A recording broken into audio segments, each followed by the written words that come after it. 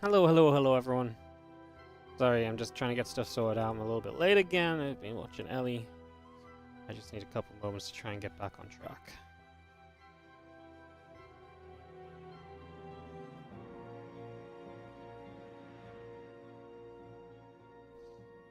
I think we're going to start with Lambo Laser versus on mono and 3-point.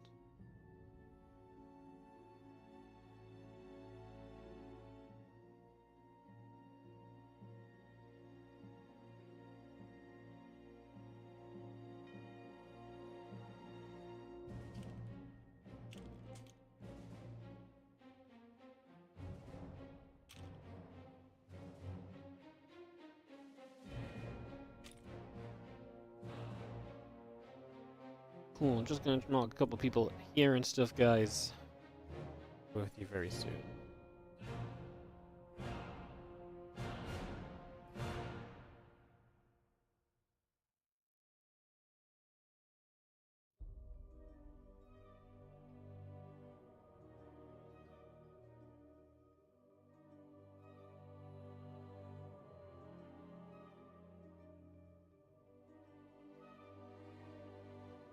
In fact, I'm going to come join you guys right now. We're more or less getting set up. Perfect. Alright. As we begin to get underway, we're all doing well.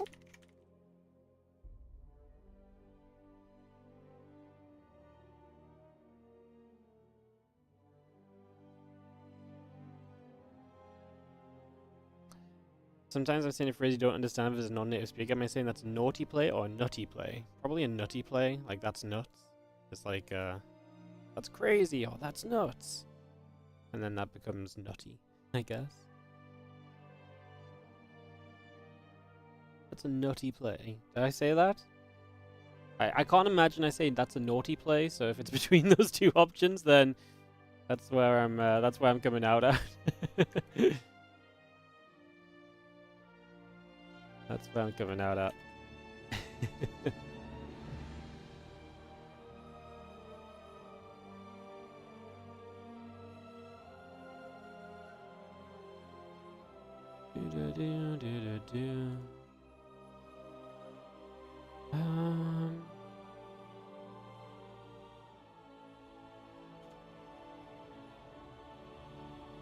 Cool.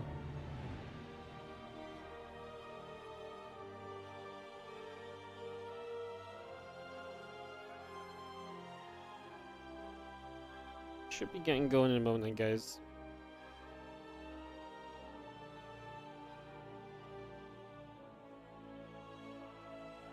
Gonna be Lambo and Eliza.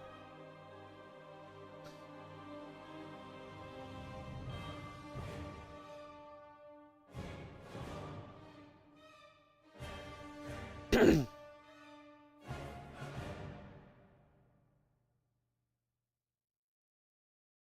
we'll get this sorted out very soon. Perfect. Alright guys, so we're just getting everything organized and so on. Hello. Good to see you guys. Where is the bracket? Oh, that's a great question. Yeah, sorry, I literally got to my PC like 2 minutes before we went live. And I've just not done anything, basically. It's the TLDR. I went to look after Ellie since we've been gone. I've been kind of just doing that.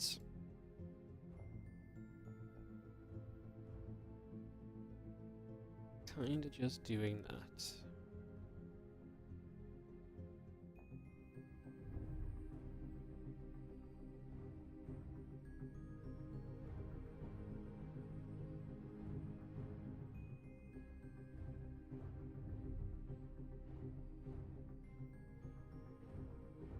Do.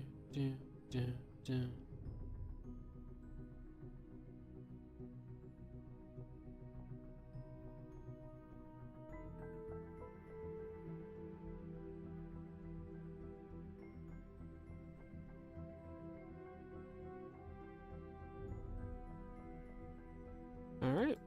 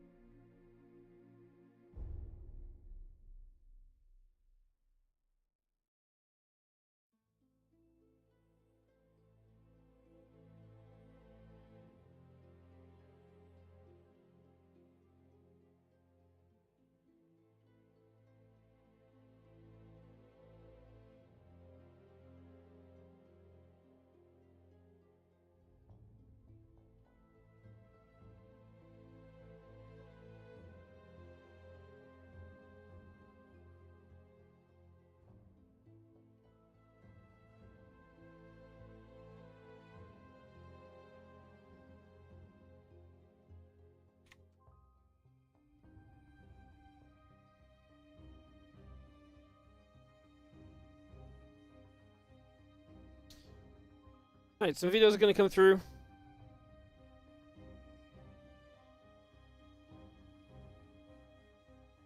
I apparently didn't add the map list to the page. Yeah, I have a list of things I meant to do today before this tournament starts, and I've done none of them.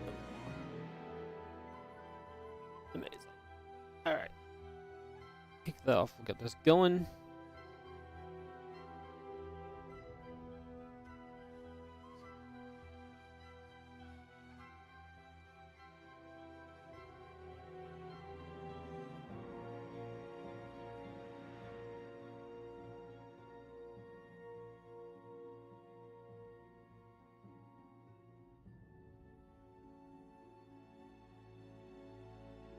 Do do do do do.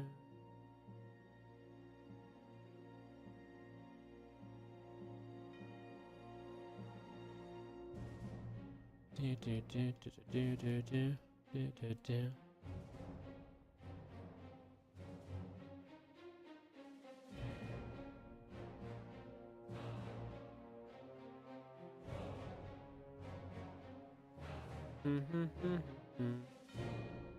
Alright. We are on our way in, guys. We are getting going. Sorry for the slight delay and a bit of a hectic start. Like I said, just trying to get sorted out. Appreciate you all being here.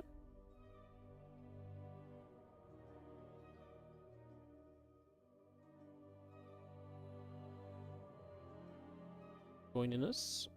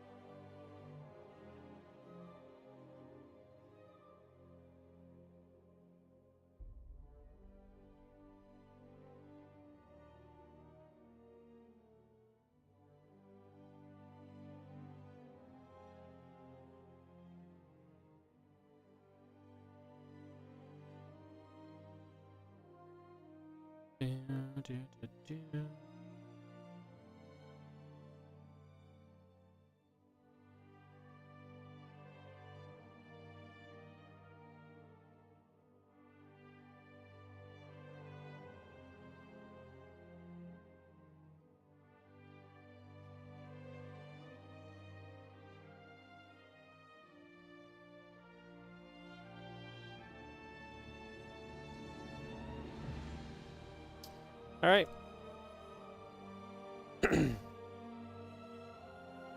Looks as though we have got some videos and we're going to be heading into our first TV2 in just a few moments, guys. Going to kick this off in a couple of moments. Get this ready to roll.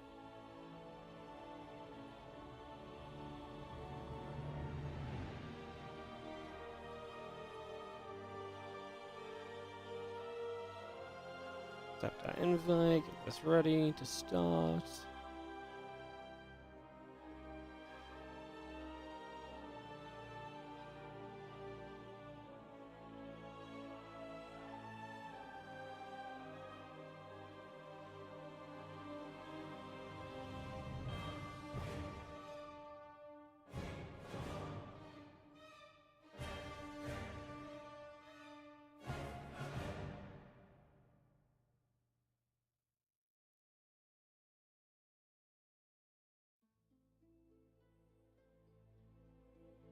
Okay, looks as though we're ready. Looks as though we're going to get this started, guys. Going to jump into our first TVT today. Sorry, I was just sorting a couple things out. And I'll expect the Kira Stray result. I didn't expect the Shin Stray result either, to be honest.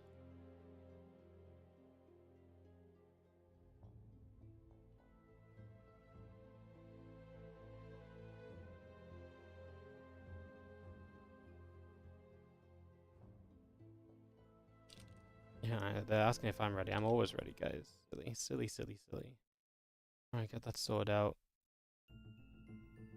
Try and get this underway.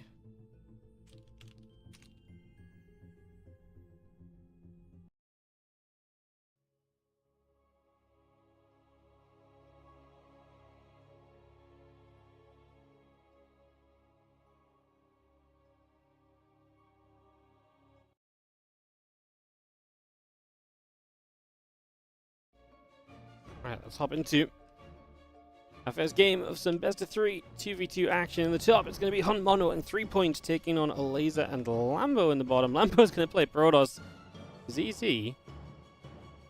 is not great in 2v2, so seeing some ZP instead.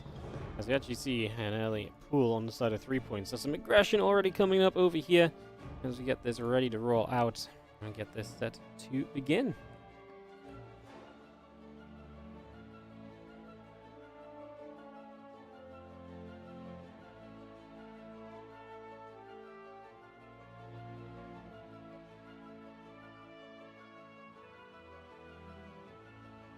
As we set up then, get this on the go. See where we're going to be going to.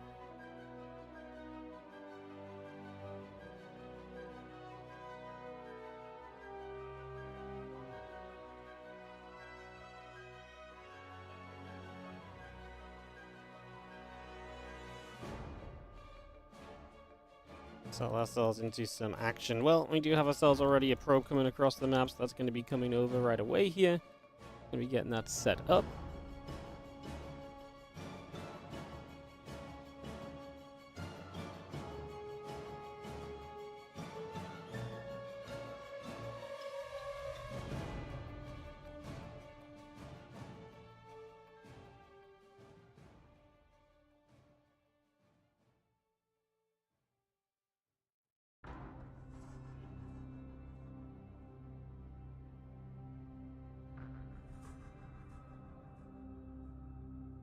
Let me just have a probe coming in to scout initially. A couple things going to come back across the other direction, so they're going to start moving this other way. Just to begin with for a few moments here. Get that underway. See how things are going to go.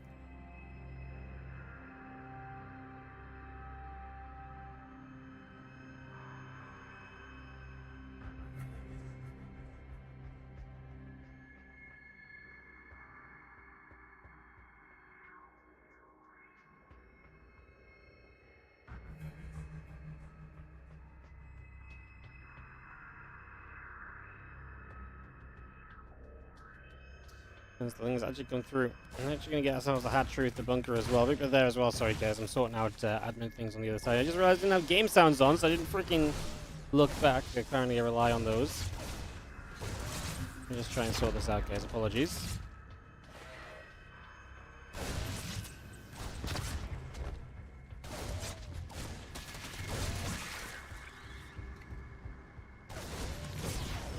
Things moving about. Reaper's causing some trouble.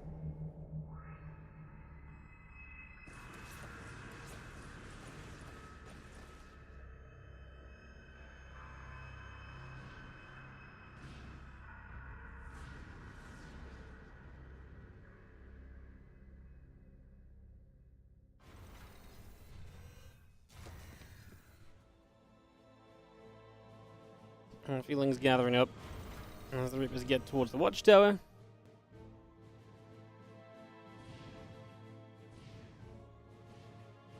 I'm just going to be holding out 3 Reapers at a time. Link speed coming up as Laser and Lambo obviously kind of take some damage, but that's kind of fine based on the situation. The Lings can try and get a wrap around here as well.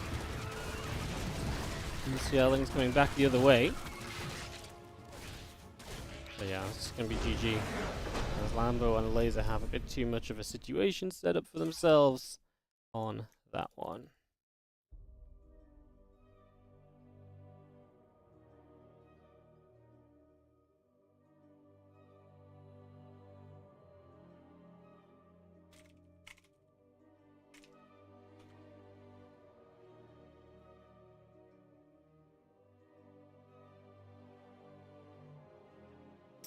Alright.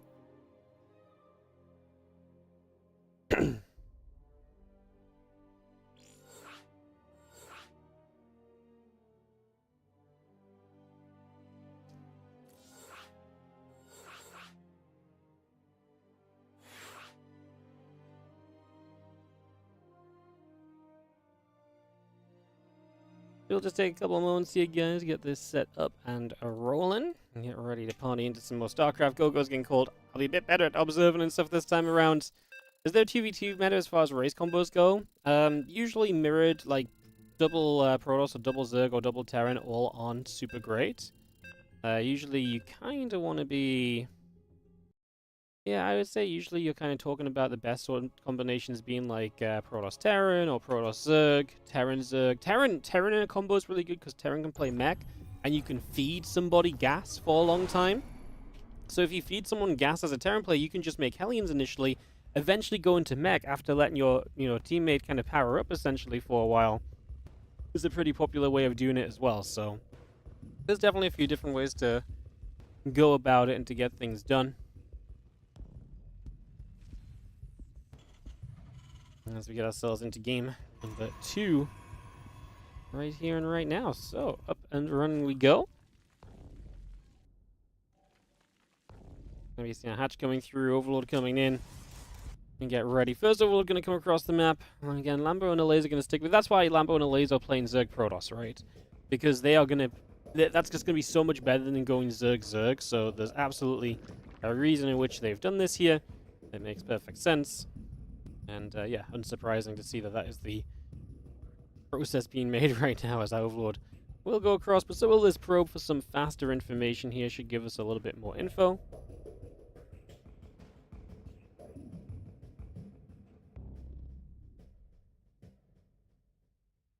Probe heading to the upper left-hand side. Again, just going to be seeing our hatch and our gas continue to come up and online for the moment. So we get that all underway.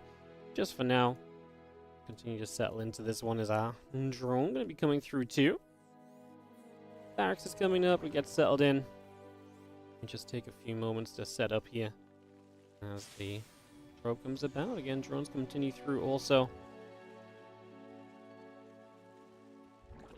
Having ourselves the hatch gas pool, cyber core coming in, Lings and the Ling speed. So once again, it's going to be faster. A little bit of a faster kind of aggression. Ling speed coming up quickly, for example, is definitely one of those things to watch for here as we get initially set. A couple of nibbles going down as I hear a probe somewhere just nibbling at the SU on the low ground. But the Lings are out. I mean, it is an expansion from both sides. That obviously didn't happen previously, so that part of this is looking good as well.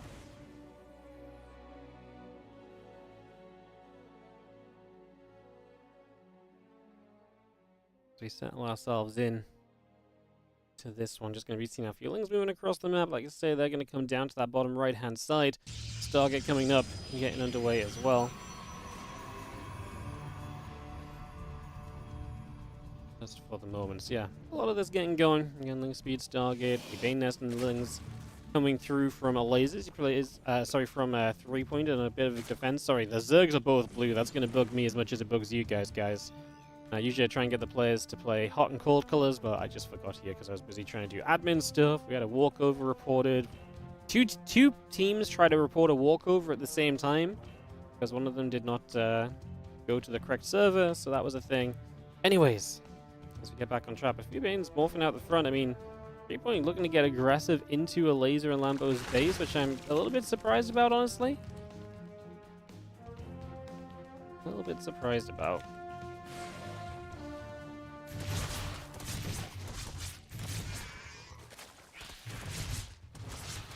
Going to see those couple of Banes continue through. Adept's going to be there as well. Going to fire up a few more shots. Bane's going to be nearby. The Bane's going to come wandering across into the middle line. They go to try and deal some damage. I mean, they are going to look for some drones or whatever, probes. I mean, they've split away from the lasers pretty good. It looks as though Laser and Lambo's defense here so far is fantastic. They've got Lings and Adepts in combo to be able to deal with and defend this, and it does really look as though they are going to have an absolutely A-OK time. As Honmono has a couple of Hellions out. Like I say, this was not meant to be overly all-in because this time we got expansions up, but I mean, we're on our way to Blue Flame, so we are seeing Honmono going for a little bit of teching up right now, getting that underway. There's a couple of Hellions still heading towards the upper left-hand side as we go.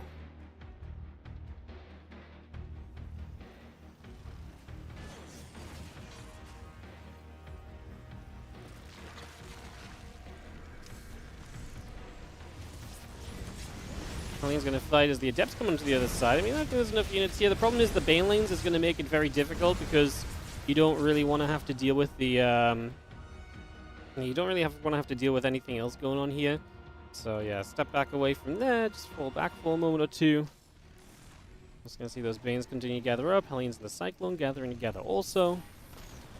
Yeah, I mean, you just can't really commit in with the Lings or the Banes on nearby. Cyclone is going to start getting Overlords. Lambo and Elaze will have to play a longer game out of this, but 3 points economy has just been absolutely tattered from this startup. And so he's going to be in a very rough position at the moment. This is definitely not looking pretty from his point of view. Definitely something to try and figure out and work on, because right now, it really is not looking pretty, to say the least. Aliens, Lings, the Oracles coming down to that bottom right as well, so they continue across the other side here currently. And away they go.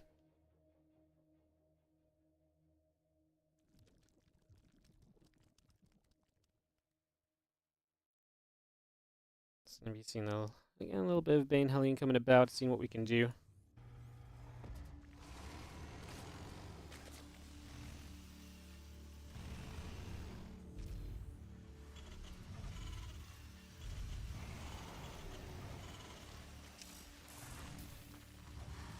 Get settled down. Again, Hellions gather. We do have a few Lings going to skirmish out across the map as well, so I'm going to try and go for a little bit of excitement, if at all possible. Ling's going to fall back here in the end. I mean, we have Lambo on the way to Blink, which is definitely going to be fun. And we actually have a Dropper Lord here as well, which I kind of like a lot too. I think that's also a very fun little addition. Slow Overlord, but it will be a Baneling drop nonetheless. The slowest Baneling drop of all time as we very slowly approach the front. And look to try and get set up over there.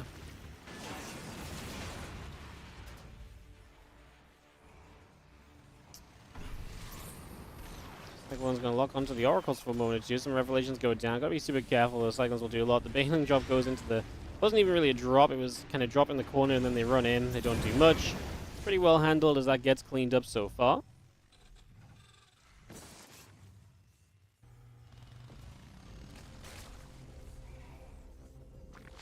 Some missiles. Burrow, Roach Speed all coming about. Just going to be seeing a few Lings getting caught up there as well. See a few Lings going to get captured for a moment or two. Those Lings still coming back over again. Hellions and Cyclones gathering. The Roach is just going to be up this ramp. They're going to take a turn into this right now and just going to go jumping onto Protect. As I mean, really, it's the Cyclones that are going to be the biggest cause of concern here. I just don't know if those Cyclones are really going to do enough to really, cause concern. Is the Roach Stalker going to come over as well? A couple of those Lings go down. Widowmine going off. A few of the Roach's burrow to, I guess, knock some of the lock-ons away. We do have Blink, so we should be able to close the distance a little bit on these Cyclones, but apparently that was not it. There is a Stasis, doesn't really catch Cyclones, catches Hellions, which is perhaps a little unfortunate as well. So going to see Stalker still taking some heavy shots as they get pushed back away over to the sides.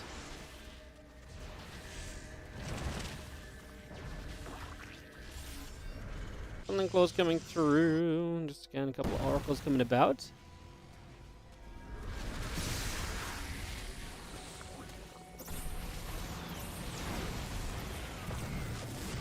Oracle's going to get hit. Roaches and Stalkers coming through. I mean, Lambo and Elaze just have so much more supply. The Banes aren't going to do much against these tankier units in the front. Some Mutas show up, but I mean, we've got Stalkers to deal with Mutalists as well, so that is not really looking like a problem either. It's fair to say that this one is really looking to be kind of done and dusted, as our Stalker's going to continue to fly the Roaches doing their thing. I think this one is absolutely getting rounded out right now. Let's just see. Too much from Lambo and Elaze, and they are going to come through to win this one.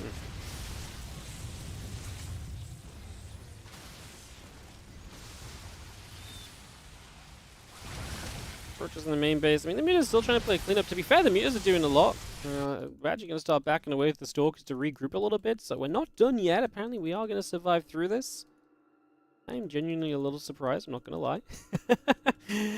Storm on the way up from Lambo, so yeah, they're just going to progress. I think Elaze just lost a lot there. The Cyclone and Muta combined really did a lot to hurt him. And he's now buying time by burrowing those Roaches up and just moving them about, so that's a very good sign.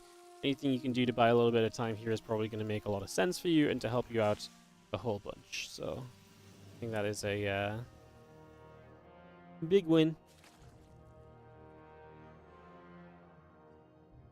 As we settle back in, just going to be seeing those Mutas still flying about. The Stalker's going to be here. I don't think these Mutas can take on the Stalkers in, a proper fight at all just yet.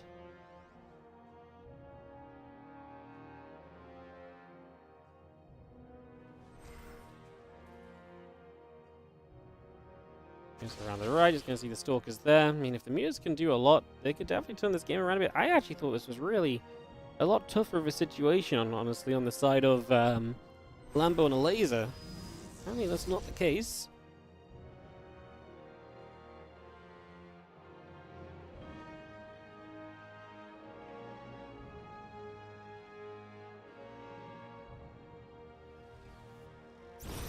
So I'm just going to run up.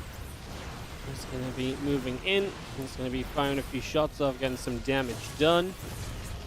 Just for now, so a couple of hits coming about right there. Maybe seeing the Cyclones continue to be there to push the Stalkers and the High Templars away. Muta's going to show up and try and get the Prism, which they will succeed in. Where is the Lasers army?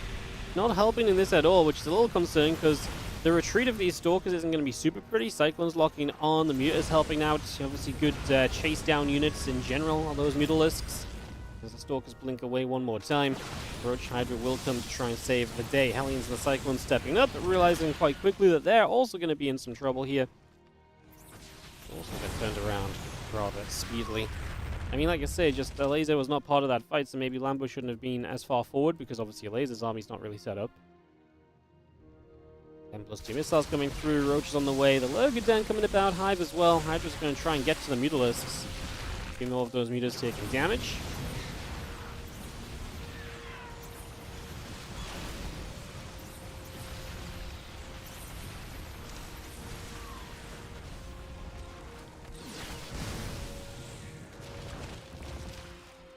Cyclones do get chased back. A little bit more of a pushback going on for a few moments.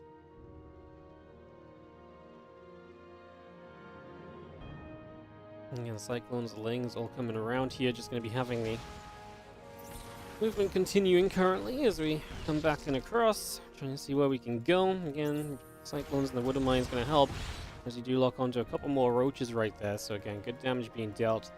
For now, let's just have Cyclones, everything joined together, Mutalisks as well. They're just going to get jumped on. I mean, it's always been a question of do we have enough anti-air and do we have enough against the Cyclones? I feel like I almost want to say we should almost prioritize the Cyclones here because they're ones that are really dealing a lot of the damage. The Mutas are looking to overwhelm more than anything. They're kind of getting rid of a little bit of this and a little bit of that. I don't think we're really going too far wrong at all. In all honesty, I think this is going to settle down into fairly reasonable position. Like I say, I think eventually Lambo and a laser will break through. It's just going to take a few attempts. I'm just keeping on trying to go. The Mutas and the Cyclones continue to play chase down. I mean, like I say, the chase down is one of the better aspects of this army. And they're actually getting a lot done chasing this army down. Again, maybe we're just not kind of building up to enough. I mean, we've got Storms here. Maybe a Storm or two defensively to try and get away. These High Templars surely want to live. We wolfed one to an Archon. The other HT did survive just about from the Mutalist volley. So that just about is okay. Storms all over the place. The Cyclones and Mutas still taking damage. The Vipers going to try and get away to the edges. A couple more Mutas going down as well. Again, Roach Hydra still coming up as our Cyclones will get jumped on one more time. Stalker's going to be there for Muta. Hydra's moving about. Chasing also. Viper going to get back to consuming. Actually going to see 3-Point just saying GG. Honmono's the one with all the supply. 3-Point was kind of dead throughout this. I mean, remember, his economy was very bad very early on here, so it shouldn't be too surprising to see that he's actually ended up in a little bit too much trouble. We're actually in the party, and I feel like 3-Point is saying GG there, but Honmono is still trying to make this work, guys. He ain't done just yet. He does not believe it's over until his opponents knock him down. But the Cyclones are slowly falling. And we are starting to see that this is becoming a concluded situation on this one. So that one is getting rounded out and figured out.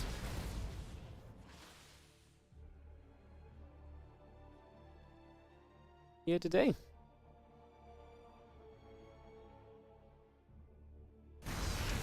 Archons, Roaches, and Stalkers all going to come running at the front. Going to try and make their way through up this ramp and again pushing everything down. Overlord's being chased. It's going to be pretty much a good cleanup here, as it looks like Lambo and Laser should be good enough to take game 2 of this series. Oh, I did not set the score. I'm so silly. Apologies, guys. I did not set the score. That one is completely on me. Obviously, it is 1-0 Lambo and Laser. They won a first game pretty quickly here. If you just tuned in, that is my bad for not keeping you properly updated. As our Stalkers still struggling to end it. I mean, a few Zealots showing up, it should be a nice addition as well, right? That should actually help you quite a lot. And the Zealots do a lot to help you out, usually. So you see now units still moving about. The Stalker Zealot coming back over.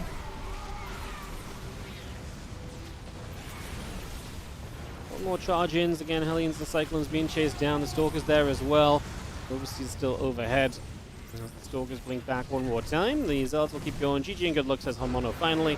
As Lambo and a Laser get it done, it just took a little bit of effort to get there.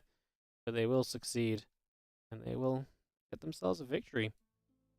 They move through to play the winner of the matchup that tried to report double walkovers. So, as you might be able to imagine, that might be a moment or two.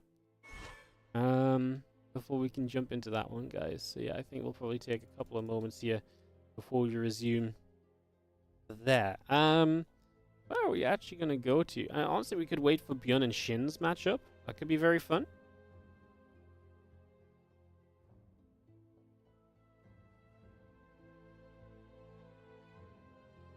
Yeah, it might be fun to kind of jump into Bjorn Shin's matchup, or the matchup that's going to eventually play into Bjorn versus Shin. Catch the end of that into Bjorn versus Shin could be cool. Dolan and Hardwell playing Bonan and Iba.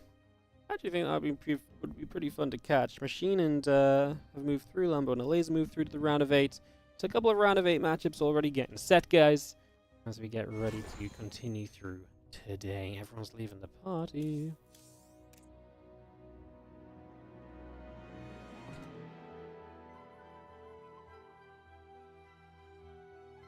Yeah, Hanmano just, his teammate was just kind of in a bit of trouble from the very start, right? Trouble from the start definitely has an impact, and definitely kind of leads to him just not really ever having enough, not ever really being completely comfortable. Which is a shame. As we're going to get ready for our next match in just a few, guys. We'll just wait a little bit, get this started up.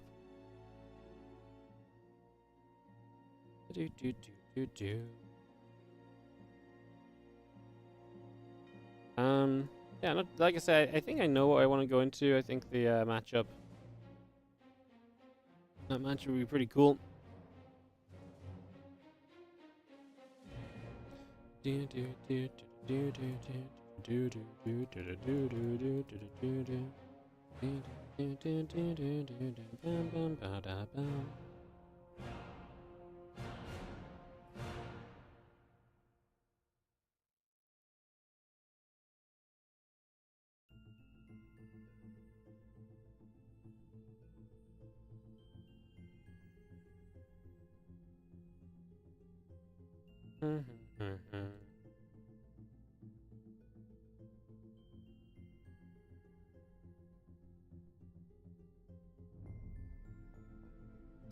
Alright, guys, we'll just give it a couple.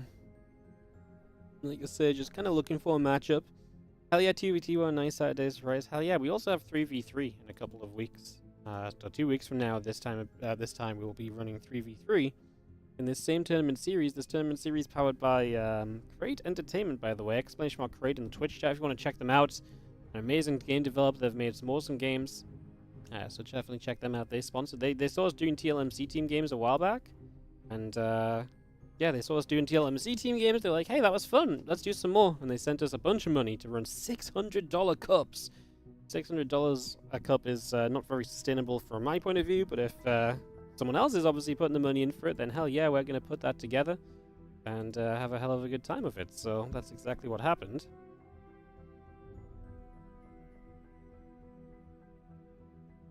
As we all get ready for, like I said, just any matchup that kind of comes around here. I wonder if anyone's streaming their point of view right now. Literally nobody's online. Jesus.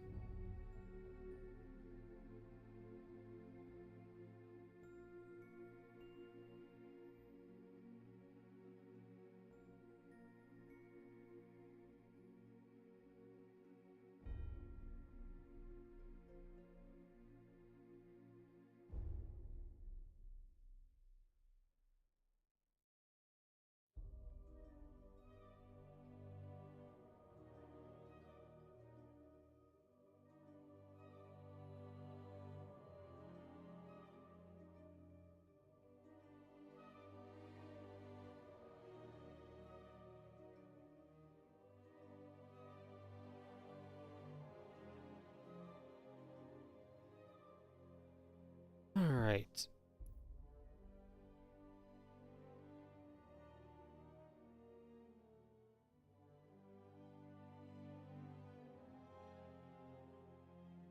Just take a few moments, guys, get set up. I say figure out what the hell we're actually gonna cast. A little bit here.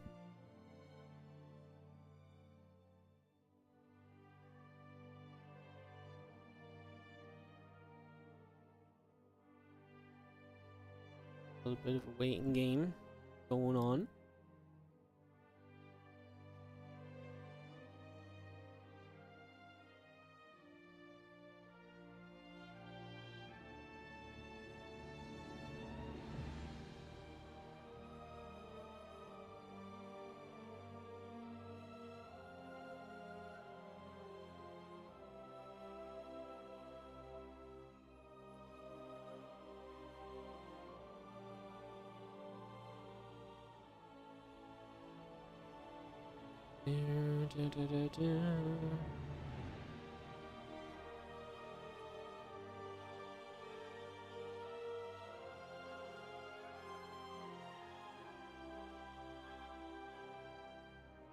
Too bad your 2v2 teammate's out of town still. I can't believe it. Surely you get a 3v3 teammate though. Surely you get a 3v3 teammate or two. Maybe you could captain a team of like maybe you could captain a team of like Cyril and Raynor. You might be able to carry them. Maybe carrying both of them would be a little bit too much actually. Like if it was just one, sure, but carrying both of them might be troublesome. I see that, you know. I appreciate your skills can only extend so far. Does make sense.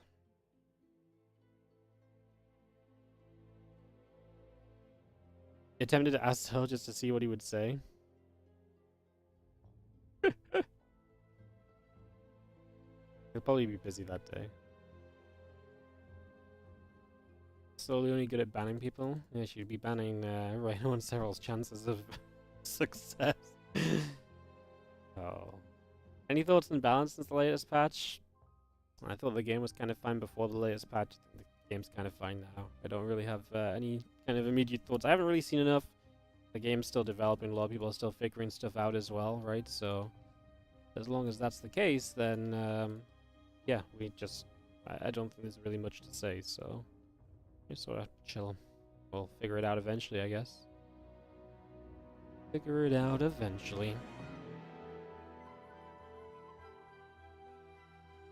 Can we watch more Lambo and Laser games? I would absolutely love to catch them. The problem is they have to wait for a current series to finish. I thought it'd be kind of fun to maybe catch the Beyond Shin series.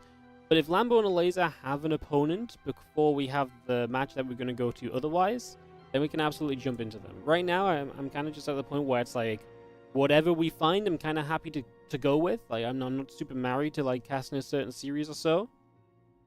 So, yeah, I honestly just kind of happy to go with whatever gives us a game sooner rather than later, I think, is the current kind of proposition in my mind.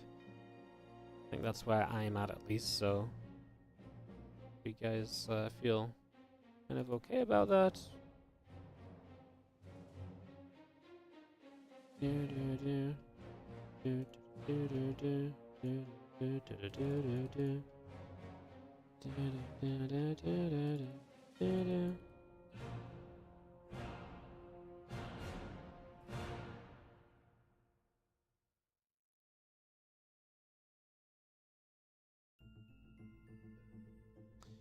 Lots of people coming online and offline, just not ready to go yet.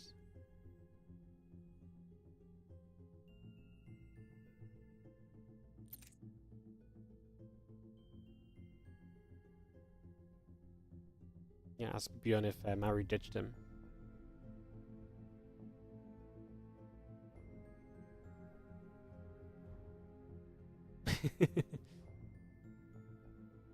Think pros is fine. Stasis wards, stasis trap spamming can't be fun to play against. Yeah, stasises do seem a little bit very good, to say the least right now. Stasis wards do seem to be pretty darn decent, so that's definitely something of a factor. Yeah, honestly, If it helps Protoss right now, I'm not really against it though, so... honestly, I think this is also just that people will get better against it. Like, people will get better and better at popping stasis wards. Before, you had to be good at it. Now you definitely have to be good at it, right? So I think that's something that people are going to get very good at dealing with and get better. You know, we're going to start watching, like, Serral, Rain, or Clem play, it's just going to be like, whoa. They just never, they never get caught in a bad stasis, right? Or if they do, it's like the, oh my god, finally moment. Rather than, oh, that's a good stasis, which is what's happening almost every game right now. So, yeah. No, I think they're going to have a good, I think we're going to have a good time with that. I think it'll be interesting. I think it'll be interesting.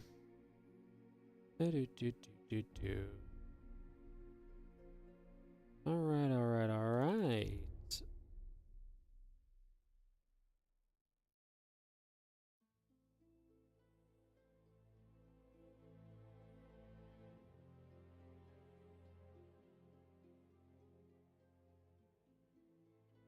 Clem just came online. Oh, Clem's playing against Gumiho. What do you guys think Clem and Gumiho up the playing in? Are they playing in anything soon? Any upcoming matches with Clem versus Gumiho? I don't think so. Maybe they're just practicing. Maybe they're just practicing a little bit. That's cool. Clem is perfecting that PVT. You just like how Energy Overcharge made Oracle first the only thing we see. Agree. However, I also like that Energy Overcharge made the entire rest of the Protoss matchups much more enjoyable. As it the thing is, it's like an Oracle opening might be repetitive, but at the same time, is that any worse than a Terran that opens a Reaper the majority of games because the Reaper's just so good to get scouting info with, right? Like, I feel like that's the kind of like the toss-up. It's like, is that so bad versus... Yes, like, the Oracle definitely really benefits from it, but I don't know if that's such a bad thing. Like, at least Oracles can go into a lot of different openers after and stuff. It's not like an Oracle opening has to be like, right, that's it. The Oracle timing is the only way to play now, right? Like, an Oracle build has so many branches off of it, so it narrows maybe down the very first start of the game, but it doesn't necessarily kind of put you down one path only in the game, I guess. My opinion. I think is pretty fine. Yeah,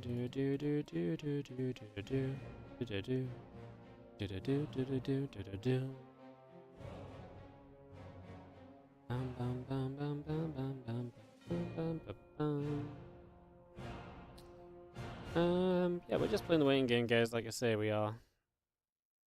Actually, maybe we have a result. See if we can jump into this.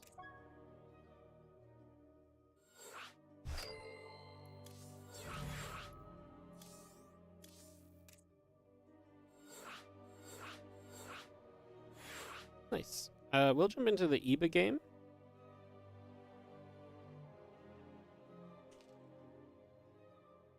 So this is EBA Boanan versus Dolan and Hardwell. Cool, and it's only 1-0, so they've probably played a long game one. The winners of this play Byunshin, which I think it'd be a fun section to jump onto. So it gets us in game, gives us something. Nice. Let's do it.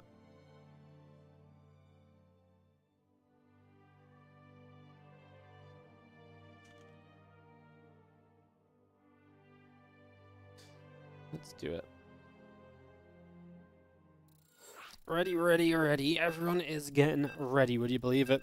Let's reset on up for Reclamation. Map 2. So Dolan and Hardwell, who's currently named as Hunter in this game. I'm probably just going to call them Hunter because that's the in-game name right now. Hardwell is not a player name I'm familiar with necessarily. Should I be? Let me Google Hardwell.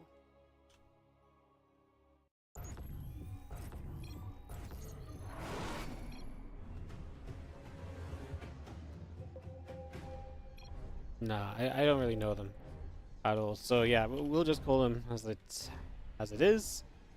As we have got in the top, red and the orange players are going to be Dolan and Hunter. And they're taking on the bottom side, Bonan and Eber.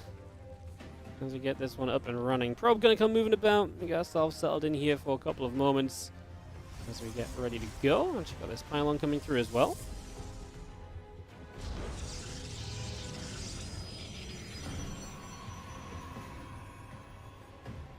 Let's just take a couple of moments then. And there was a lot of pinging going on early as people try and figure out what's up and what we're going to do. But it doesn't look like we've got any proxies or anything. Just a low ground kind of set of structures here from our Terran and Protoss. We've got TP versus ZP here. Should make for a pretty fun matchup. Good variety of race combinations, right? So, yeah, good bit of variety on this one. Love that these guys are just like, hey, yeah, we played our first game. It's like 50 minutes into the term. It's like, yeah, it's 1-0 in the first round. Like, god damn it, guys. What were you doing?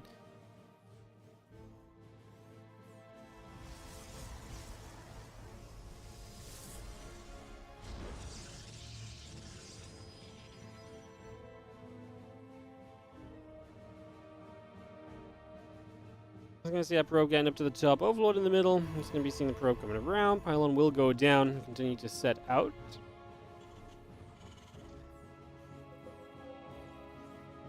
Just seeing our Nexus coming down here as well. Cyberport still coming up.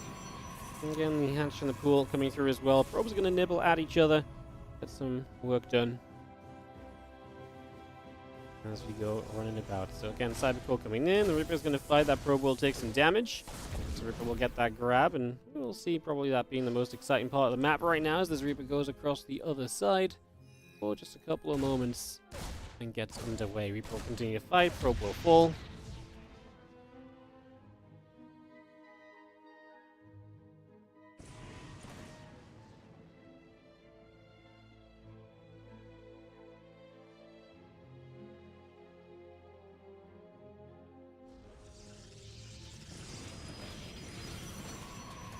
Coming over, just going to be seeing the Overlord moving about there as well. On the bottom side, a couple of Lings going to go nibbling at the pylon, so the pylon will be taking some damage. And just a few moments, again, Twilight Council coming through, Lair building up. Adept still shading about a little bit as well here as we continue to get settled in. Twilight Council, the Probes, the Stalker, and the Warp Gate all continue to come over. The Stalker going to be able to chase the Adept away for a few moments here, which is a nice little bonus as well. So just going to go and grab some damage on that.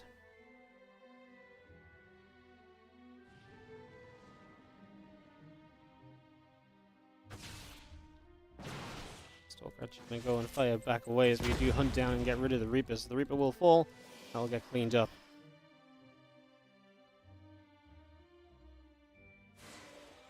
For the moment, so all of that settles back down.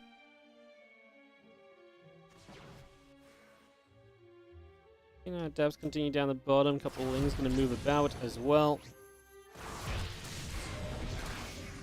Devs just going to fire a few Lings, taking some shots. And again, the Spire on the way, actually, so going to see Eber trying to move into some Mutalisks. Muta and Blink. So no feeding going on. Both players are kind of playing into their own kind of set of units. They're not going to kind of just be sending their gas over to the other guy to really power up a certain portion of play. That is a very common move in the 2v2. And a couple Stalkers here will hit the Hellions a little bit as they try and get up that ramp. Trying to pull away for a couple of moments. Hellions come around. Probes will take damage. Oracle going to shoot as well. Uh-oh, that's a lot of brokers going down. Get a little bit harassed. Just a couple of Hellions going to do so much to weaken up those probes, allow the Oracle to do much more. I actually think the Hellion could have had one more really good shot there, which he didn't quite capitalize on, honestly. So I think that was maybe a little bit of a missed opportunity. All said and done as this Oracle gets back up into the center. Again, Blink coming up, Stalker on the way, Spire, Overlords, Overseer continuing to produce at the moment. A couple of gates are coming online as well. Hellion still moving out over on the right-hand side as we go. As Hellions come out to the right, the Overseer flying through the left, up to the top, moving about. The Stalkers coming online, the Stargate's in production, the Hellions still on the way as well. Our Stalkers continue to build and pushing towards the upper left. As our oracles move back a little bit, just going to jump back onto this reactor for a moment, try and get a little bit more done. Now the Cyclones, there's the mag field. Definitely going to be a big part of this is Hunter, aka Hardwell, and Dolan. I like what they've done so far. Done some good damage, especially slowed down Bonan, who is definitely hurting more than Eba here so far. There's a few Stalkers coming through, going to go poking it out a little bit. Just have them continue to gather as the Hellions join up as well. A couple of Corruptors coming through as well. Factories in the Magfield Accelerator also producing as the Hellions once more going to show up and just go for a chunk of probes. So much damage to be done there as we get a lot out of that. And the Lings are going to continue onto those Hellions. The couple of Oracles do get pushed back. Additional Stalkers warping in. The Queen going to be there too. Cyclones, Magfield Accelerator, Factories. All of that continues to come up at the moment as again our Corruptors and our Carapace upgrade come through. The additional drones in production. Stalkers still heading back toward the upper left-hand side for now. I'm going to go poking on this Nexus. I mean, I like that Bonan's getting something done, but again, his economy is really not great, so trying to get up to a third base right here. I mean, he really could do with some extra probes right now. Phoenix is going to catch his Stalkers. As this is... I mean, this is not great because these Cyclones are going to show up. They get us surrounded. I mean, all these Hellions are going to go down. The Cyclones will be able to start doing very well against the Corruptors too. So going Corruptors against the Phoenix is one thing, but then if your opponent has the freaking Cyclones, the Cyclones are going to do amazing, right? So that's going to be an issue as well. Once you see the Cyclones underneath right now, the Corruptors just can't fight back, so you're just going to start losing them until you can. All you can do is run. Keeper supply is the best in the game, but the combined supply of Dolan's team, Team Orange and Red, is definitely looking to be a little bit stronger than the blue and the purple at this point in time. 6 more Corruptors, an Infestation Pit being added on to have our army of Dolan, Tank, Cyclone, Phoenix, and the rest coming across. And get into the center Infestation Pit coming through. The additional Corruptors will build. Hellions will come back around onto the bottom. The Cyclones will just fly. A couple of Stalkers will go down. The Stalkers will absolutely melt, by the way. And again, those Magfield Cyclones just do so much. As once again, we're going to go chase some Corruptors. The thing is, these Corruptors, that's all they can do. Like, they can just fly around the sky. There's nothing to save you on the ground. We're going to build some mutas here as Eba. That doesn't really protect you with Cyclones there. Now, Eba needs to do more to help out, but I appreciate that he's been on kind of anti-air duty, but yeah, anti-air duty ain't going to get you all the way right now as come through again. Now Queen gets lifted. The Corruptors are going to come back up. And we get chased around again as the Cyclones lock on one more time here. And again, just going to see a couple more Phoenix getting liftoffs on these Stalkers. A little bit more damage coming out of that, and we continue to get moving just a little bit extra.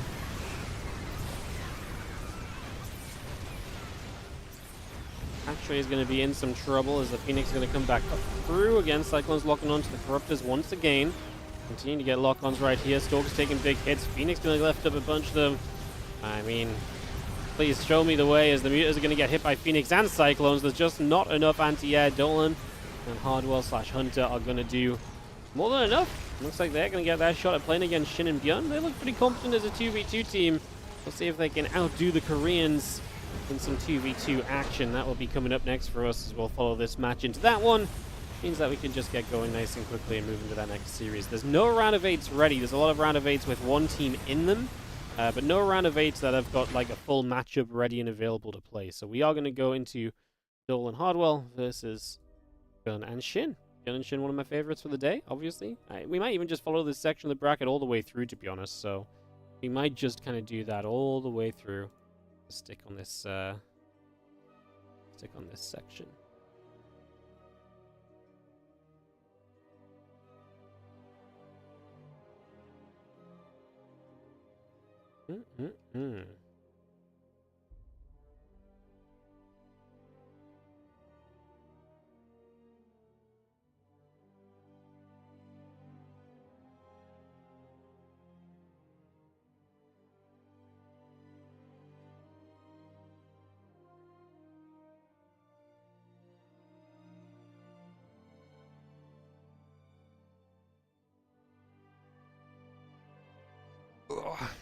Stretch it out. All right, we'll go into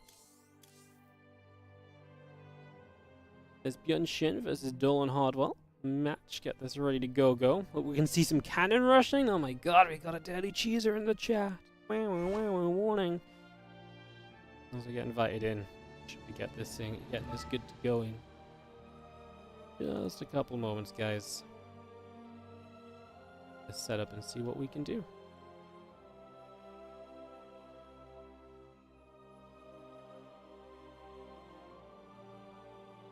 Hi, go. Says Shin has joined the party as well.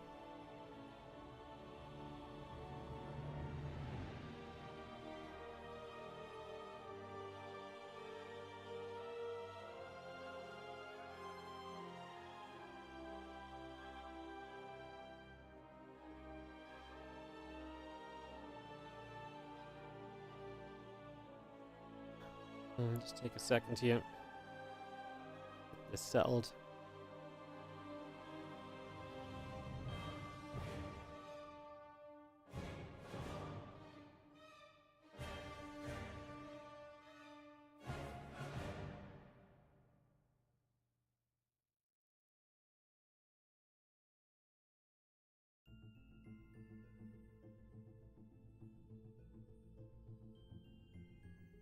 Beautiful.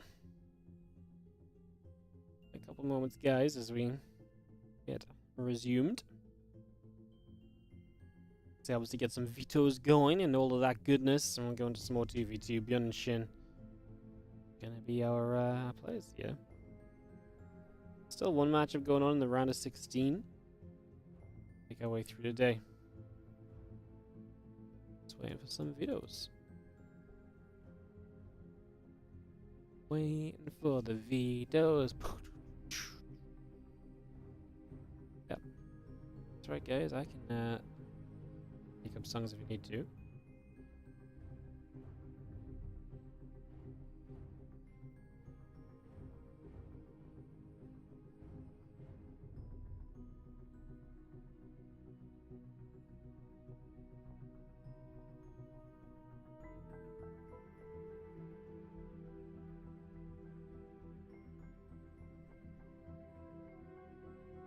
Alright. Oh. Have a drink of water in a day.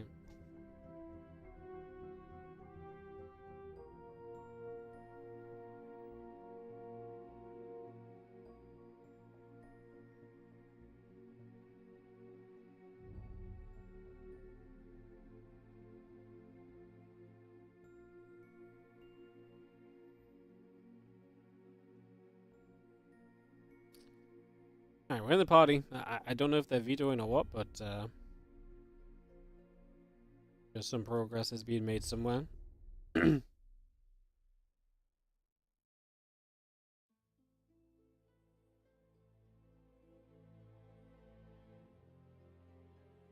Apparently, Hardwell is AFK and it's impossible to veto without him, is the current situation.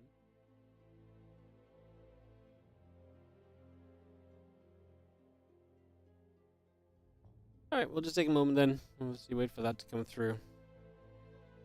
And thank you guys for joining us. Appreciate you all being here. Enjoying some Starcraft 2 games today. Been fun so far, for sure.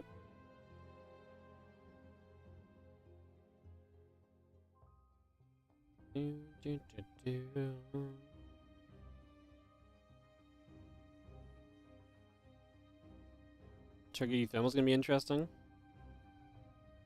Yeah, I think it's gonna be fun. You don't know if Mog's gonna meme around? Absolutely. Isn't that how Euthermal plays? The problem is when he memes around, he almost plays the best StarCraft 2 he can play, you know? Like, he's almost at his best when the memeing levels are high. So, make of that what you will.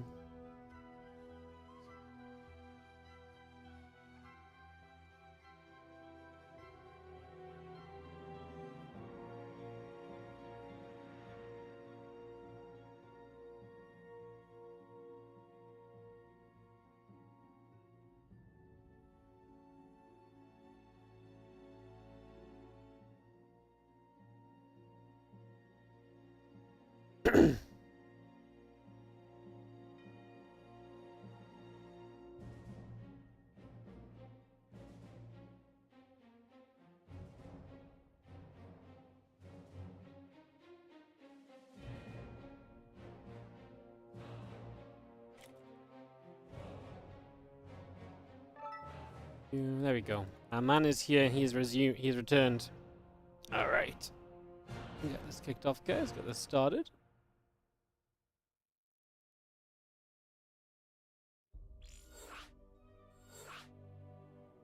Oh, Emerald City. Apparently they already vetoed. I see. They already vetoed. That makes even more sense. So they'd vetoed. They were just waiting for someone to be able to post up. And we're going to get this going. Gunshin versus Dolan and Hardwell. Exciting. Exciting. We're in the lobby for Emerald City.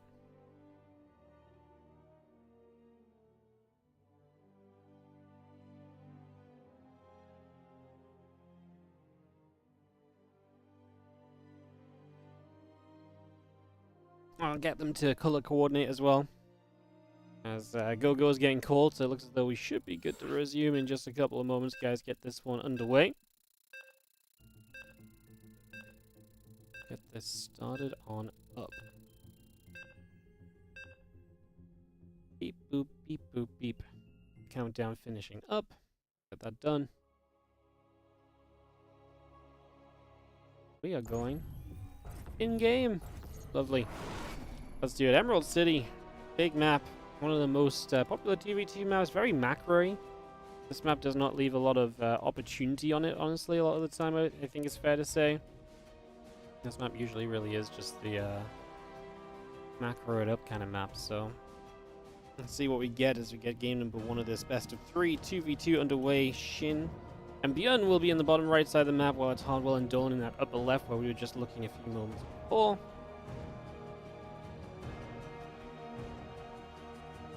Let me get this all started up. Amazing. Beautiful. Drones on the way. Simulator coming through. Got settled down for just a little bit.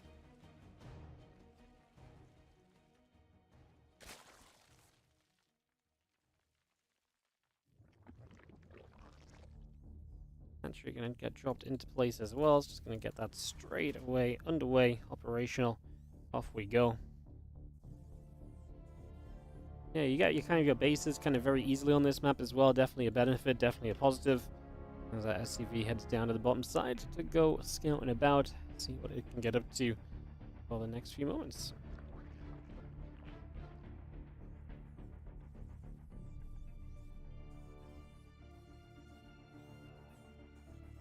Track's about to finish, and the SCV coming over. I'll drop a little bit of cheese. Cheese on the ramp, huh? Cheese on the ramp. I wonder if it means something, guys. I wonder if there's some hidden meaning right here. As we get this settled into the game. I mean, just following an overload right now. Not much going on, really. For a little bit, I think it's fairly fair to say that this is pretty chill at the moment here, so we can just hang about a little.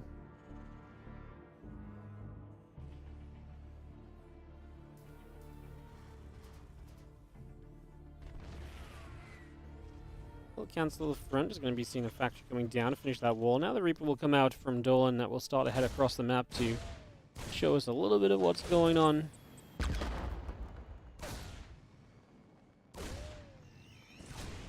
Just going to lose that Reaper, which is not exactly great. Björn wins the Reaper fight, which I guess is kind of the expectation, right? For Björn to obviously be able to do very well in the micro wars. It's definitely going to be the advantage that Björn and Shin have. Micro and control is typically expected to be on a very high level from those two. So definitely expect that as a bit of a something we're going to watch out for. Definitely one of the storylines of this 2v2 right here, as the feelings of Shin will be coming up as well. I like that Björn and Shin are playing together. Björn usually gets Maru roped into these things, but and in all the tournaments that we had, it was actually always like the Terrans, right? It was Björn and Maru, or Björn, Maru, and Ryong, and in 4v4 they invited Gumiho as well. Finally, he's maybe like, man, what if I invite someone that doesn't make it TVT, huh? And there's the Lings, the Reaper, and the Hellion will hit the front. The Adept will take some damage. Hellion going to be there to try and play defense. But yeah, we actually get rid of the first Adept, which is not bad at all. Björn will sit here and try and trade out, which I think he can absolutely do. He's got the numbers to sit there and make some stuff happen. So he will, like I say, do exactly that for the moment. As the Hellion just going to start coming about, firing a few more shots. Actually going to get rid of a kill there. Oh my god, that Debo, that pylon was nearly not quite in place. I almost want to say, can we actually bust through that? Probably not worth it, but scary moments, honestly. A couple of Phoenix will fly forward at the same time. They're going to come through for some lifts. Hellion's getting caught. I mean, we're going to continue on the Cybercore for a little bit longer. To be fair, there are not enough, you know, Phoenix lifts to kind of clean up everything. We're going to get rid of the Hellion here. We continue to fight. Another Phoenix lift. This is finally all going to get cleaned up. And man, it took a while, didn't it? It took a few moments to actually get this all cleaned up. And so we reset a little bit right now. Chaos 2v2. Yes, Chaos and 2v2. That's how it kind of goes. The best part of the 2v2 tournament is you really don't know who's going to win. Like, we might have some favorites and stuff. Like, there's really no guarantee of who's going to come out on top or anything, right? I always find that so fascinating. Always so fun to see how it all pans out. There's our Phoenix coming in here. They're going to get an Overlord kill as well, so that's going to be a nice little grab. Those Phoenix get turned back away. Around the right-hand side, so they're going to go back over in that direction. There's a couple liftoffs going through for just a moment or so. And Hydrogen coming up, hatchery building, armories on the way. Command Center Cyclone building as well. Still got Phoenix and Cyclones coming up too for a moment. Still bringing a lot of that into play here.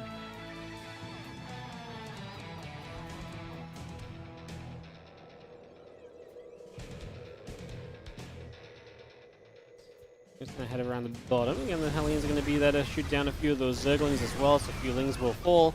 Some damage dealt. He's going to be overhead and can absolutely offer a chance to join in and obviously lift if they need to. As these Hellions and Phoenix together, can they do something?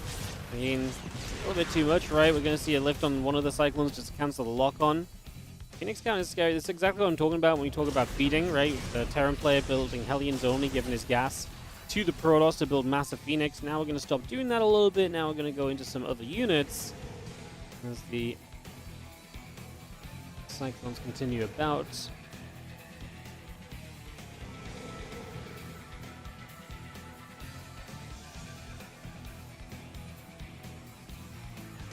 Still moving then. Again, we are going to be seeing our Fleet Beacon and our Stargate continue to come into play.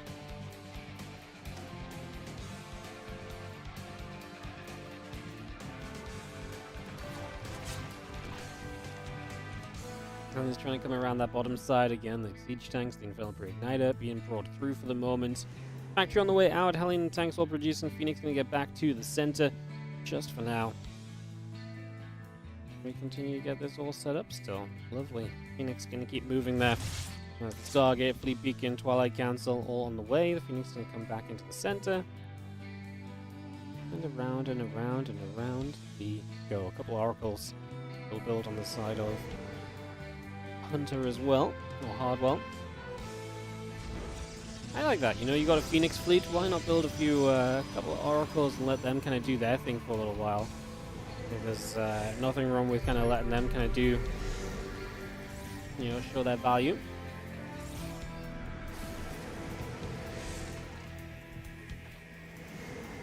And so back the other direction. I can see another Oracle dropping down, another Stasis Ward for a few moments. And the Vipers coming through, drones and Overlords continuing to be produced. Cyclones and the +1 ship weapons coming through, Tempest +1 attack, and Templar Archives also on the way in to play for the moment. I think it's still just gathering together as we get another lift off. The Hellions come back over.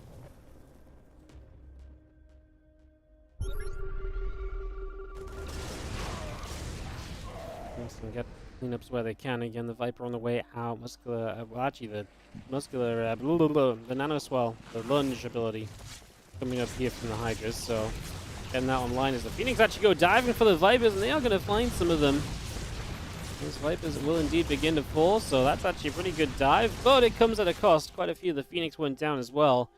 I lost 4 Phoenix in the game. We've got 4 Vipers, right? I mean, 4 Vipers being taken out is pretty amazing altogether. I think that's a pretty fair statement, all in all. So, yeah, Phoenix come back across the other direction for the moment.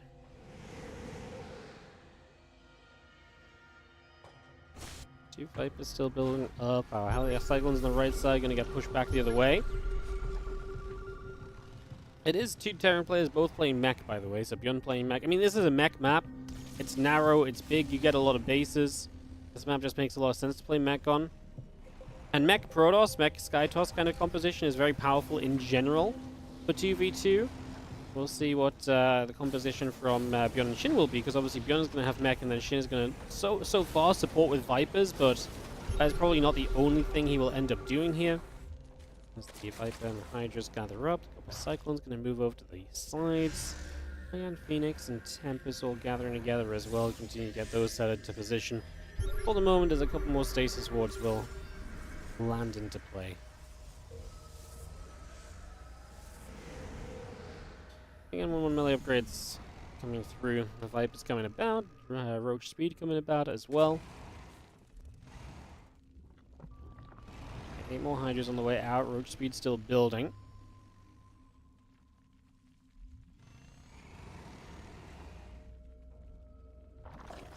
Storm carriers all building through. The Warp Gate will finish just momentarily. Again, Hydra Viper can begin to make a little bit of a step out onto the map here.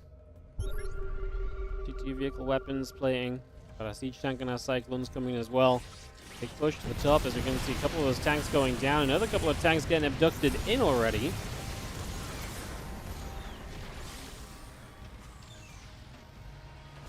And see, that's the power of those Vipers. They're going to give you a lot of value from the abducts and so on. So that could be a pretty sizable deal.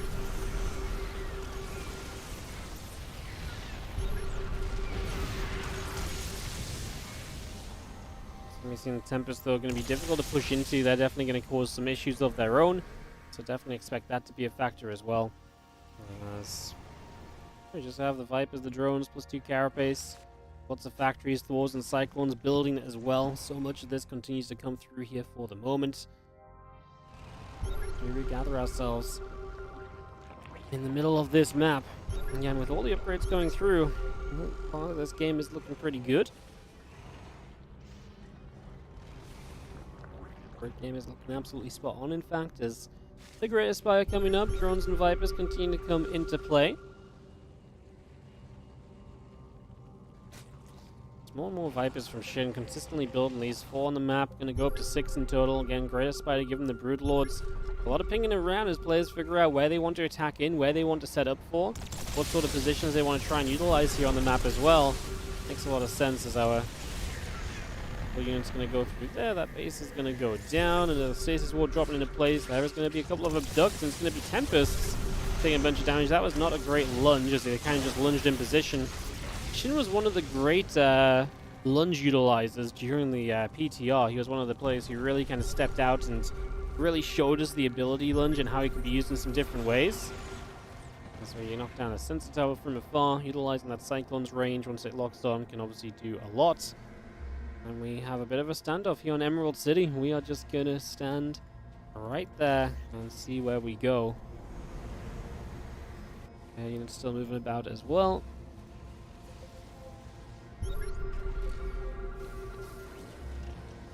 Four Cyclones moving about. Just going to see everything else gathering together currently. Coming through.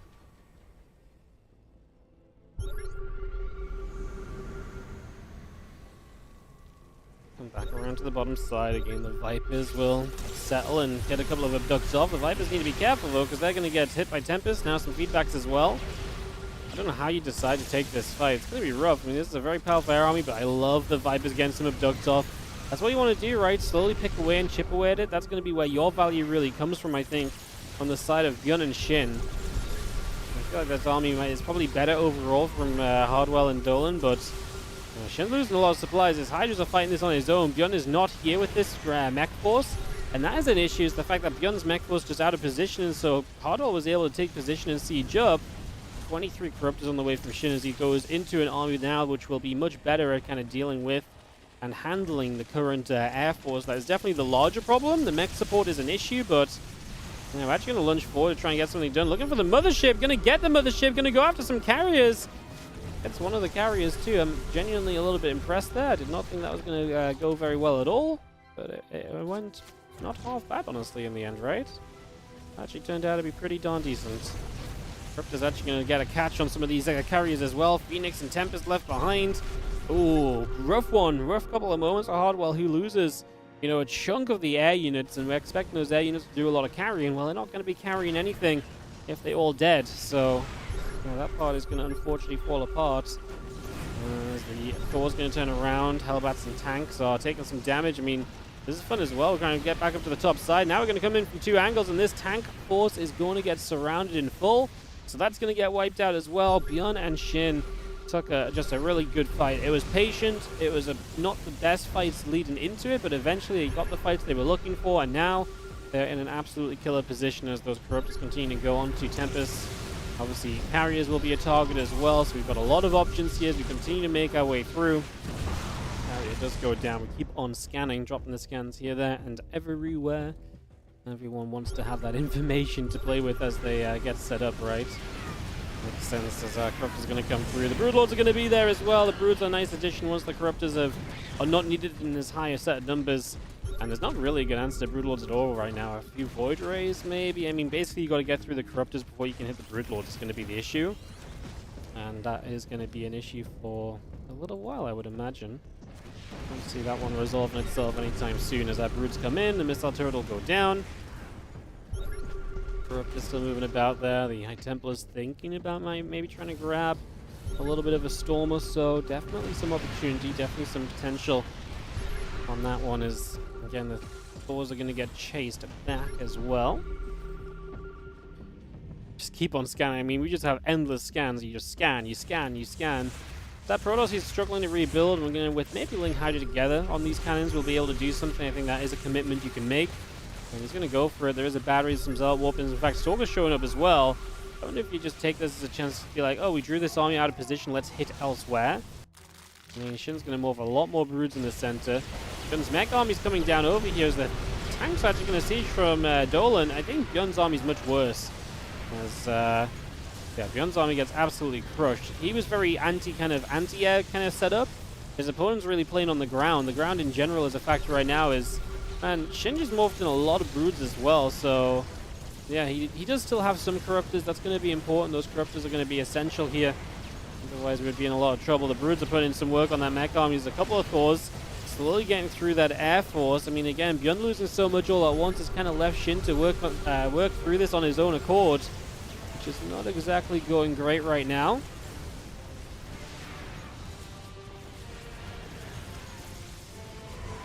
It's going to be enough. I mean, in the end, the Broodlords are still holding out, so maybe it is going to be enough. Oh, the Thors are in on splash mode, no? Splashing those Broods instead of single targeting them? I think that's a mistake. I think that is a mistake.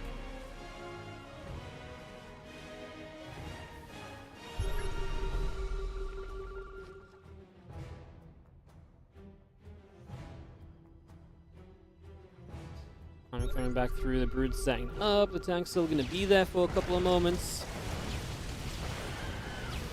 We see the tank's getting sieged. Storm coming about, a few more of those SCVs going down, the Thors, the tanks, all gathering together. Brood's going to fire through. Going to be heading this orbital. This orbital pretty hard, actually. And you do see the base going down.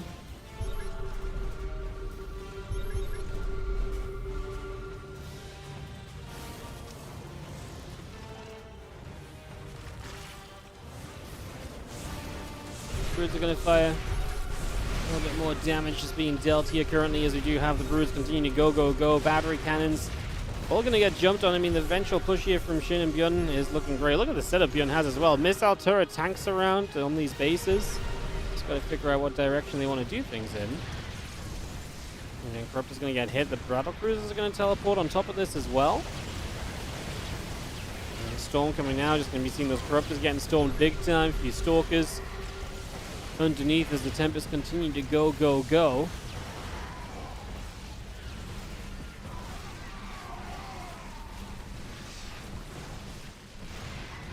We'll continue over. Just going to be seeing that siege tank getting picked off as well. I think we've done enough here as Bjorn and Shin. They're coming out fairly comfortably in their favor at this point. battlecruisers coming up as well. And there's BCs out. Thor's still building. More shots, and the Corruptors are going to end up taking some hits as well. Thors, Stalkers, Hellbats going back around this bottom side. The Tempest are going to get back onto the siege tanks again, so straight back to that. Continue to pick our way through. As the Stalkers blink through, might be able to clean up this position. It's just coming at a big cost. I just love that Beyond's. I mean, again, you look at the supplies, it's not bad, and it's because so much of the supply is in BCs at the moment.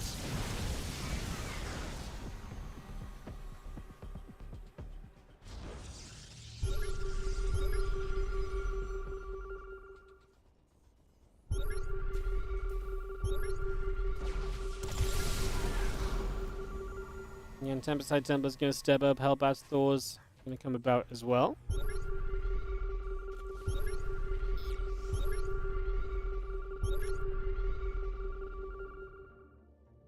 Still just scans everywhere as Bjorn and Shin continue to figure this out.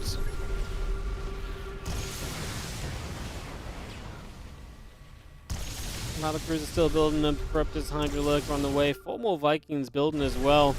In the middle of the map, we're going to have a clash, and I do think these BCs are going to have something to say about this. Yamato, I think the Thors are the priority on the Yamato. Shin's portion of the army kind of melts away. The Lurkers are still doing pretty okay for themselves, I guess. It was mostly the Hydras that went down initially. And then Tempest and the charge coming up is going to be seeing the missile turret. Going to get grabbed as well. So just going to go and pick on that. And the tank is going to get shot, jumped onto the base. CC right here taking damage also. I mean, this is going to be a denial.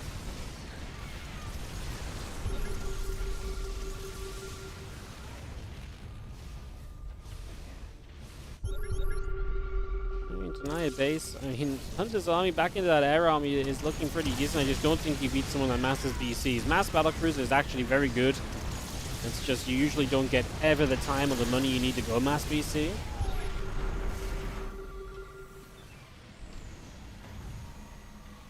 Those tanks, Zealots, Tempests moving around.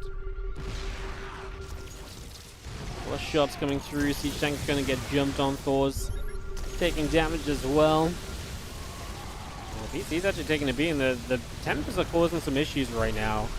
And Gun has 5 more battle cruisers on the way. Now just coming up, Viper building through. Army still gathering together here.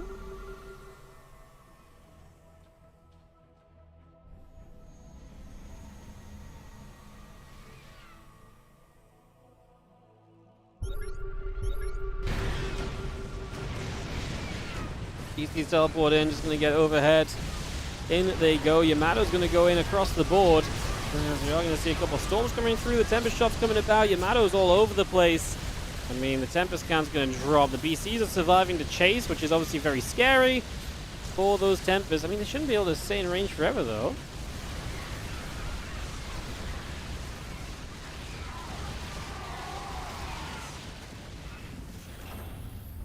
He's moving. Just going to see the Zod Tempest moving back together as well. Vikings and BCs joining up.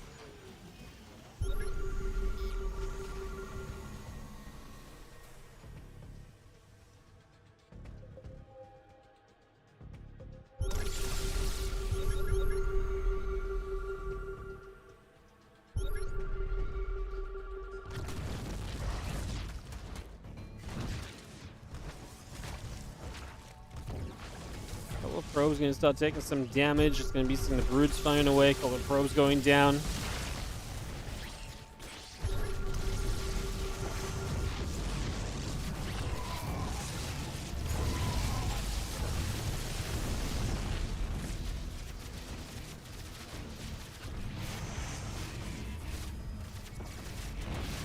Just going to get to the bottom. Nexus is going to fall. In the end, it is just going to be GG called. Game number 1, 23 minutes on Emerald City. Shin and Bjorn going to come out victorious. It was pretty close till the very end because Bjorn's army at the end there was gone as well.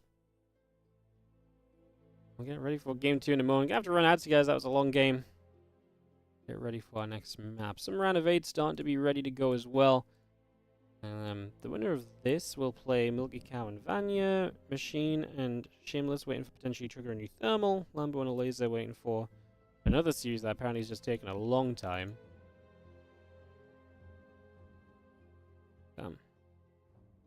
What's going on? What's going on?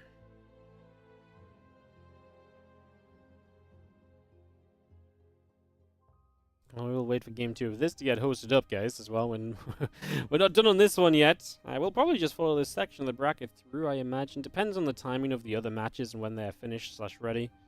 So we'll figure that out as we go. We'll do our best and see what we can get done for you all. Oh yeah. Undercurrent, gonna be map number 2 apparently.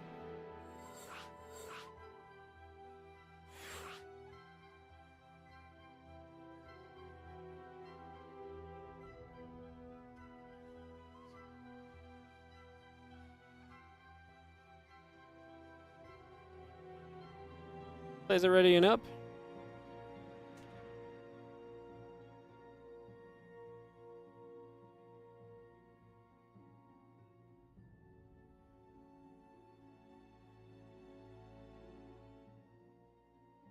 Alright, if everyone's ready, we can go. We just had some color swapping going on, which is always lovely, so we can actually see everything properly. Didn't they change Hydro Dash comparison to PTR? Not in a negative way. I don't think Hydro Dash is changing anybody's outcome in life right now, to be honest. Hydro Dash is a fun addition, but it's not a super meaningful addition all of the time, you know?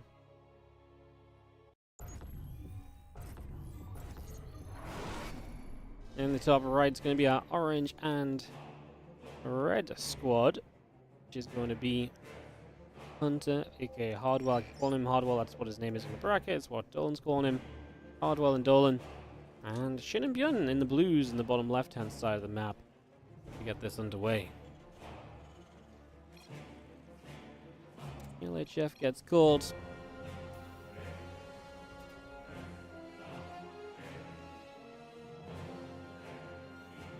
That pylon coming up. There's going to be some depot coming through. SCV's on the way.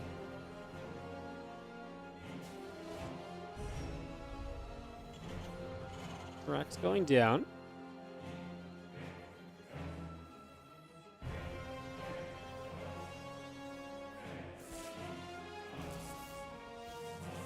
Following the players here for a second as I instinctively press the button to follow someone else's camera.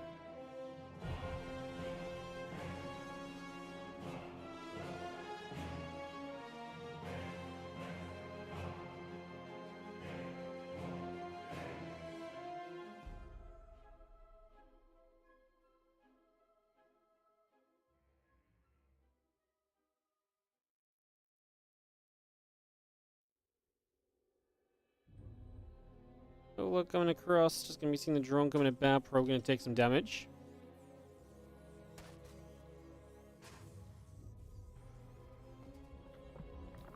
Access gate, couple of simulators coming through, barracks are coming up as well. I'm just going to see that probe continuing around.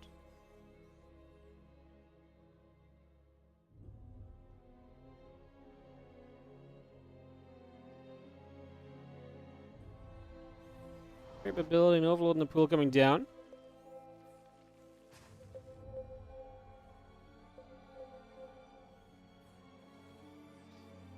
Again, Reaper going to pass through. Probe going to come about.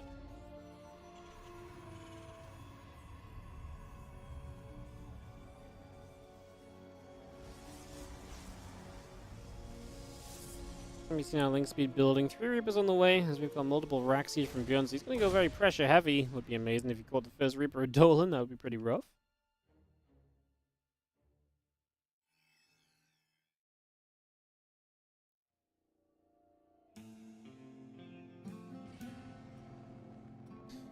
Reapers coming over. Bane nestlings, link speed coming about. The Reapers all producing. Oh no. No, losing the Reaper, losing the Marine. This is bad. There's going to be a lot of damage potential here for Bjorn. Shin going to Bane Bust behind this as well. So every moment that you're losing units right now, block the factory from landing on the reactor. Oh no. Oh no, you can't build any units at all right now, buddy. You can't build anything. That is devastating right there. As Björn drops the mule as well. Look at him go. He says, no, you cannot build. And finally, the structures will land elsewhere. That's so bad because that could have been at least 2 Hellions out by now, if not more.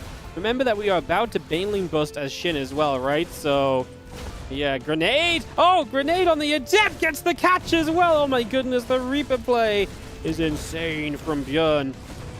Are if they micro well, they might have a perfect 2v2. Obviously, Banes are suicide units. I guess we should lose a Zergling, right? We lost a Reaper as well. No way, we lost a whole entire Reaper. That really is going to be about it, though. That's pretty nutty. Yeah, there you go. I do say that. Pretty nutty. Yeah. That's a crazy outcome. As Shin and Björn, just with devastating attack. GG. That was sick. That was a sick little play from Björn. I'm going to write that one down on my list of highlights for clips. What date's it today, guys? 14th? Question mark? 14, 15, 16, 17, yeah.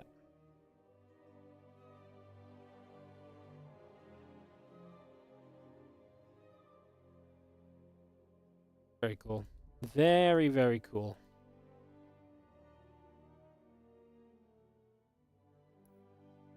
All right, Björn and Shin get the job done very quickly there. They will move into the round of 8 to take on Milky Cow and Vanya, aka Wayne. So we'll get that ready to go.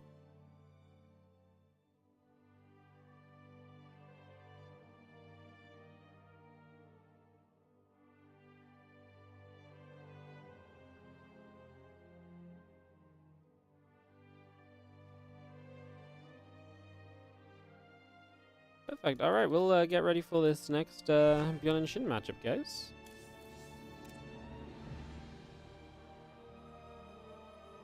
Super long first game, cheesy second game. I love it.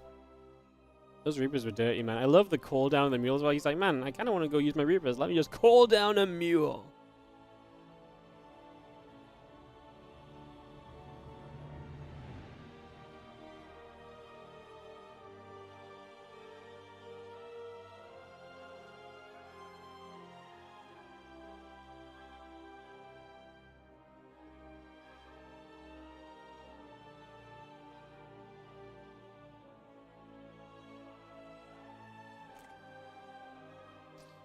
Cool, cool, cool. So we know what we're going into.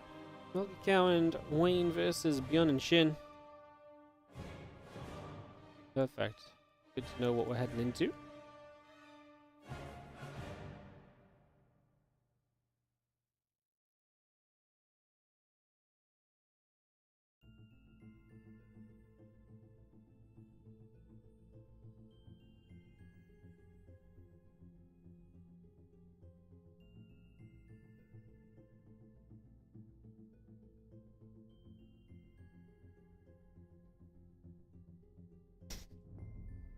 Alright, alright. I'm just gonna run some ads, guys. They weren't ready when we came out of game, but they're ready now, so I may as well, just because 2v2s do have a tendency to go a little longer.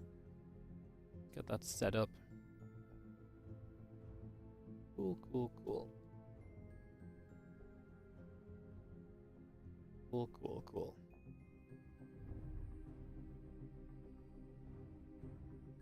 Reclamation gonna be our opening map. They figured this out quickly, didn't they? Alright, Reclamation. Should be Zerg Terran versus Zerg Terran this one, actually. So a little bit of a different kind of opposition of matchups.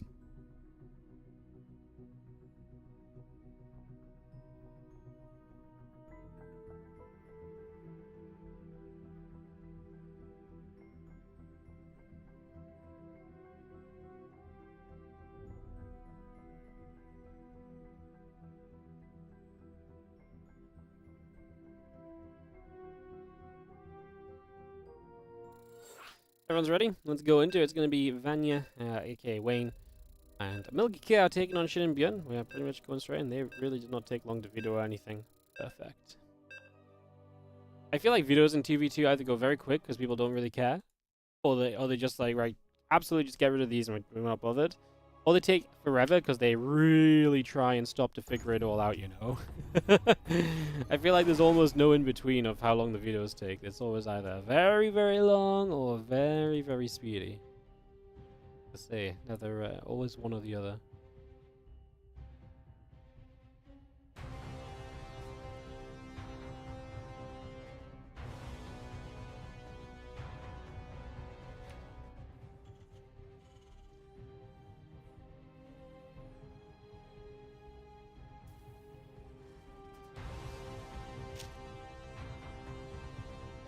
So it's Wayne and Milky Cow on the top and Shin and Bjorn in the bottom. Milky Cow with an SCV already on the map. Gonna get a little cheeky here.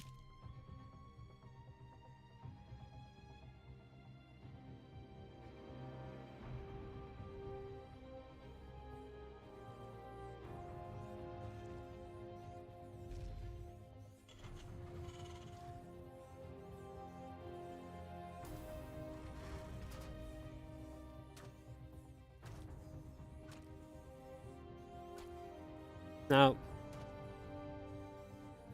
I'm gonna let you guys in on a little secret. It's not good to have this scouted.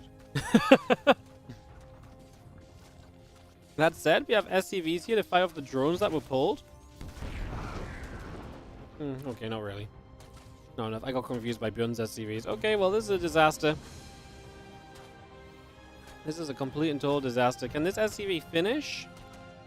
It's going to take a little bit of RNG on their side. So far, they don't have it. Another SCV coming across.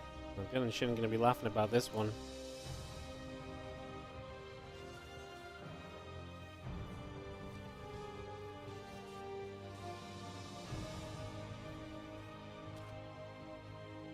Eventually, Wayne shows up with Lings, but I mean, this is obviously a massive delay. Even going to cancel the next barracks, so yeah, that's pretty tough position to play from now.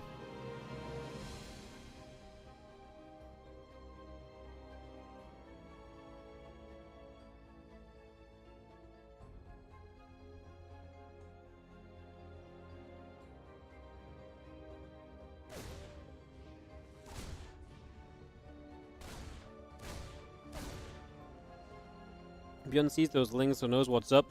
Starts to move across.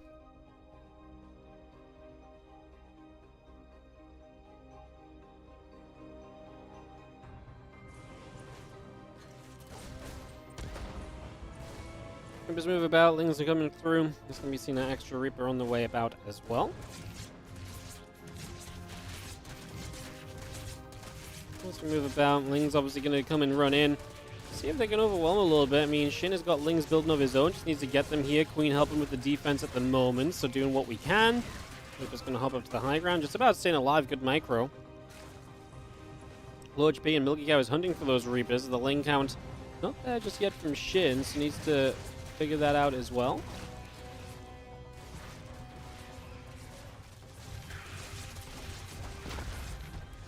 Just going to keep moving through. The Lings continue back over.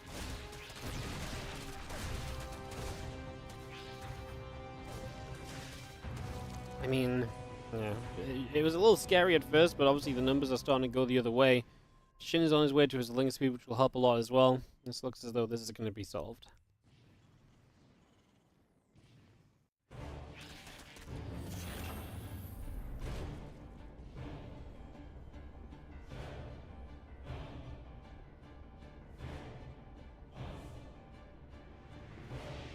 Crisis averted.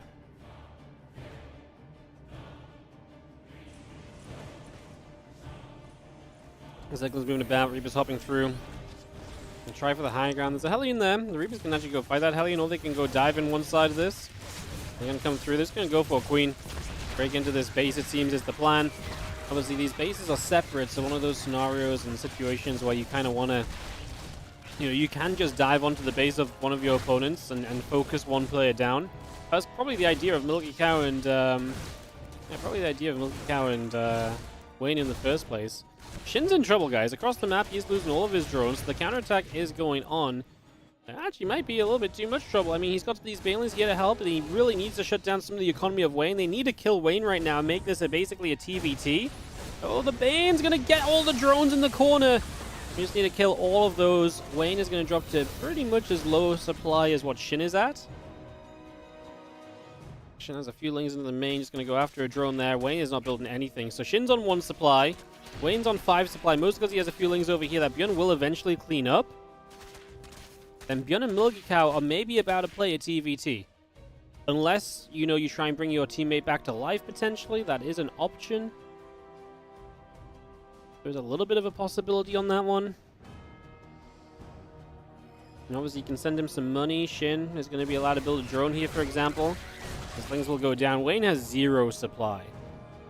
But we've got a starport coming up from Milgikow. When you look at this setup, triple CC against a double CC, mass racked against, you know, someone who's teching into a starport, already has a factory available, building Hellions. I actually think Milgikow is going to be in a better position. I thought they were dead, but I did not count for the counterattack that was going on at first, so that is my bad for sure. Reaper's going to get here. They're going to kill those few drones that Wayne's built up. The Hellions have to be careful. Reaper's in a spread position, can do a lot. Now the Reapers get clumped up. They're just going to go for it. Trying to kill all the Hellions off and survive to see the light of day after. I don't think it's going to be enough. Another Reaper shows up. They get choked on the way out. Viking spawn. We're going to get rid of some SCVs on the low ground. Is this ever going to be good enough from Bjorn? I really don't think so. Obviously, so many of his Reapers are just so low. I can't imagine this ever works out.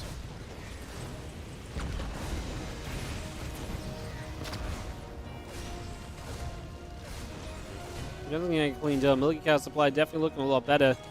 Shin has recovered a little bit better than Wayne has because Bjorn reset a couple of those drones.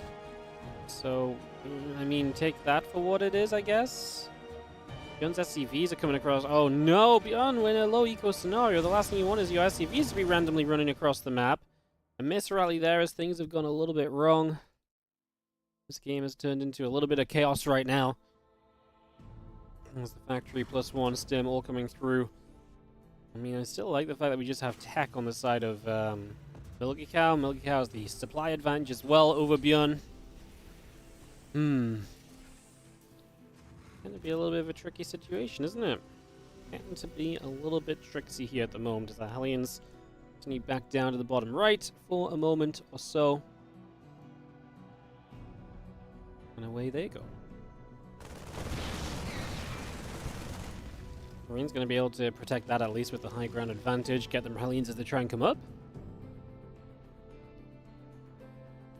+1 stim combat all coming through. And Reaper's going to shoot at the other side. They're going to go down as well, so that's the end of those. Supplies are evening out for the Terrans, and like I say, Shin's on a little bit better supply than what Wayne is, so that's definitely a bonus in that regard.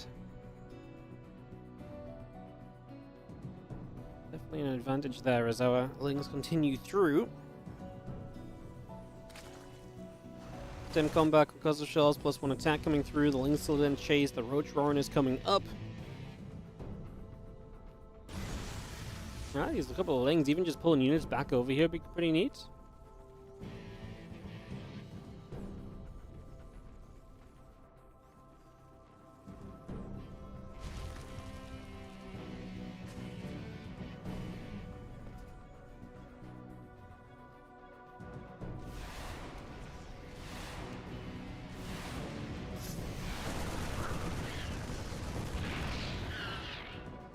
Bio just going to come back around for a moment or two.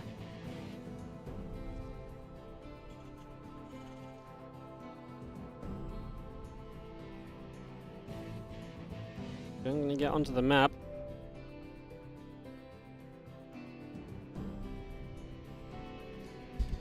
Again, that coming through, the lings coming in. Marines, the armor upgrades coming about as well. A couple siege tanks in production as well. Just going to see the Bioforce coming back the other direction.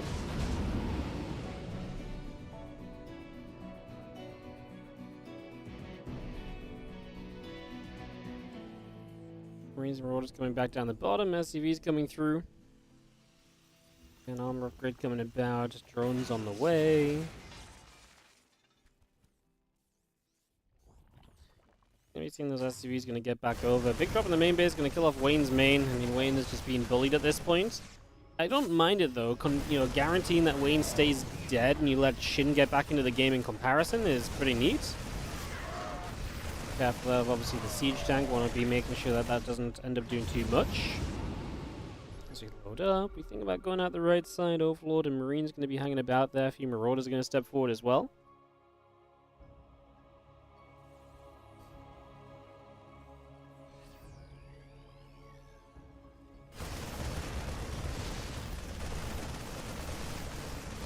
He's going to turn back around. A couple Hellions will fall. Spawning pool.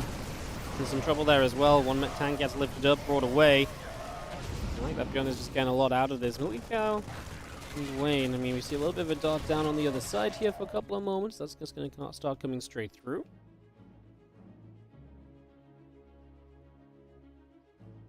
And Roach should be coming up. The Carapace is coming in. We get all of that ready. For the moment. Marines and Bjorn come out that left-hand side. Ling's chasing Ling's over here. Marines going to be there to push that back the other direction.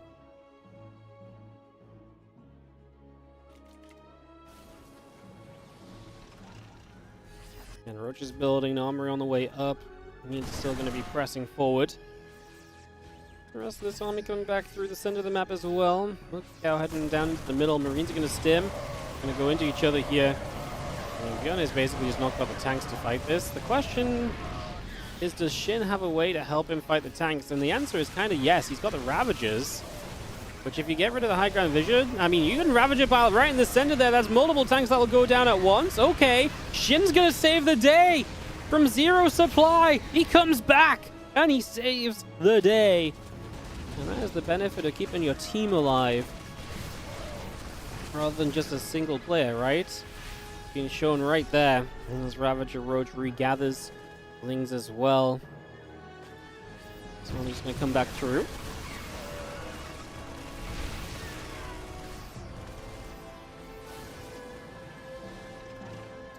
Set back up. A few Marines in the tank going to come about as well. Just having a few Marines still going down there. Marines getting hit. Tank is going to be there. And damage being pretty nicely done for the moment. In the end, Bjorn gets turned around. Milky Cow supply is still much better, but obviously combined, you're talking about 200 supply against 200. It's kind of even. As Bjorn's dropping the main base, gets cleaned up. Can they find a way to kind of break through Milky Cow or to draw him apart a little bit? Because that's definitely a way you can take advantage in this game right now. Definitely a possibility to make something happen, basically.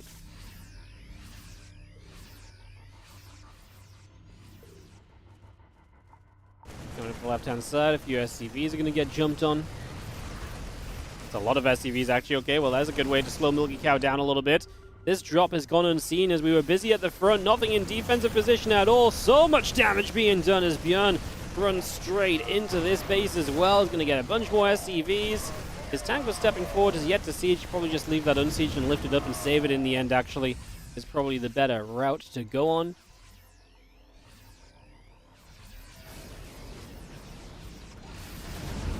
Going to load back into those medevacs. Going to start boosting across the other side. Heading down to the bottom. Ravager's going to close the file down and Overlord there as well. Going to be able to grab that as we do see the Roach Ravager still stepping up. A couple more corrosive files being put in position. Roach Ravager will come through. A couple of tanks going to get shot at.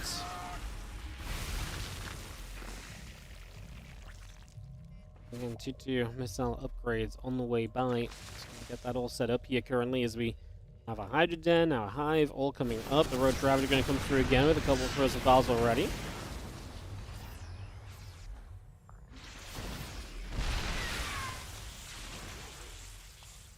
Roach Ravager continues up. I'm just going to see the Marines firing there. SCV's going to take a bunch of damage.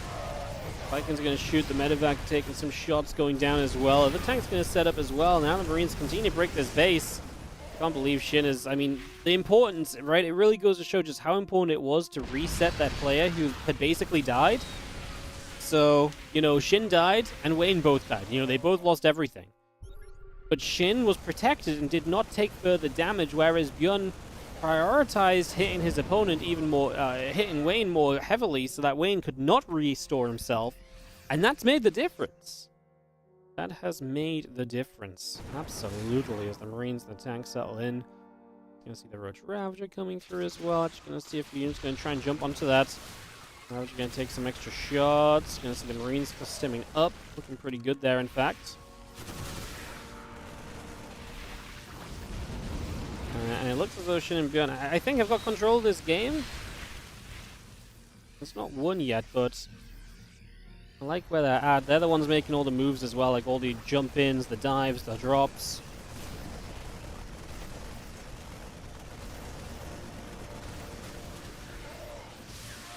Victory will fall. At the front, the Roach Ravager. Just threatening. I mean, again, once more, it's just Wayne that's getting shut down again, right? So you're just knocking one of the players down. His main base actually has a lot of resources left in it because of, you know, what happened earlier in the game, right? So that main having so much left in it's definitely a big plus.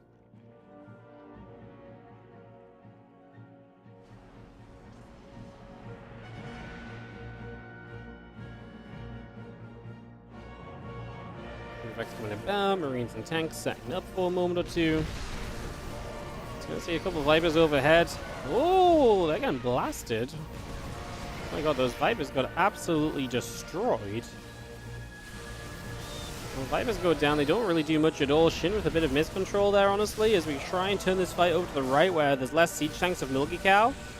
But maybe it's just okay to kind of back off for a moment. Maybe it is not a bad thing just to say, hold up, this ain't working out, this ain't going anywhere.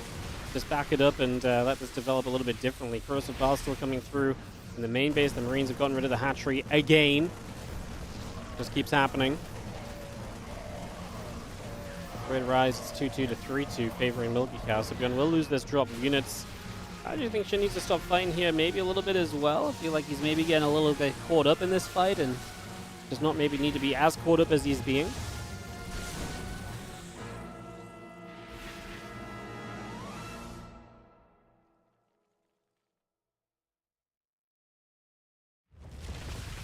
Back over, Roach Ravager coming through, Marines moving about, Medivacs up in the sky.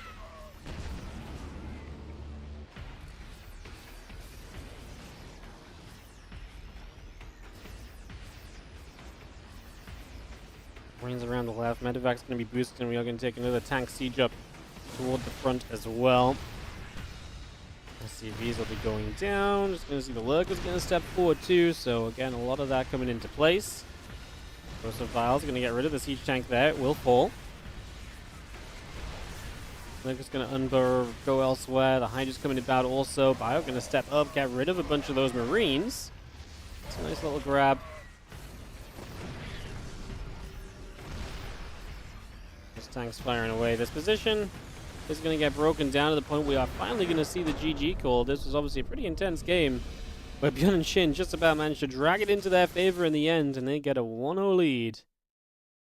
This is kind of nuts, honestly. Like, this game went down to, like, 1v1, and then kind of rebuilt back into the 2v2 as well. Crazy stuff as we get ready for Game 2 here in a couple of moments.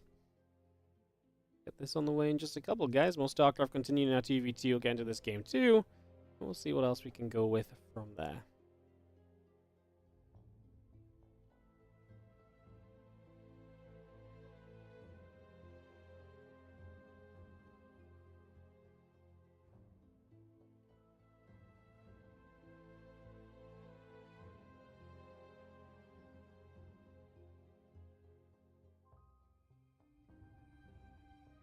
Oh, Emerald City map 2, so we're going to go to the macro map for map 2 as well, after game 1 was already pretty hefty. Okay, I'm into it, Get this started up. Who's playing with Clem? Clem's not playing. Clem's not playing. It would be fun to see him, though. Sarah Clem would be the dodgeball. Yeah. Yo, Dustin's Place, thank you so much for the 27-month resub. It's been a very quiet day on the sub counts and stuff, guys. If you're enjoying, do consider support. I do not have the mental energy to sell out. It's been a rough couple of days, honestly. But I will get Dustin's Place on the tree during this next game. Get that set up to go.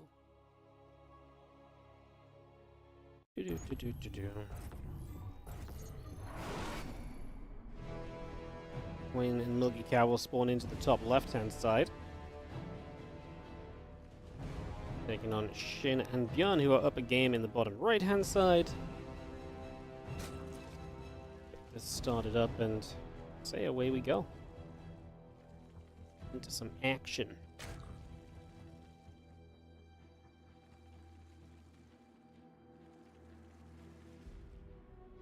Into some action. Let me get distance places decoration written.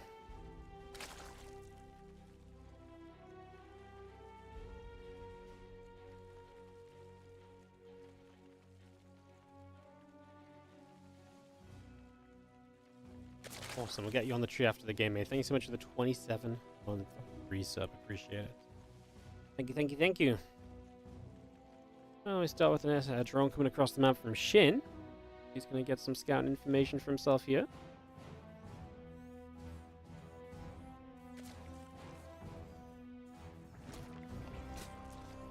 I'm going to fight. SCV will take some damage. So a couple of shots going to come about there.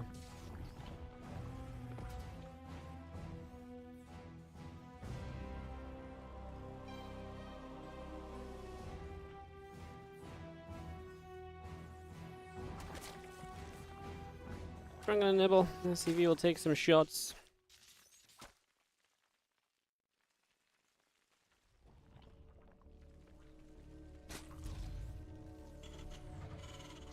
Factory drops in. Again, the orbital command is building on the side of Milky Cow. Hatch and pool building up. The drone, the Reaper, all the good stuff continues to leak on through as well. Continue to come into play. For the moment, that drone heads down toward the bottom right-hand side of the map. And center coming up as well. I mean, it's a very macro map. Not surprising to see both players kind of going for a little bit of macro.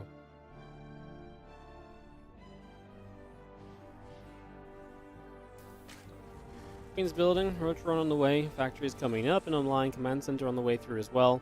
A couple more queens will build up, the Overlord is building, hatchery is producing. I get this all started.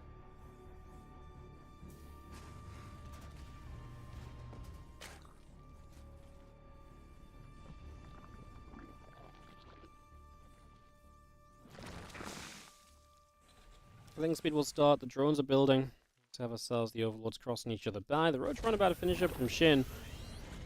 I don't think they're going to be overly kind of active in terms of trying to get something done right now.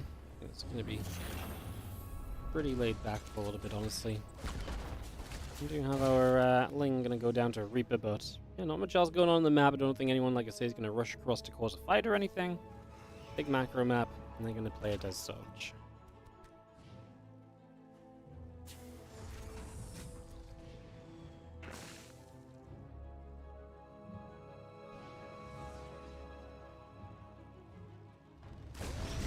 Starling's going to be there. We're going to take some shots. Going to get pushed the other way.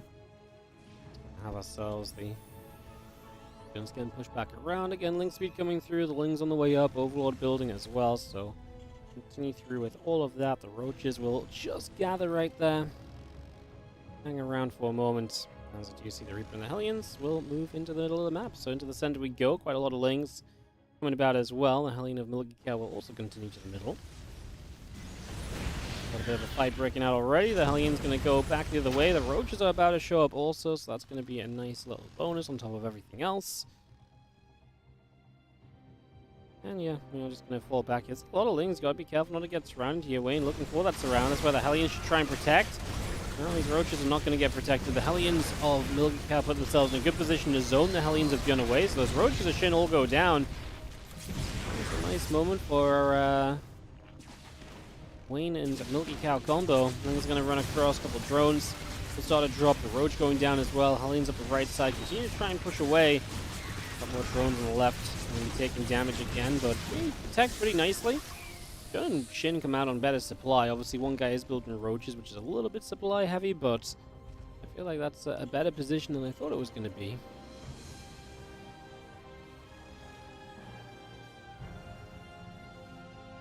Things moving around again. Banshee and Cloak on the way through. Extractor, a couple drones, the Overseer coming up as well, so all of that continues to get into place. Lava just going to pop out of the hatch. And our Ravagers coming through. The drones are still producing. The Overlord's on the way. Spores building.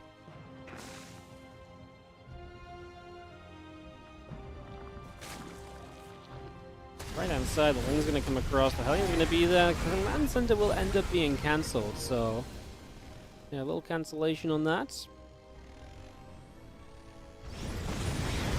Having our Hellions will continue to take some shots.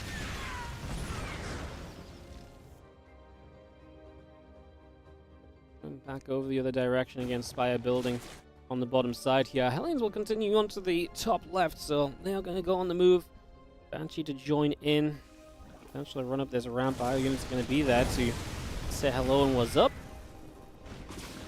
Banshee will fire onto the Queen, now going to turn back onto the Spore Crawler instead. And again, just going to be seeing a few wings going to pop out too. I mean, just harassment in general starting to do a lot. Man, that's so funny. A little Overseer lost in the trees. Interesting little position. I'm surprised we haven't noticed that before on this map.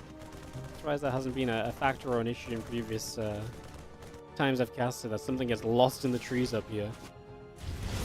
Hellion's running by, and it's going to be Wayne's economy that is taking the heavy hits right now, unfortunately, so big damage being taken, and Hellions will continue to go through some of the Lings as well. A couple of Roaches starting to show up, but a little bit late to the party to really make much difference at all.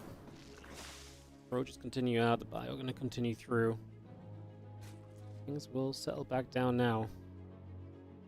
As Hellions get back over the right. Marines and Marauders going to come through again. The Hellion will still be taking damage. It's going to go down. But Hellion does indeed drop. 9 Mutalisks, 7 drones, plus 1 flyer attack upgrade. All coming out at the moment as the Overlords continue to gather in.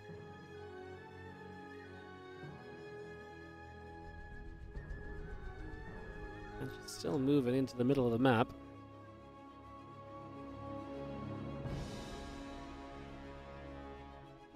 I love this, just Banshee cloaked up, going to force a scan, get some of the Marines, so even if you do have a scan, anti-air might not be good enough. Won't be enough to push it back. Didn't get enough Marines before the scan came through, but still got a few, so that Banshee able to find some more damage in the moment. Very nicely done. Just going to continue to fly across. Marine Marauder will take some damage. And she's going to go and try and get a catch on these Vikings, as we're going to get rid of 1 and 2, so both Vikings go down. A couple of those SCVs are dropping down as well. Coming back over this direction.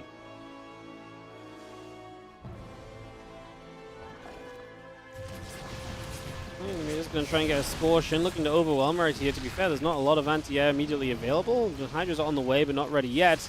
Taking down the Spore here opens up this base. Some Overlords are actually going to jump on these Marines. It's all been about focusing down anti-air, and that continues now.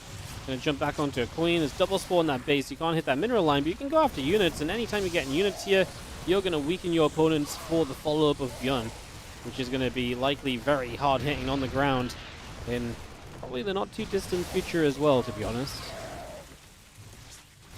Probably the not-too-distant future. Still moving about. Vikings will push back. The Mutalisks going to try and come in once again, so they're going to come straight through.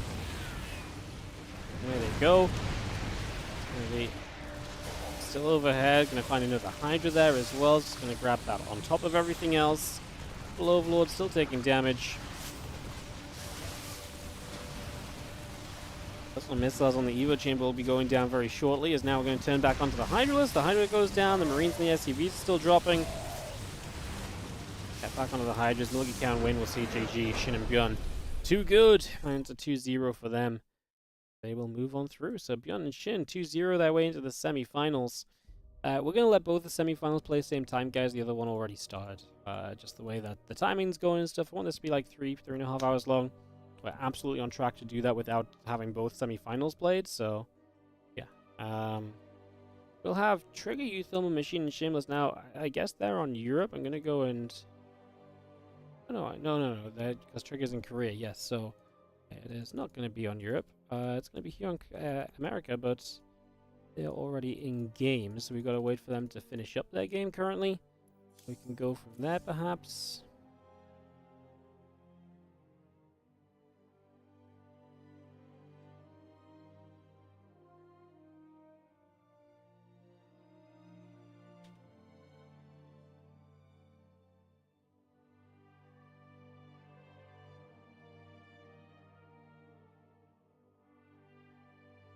Oh, they weren't in-game, they were going in-game. I think we missed it either way. I didn't get the message off in time. Alright, so we're probably going to have a little bit of time before we get this resumed, guys. Justin's Place, thank you so much for resubbing, no. We probably have to wait for them to finish up that current game before we can resume ourselves, guys. So, a little bit of downtime. Justin's Place, let me get you onto the tree. Your glittery elf, by the way. New decorations, fresh in today. Beautiful. Beautiful. Thanks so much for supporting. Alright, we're probably going to just take a few minutes here, guys. Get ready for more Starcraft. Yeah, let's go to the break screen. I could do it with a couple minutes. So we'll go to the break screen. We'll come back, give you guys an update on where we're at ASAP. I'll see you soon.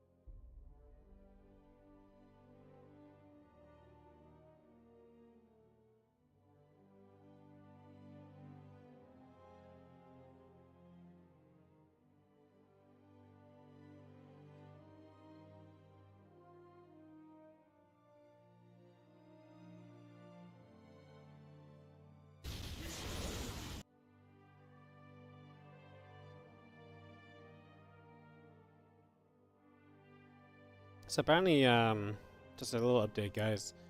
Trigger and Euthermal's match is 0-0, just getting started. We just missed going in game for game number 1, unfortunately.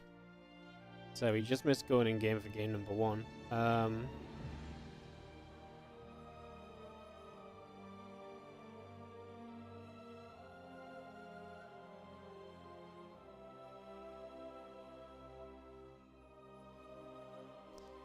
So yeah, they're currently playing game 1. We'll join them for game 2 as soon as they come out of game 1. Just kind of hoping that that's not going to be too long. Just because it just so, I'm just going to take a couple more minutes, guys, and we'll come back and chat properly. So that's what's going on. The winner of that ends up playing Byun-Shin. We could also, if Lambo and a Lasers match, it's on a different server, so I have to, like, if I go to the other server, the problem is then I'm only on one server correctly or so, you know? So yeah, I need to try and be on the correct server, so...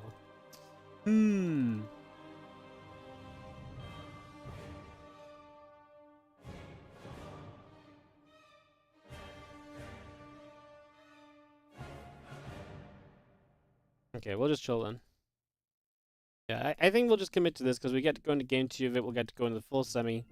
Yeah, I think it just makes sense instead of just jumping into a different match. Yeah, okay.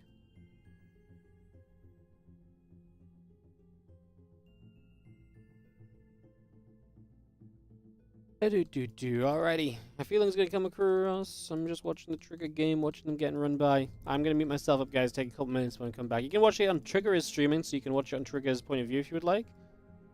It's Twigger_ZC on Twitch.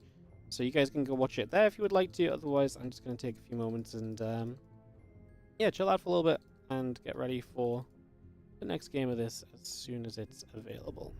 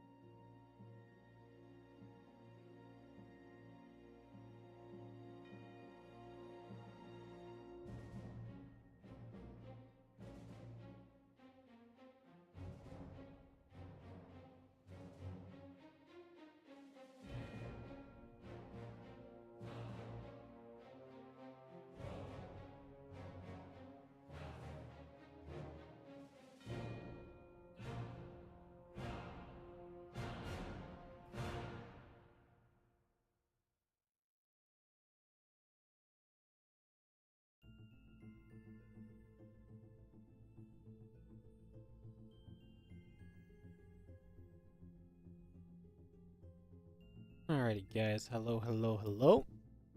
We are just waiting for the trigger game to finish, so continue to wait. But if anyone's got anything fun to say or ask or anything, then feel free.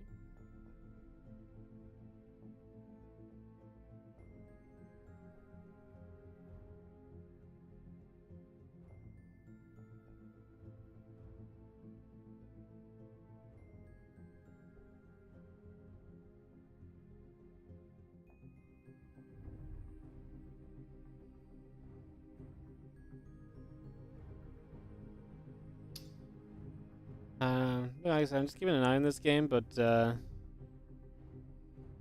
little bit all over the place, a little bit messy. I think. I think it's actually going badly for you, Thermal and Trigger, but it's very hard to say. A bit of a weird one. I also stepped away for a moment, so. Will you pass your final exam on Monday? Absolutely.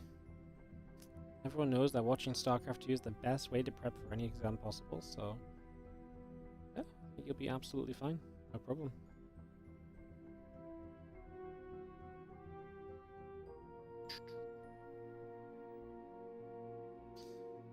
Yeah, guys. Like I said, we're just waiting for game. I really should have just gone for the message instantly when I saw that they were in. It said they were in game, but that you sometimes can just mean in a lobby as well, right? Should have just sent a message to ask straight away. I feel a bit silly for that. Whoops. Whoops. Whoops. Whoops.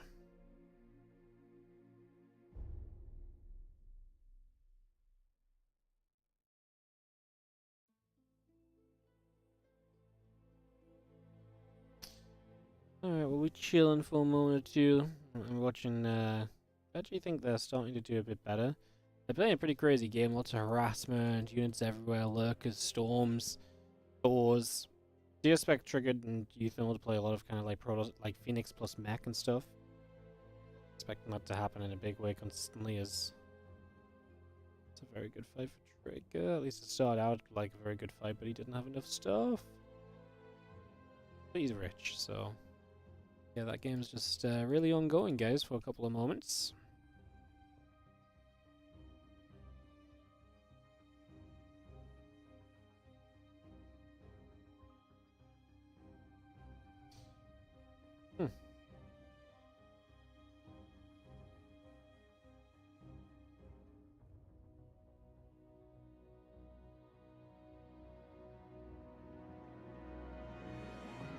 Trigger actually has a mothership fighting off Thors. Oh no, sorry, fighting off like this. I saw that wrong.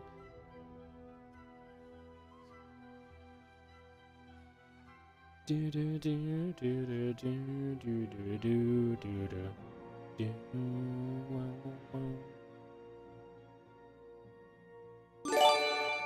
Yo, Morphling 1983, thank you so much for the Prime sub. Appreciate it. Hope you're doing great. Thank you so much for supporting the stream.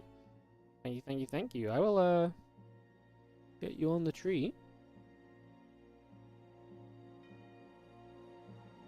Let's begin to get you on the tree.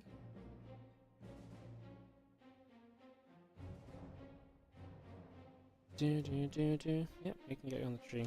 Where's my pink gun? There we go. Thank you so much for the Prime sub. Appreciate it. Been a very quiet day in terms of subs and stuff. A quiet, chill Saturday, apparently.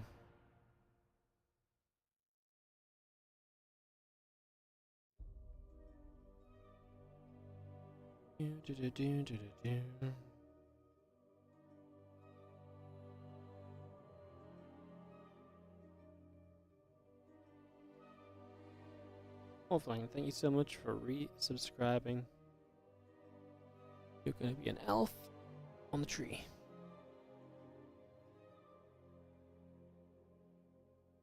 Oh. Be a beautiful.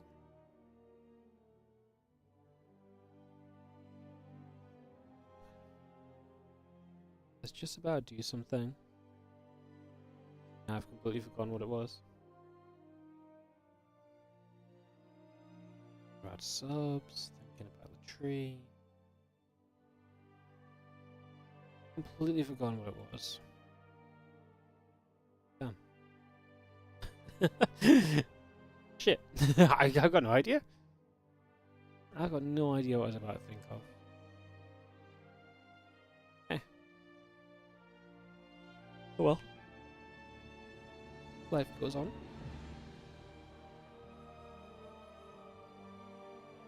If you're Zerg and your teammate is Protoss, may you use Neuralink on your teammate's probe and start building Protoss buildings units as well?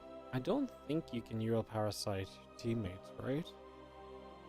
I think Neural Parasite has to be cast on an enemy unit, and because your teammate is not an enemy, pretty sure that can't happen.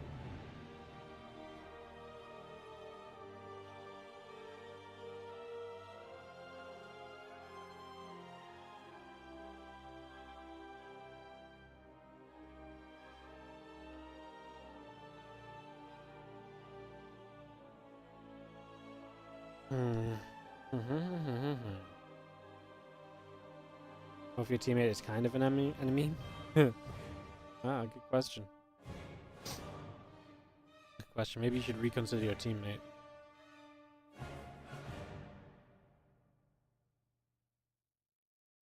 Yeah, they're really playing just an epic game on Emerald City without us. It's a classic. That's a classic. Today's games have been really long. I guess if they've been playing games like that all day, that's probably why, but...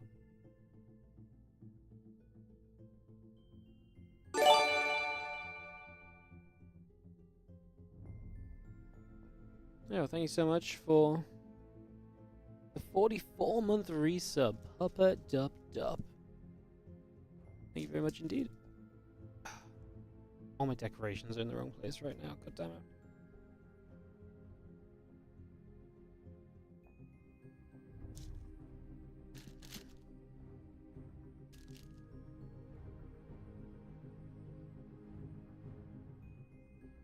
Get off! Oh my god.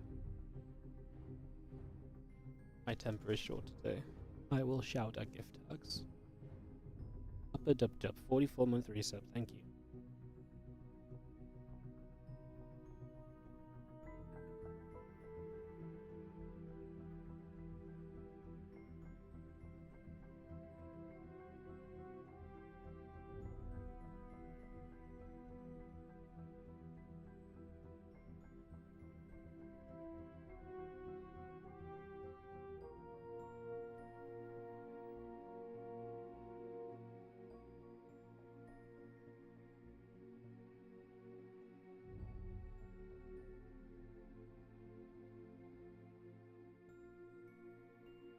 You are a Santa.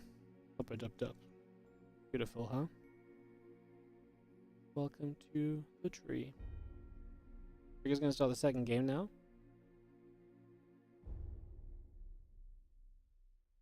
Perfect. Did he win game one?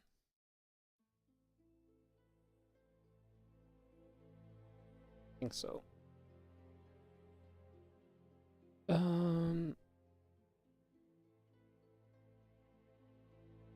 I like putting these Santas in cool places because they're cool tags.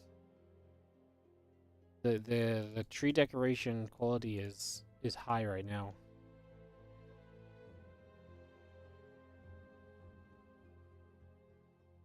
Very high. Bum, bum, bum, bum, bum.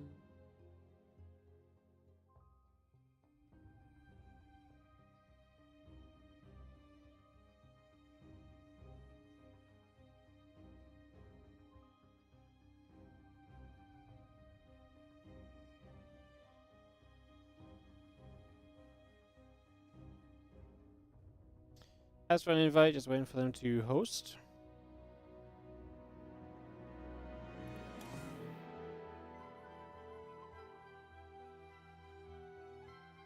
So we can go in a moment.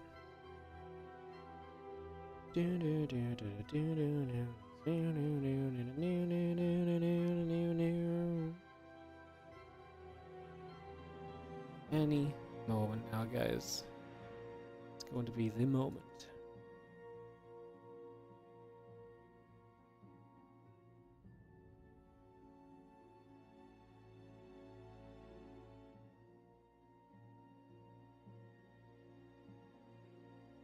All right.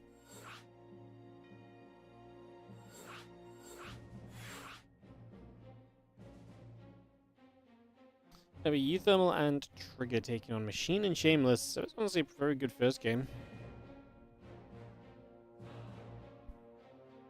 Players readying up. We should jump into this. The winners of this play Beyond Shin in the semi-finals, guys. That's where we're at in the tournament right now. That's where things are.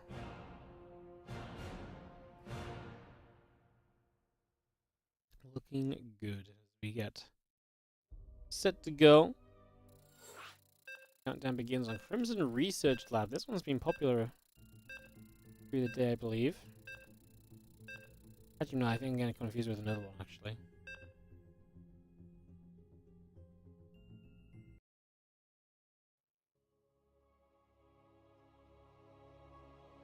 Alright, let's go in game. How hard would you and Sarah crush this journey if he was your partner? Not very hard. I don't have the energy to carry someone that much, you know? Maybe if I just 1v2'd, maybe if Cyril just spectated, then maybe I'd have a chance, but having to actually like hard carry someone would be pretty tough. Ethan and Trigger in the top, looking to probably low ground wall off. Here on Crimson Research Lab, Machine and Shameless on the bottom right. Yeah, we actually haven't seen this one today, or if we have it was only once. So yeah, not the map I was thinking of. Fair. Yeah. It's okay, we all know it. Ain't nothing wrong with saying what we're thinking out loud, you know. Drones on the way, probes on the way, refinery on the way. We get settled in for game number 2.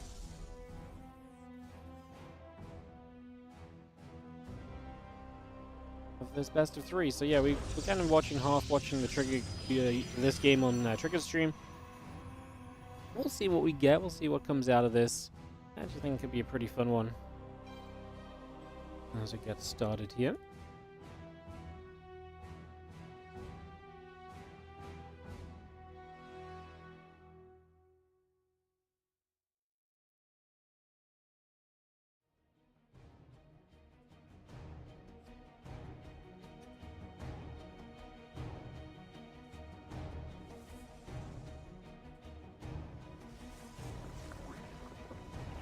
We're going back across, gonna get set up for a couple of moments.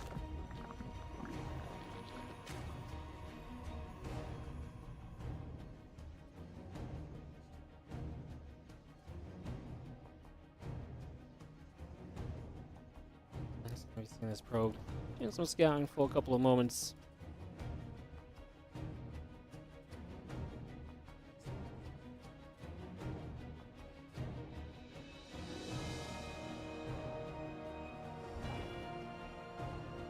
As we get ourselves settled down, just going to be having the probe coming around into the bottom right. Just going to move across for a couple of seconds.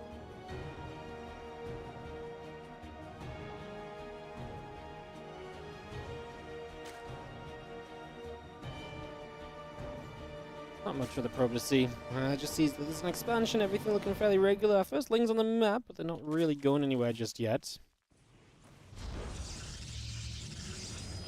Thanks for the team tournaments, always a nice change from 1v1, no worries. Again, shout out to Crate Entertainment, they sponsored these. Awesome guys, great game developers, have made some amazing games. Without them, this tournament literally would not be happening today. You can !Crate in the Twitch chat. If you do, it's greatly appreciated. Go check out their Steam page. They do not ask for anything in return, they're not tracking numbers or anything like that. They just, you know, their owner just absolutely freaking loves Starcraft, would love to keep on supporting some more Starcraft.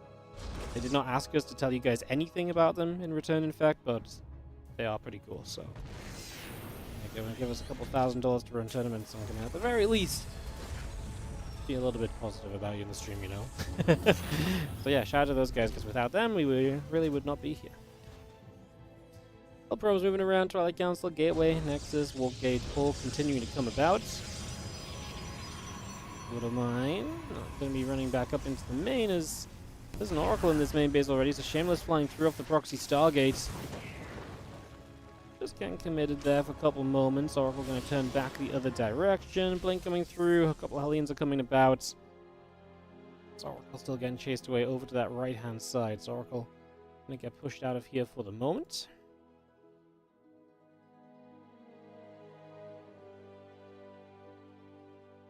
Away we go. Just going to be chilling around. Overlord's still in the bottom. Got a Rotron coming up as well. Queen's going to spread across, drop some extra creep spread down too. So Oracle going to continue back around and figure out where it is going to want to be and what it is going to want to do. Inferno Pre-Igniter coming up, Hellion on the way, a couple of Widow Mines producing also, as this Oracle really does just hunt for an opportunity now. The Thermal is building Hellions and Blue Flame. I wouldn't mind here and there as well, to be fair. So he's getting set with all of that. That Widow Mine will burrow, but Oracle is not close enough for long enough. Hellions are going to get across and already going to go for a whole bunch of drones, so a lot of damage being done, bunch of drones going down. That's some pretty excellent damage, to be honest, as the Hellions, you know, in fact, 2 of them survive as well. They got a bunch of drones, some lings, and a couple get out alive even. Definitely a major, major plus.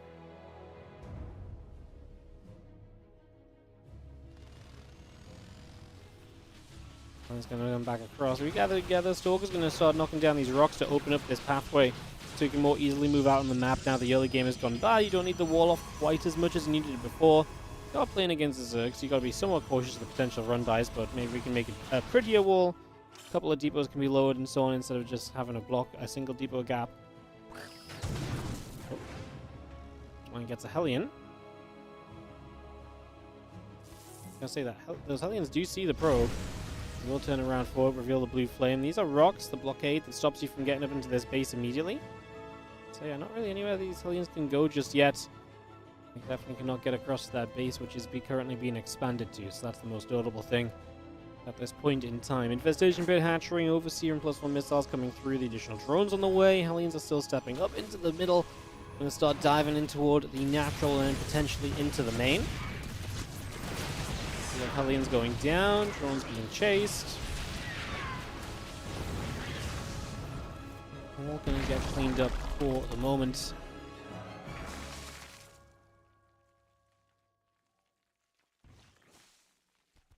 This one wasn't as successful as last time. The thing is, Euthermal is continuing to build, you know, mech, so he will have some spare Hellions too. Swarmhost on the way out from Machine, something a little bit different. Swarmhost against Blue Flame. I mean, this is going to have to be about good positioning and kind of getting going on. Can I flip the names on the Observer overlay? I cannot, as much as I would love to. It's impossible on 2v2 UIs. It's just not built into the UI. It's impossible. I always try and do it when we have 1v1, and I always try and put the top player on the top, bottom on the bottom, but yeah, it's not actually something we can do in 2v2, sadly. Stalkers blink up, Hellions will take damage. Swarmhosts, Nidus, Roaches, and Drones coming through. The +1 missile upgrade will start up as well, so all of that continues to come into play as our Stalkers of Shameless continue to come about. For the moment, they're just going to keep on moving around. Charge about to finish, +2 attack is on the way up again. Robo Facility, Stargate, and the Temple Archives continue to build into play for the moment. Stormhorse will start popping out of the Nidus network. This will take a step across into this mineral line. Yep, they are just going to drop straight in here on top of those Stalkers. And away they go. Stalkers will start to take some damage. Some more shots just coming through.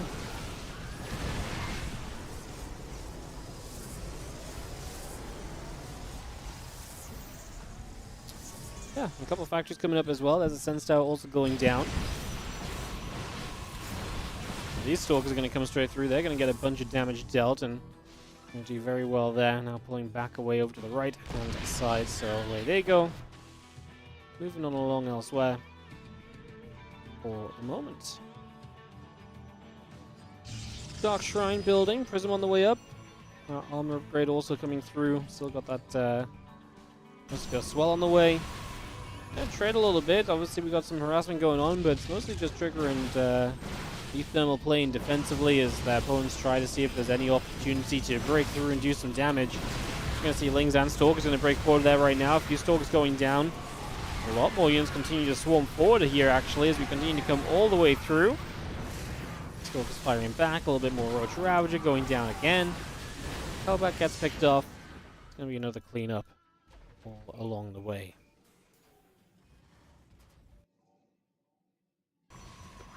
Record then continues to come about. The Nexus on the bottom side being established. Obviously, with the Swarm Host, it's giving you a lot of map control to be able to do all of these kind of aggressive plays, right? So that's what's allowing you to kind of see the success that we're seeing right here.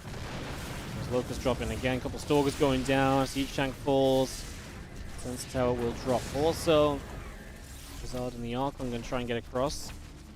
As the Temple Archives is just going to be taking some hits but doesn't fall. And comes the rest of the army.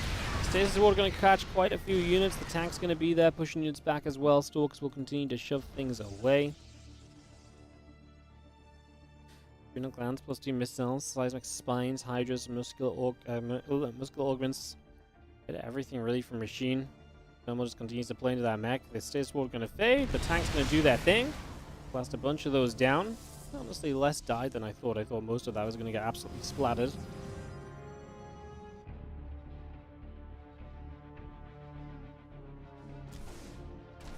So I'm going to swipe. Siege Tank will take some damage as well. And turn around the other direction as we are going to now knock onto a set of rocks. Just open this up as well. Rocks will go down. Opportunity move up. Corrosive Vial going to land onto a stasis. Zarkon gets knocked down. A couple of Zelds are going to get cleaned up. Corrosive Vials allowing us to just clean up this pylon as well. We continue forward as the Zelds keep on dropping. Straight on in here. Those cannons going to be in some trouble. A few more Corrosive Vials. Battery taking big hits. Stasis is actually going to catch the Archon on a few units on the left-hand side. The Hydras and the Ravage will continue to get to work. Focus really breaking into this position here, and looks like Thermal and Trigger are in some trouble. They just cannot deal with this positioning, and they just cannot deal with this harassment. To be fair, the Swarms have found a lot of cool angles to come in from. The supply is just looking amazing, right? I mean, is that just inflated Swarm Host supply? No, honestly, not really. It's a very good supply behind it, right? We've got Hydras, Vipers. You know, the army is actually very good. This army of Machine is fantastic even, so not feeling great for the guys who are up 1-0. This one might be coming back to this one might be coming back to a game 3. As exciting as that is, Hydras still stepping up. Siege Tanks firing away. Landing Cloud goes down on a couple of those tanks. Tank's going to siege up on the ramp. Helene's going to fly out once again. Shots, shots, shots. Hydras and Ravage are still taking damage. Nectar's going to be saved by the Mothership cloaking. I mean, kind of dead here, no. Mothership does surprisingly well nowadays against the Hydras, in fact, but not exactly ideal. Thanks for siege up.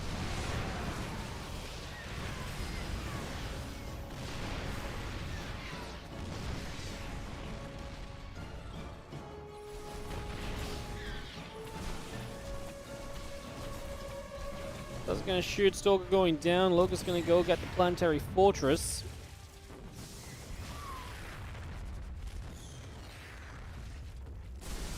Locust going to fly her up. Nexus will fall. The cannon going to take some damage too. Stalker's from the other side.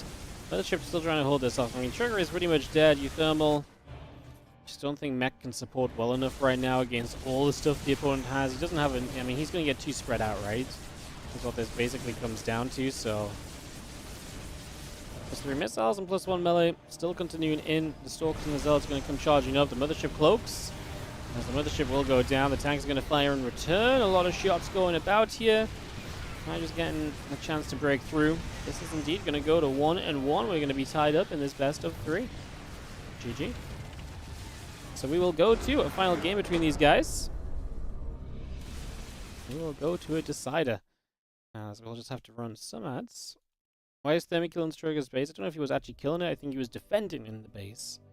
And then he just... yeah, there's nothing there anyway. Afterward.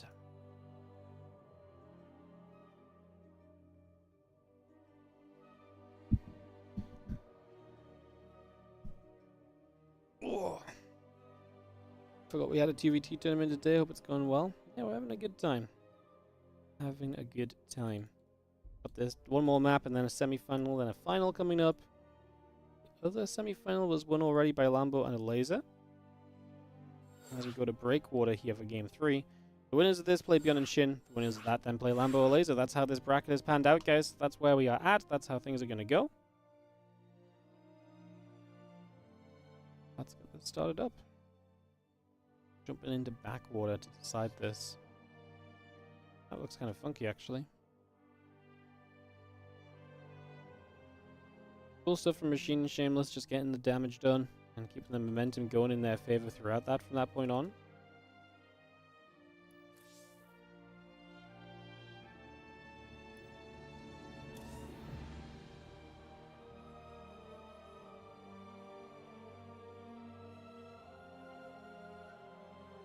Waiting for one player to join us, and we are officially good to go into more games, guys. Just give us another moment or two. Should be able to get resumed.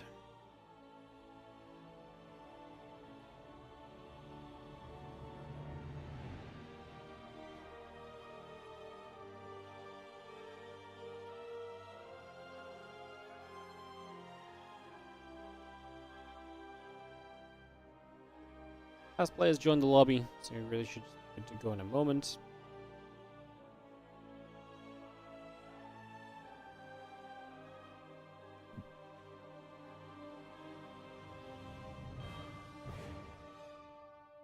Do, do, do, do, do.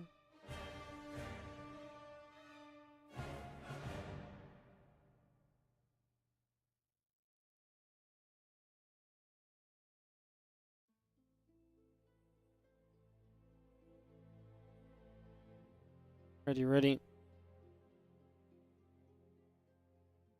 Should be good to go. Start this one.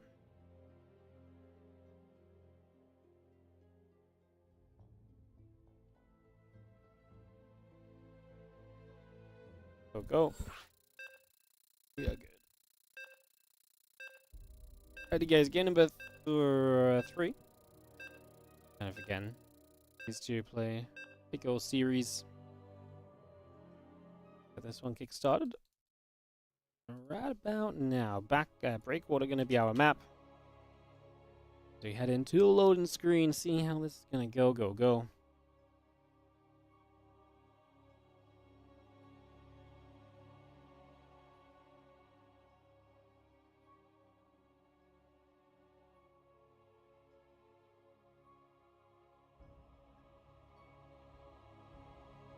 Exciting loading screen. See, this is usually the exciting goodness that you guys miss out on.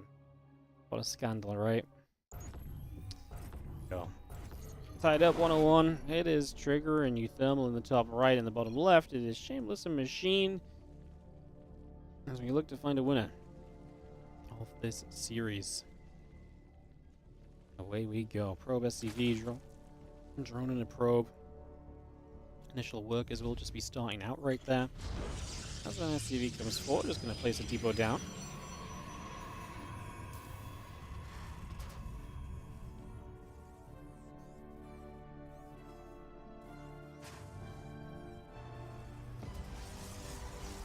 Overlord of Machine will start to move forward a little bit too, so it's going to start moving across. A couple of moments at the very least.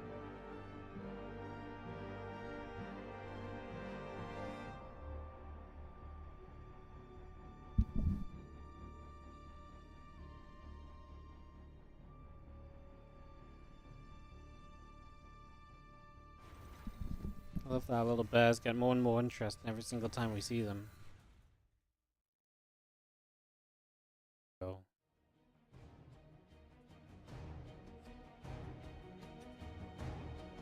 Oh, Overlord coming across. Probe on one side, Probe Scout on this side, scouting as well.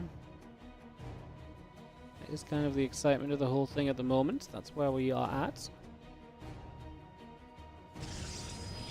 Jet Ski Panda, yeah, pretty much. Because why not, you know? Why not Jet Ski Panda? The Cybercore coming down, this probe setting up in the other direction.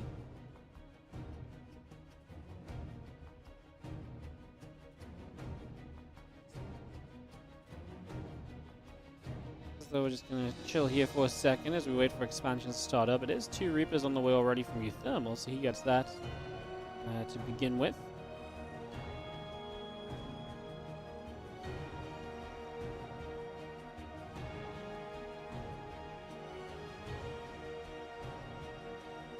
A couple of depths coming through, Wolf Gate on the way, a couple of Reapers coming out, Command Center in the SDV building, Ling Speed building from Machine, a couple of Queens also coming through. get ourselves all into play.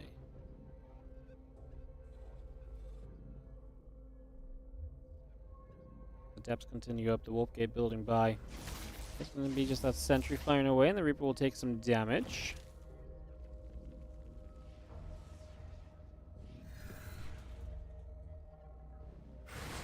Just going to come about for a moment.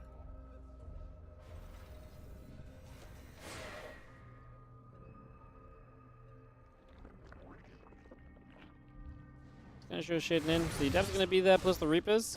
That's gonna go into the mineral line. Sentry and the Stalk gonna be there. Good force field to try and trap the Adepts in. The Reapers will continue to fight a Queen for a few moments. Reapers have to pull away. The Adept tries to finish the Queen off. Will not be good enough. All the Adepts die. The Reapers very much so do not die. Lovely stuff. Yeah, good job from Shameless and Machine there to minimize the damage being taken and to actually get rid of some of those units. Nice to obviously slow down what is a fairly aggressive opening now to use Thermal and Trigger. Slow that down a little bit, definitely goes a long way for you. And those Reapers keep on fighting. A couple of Lings taking damage. Grenades will keep going down. The Lings trying to get a catch. The Reaper got grenaded backwards there, so unfortunately that one does not go your way. And Thermal will be -1 Reaper as he does back away from this harassment. So minus the Reaper, it's not the end of the world, but it's always nice to let those numbers gather up a little further. This Adept very low and very nearly going down too. Got a couple more kills, but yeah, it feels as though already Machine and Shameless just with a very good defense to start out with. And the Zerglings and Machine are going to get out onto the map, and we'll see what they can do as they start just, like I say, go straight across the other direction for the moment. Away they go. Run straight up. Reapers. Marines going to have to gather in. The Adepts are going to be there to fight as well. A few Zerglings will be going down. Good little bits of damage being done. The Lings trying to run up that ramp. Not quite going to be able to, though, so that's going to get shut down as well. Drone and the extra drones all coming in. Hallucination coming up around the top side.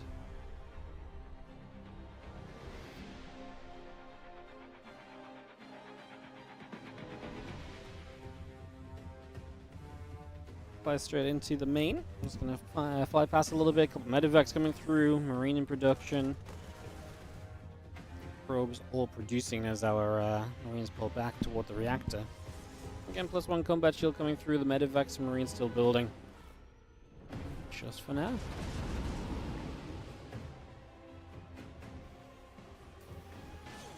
So those Marines loaded up into the medevacs. Away we go. A little bit of a push out of our thermal. Just going to get down to the bottom side here, see if we can have some impact with these medevacs. And make something happen as we can come around the bottom.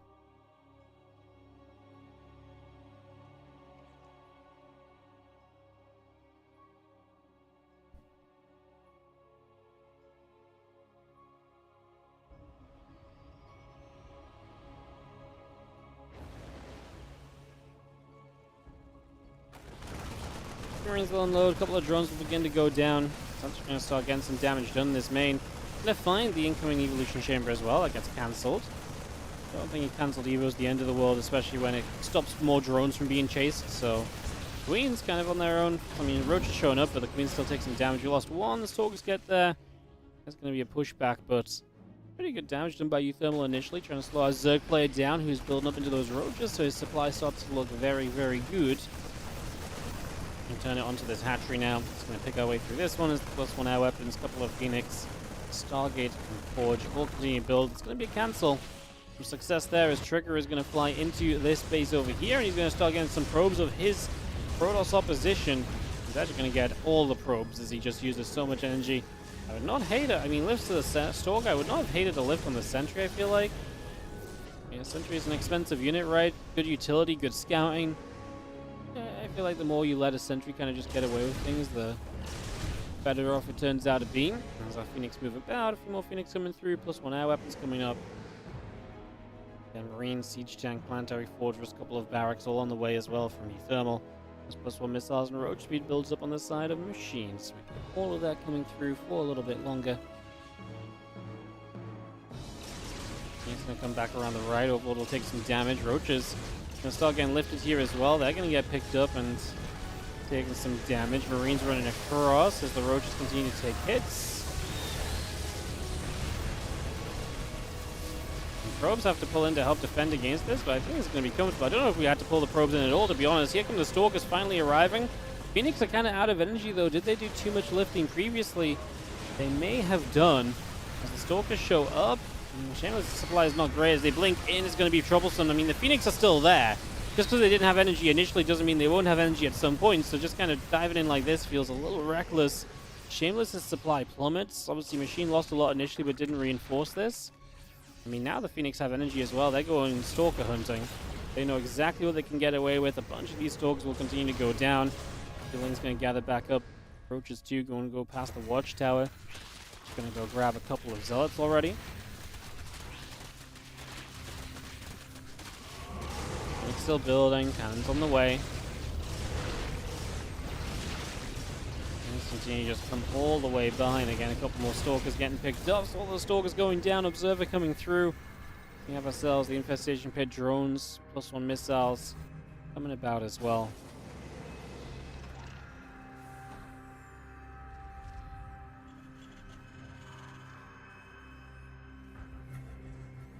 Need 3 Phoenix at a time. Obviously now they go across the map. They can do a lot. Drop in the back of this Zerg base. Last time they were able to defend this. This time I'm not sure it's going to really happen. Phoenix already lifting up some of the Stalkers as they try and come in to defend. We just lift up and go elsewhere at the medevac. There's a base in the low ground we can jump to, obviously. And the Phoenix are just picking up freebies. There's not enough anti-air to stop it. That was the problem with diving in with those Stalkers. Kind of recklessly on the other side is you gave up the anti-air. Right? It's not just about your army. That anti-air was meant to protect your opponent, your teammate's army as well. As Hatch goes down, GG is getting called. This one has gone too far. Really spiraled out of control heavily after that failed fight. And after pretty good harassment from Uthermal and Trigger, who move into the semis to take on Yun and Shin in a best of 3, and then we're going to have a best of 3 final, best of 5 finals with Lambo and Alaza as well. Best of 5 finals or best of 3 finals? Oh, it's not announced. It's meant to last 4 hours. We'll see how long the semi-final is. If the semi-final is more than half an hour long, we'll run a best of 3 final, I think. There's nothing wrong with that, because this one's taken a little while, to be honest. This has been a bit of a longer day for the 2v2 event than what we had last time around. Yun and Shin's a deadly combo. Yeah, I actually think it's going to be a good match. Beyond Shin versus Trigger and Uthermal. Should be a really good one. Team colors confuse you. I know. I'm going to get them to be blue, blue, and red, orange again. Sometimes they cooperate instantly. Sometimes it takes a couple of reminders. I'll try and do my best to remind them for this next one. Coming up soon. Glad to see I've recovered from yesterday.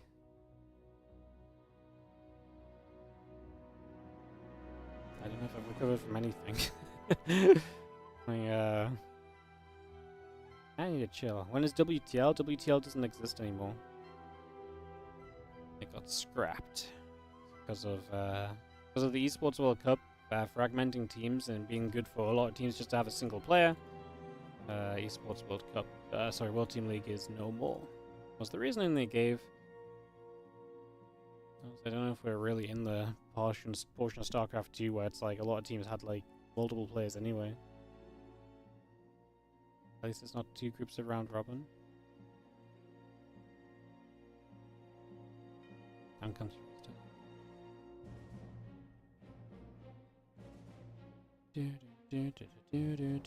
Well, obviously a couple of videos will come through here, guys, and we can get going to the semi-finals, and then straight to the finals after. The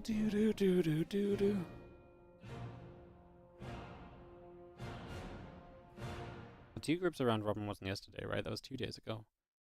I was off yesterday, and I ended up going to the vets with Ellie for most of it. Ay, ay, ay.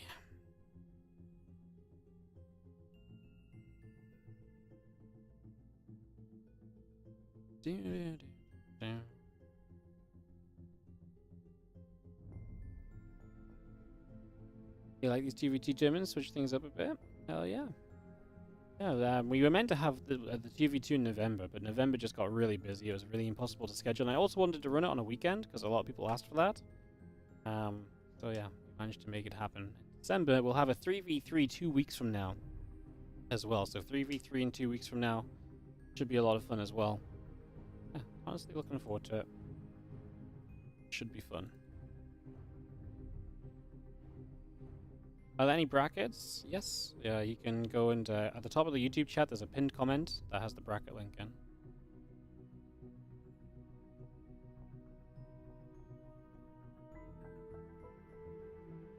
Should be there, unless I messed it up. Getting a semifinal, ready to go.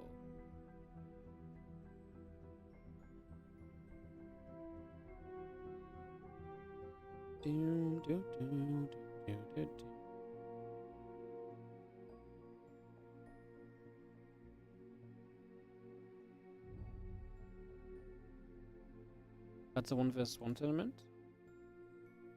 Nope. No. The bracket link is correct in the YouTube chat. It's each name in the bracket is 2 names. Coliseum 8? At the top of the YouTube chat? What I might have done is I might have put the wrong thing in the info box, but at the top of the chat there's a pinned comment. That part's definitely correct. I will just copy paste it because it's troublesome. I will not copy paste it. What is it going? Now it worked. Okay. Maybe it was just bugged out if you were here on the stream earlier or something. Yo, the G-Way, thank you so much for the $5 donation on YouTube. Merry Christmas, Wardy. Appreciate the content. Thank you so much for the $5. Hell yeah. Let's get you on the tree. So much for supporting the stream. Really appreciate it. Thank you. I might have messed up because I just copy pasted some of the stuff from the Mars Coliseum earlier, so it's possible it maybe says the Mars Coliseum bracket somewhere. I might not be. You might not be completely crazy.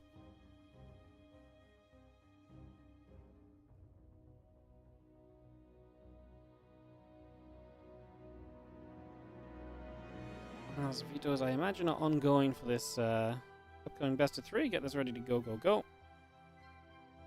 I'm late for the Koreans.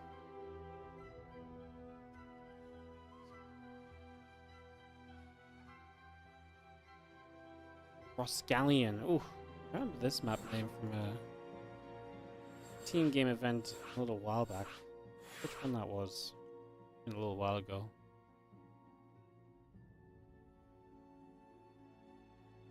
Quite a long while ago, probably.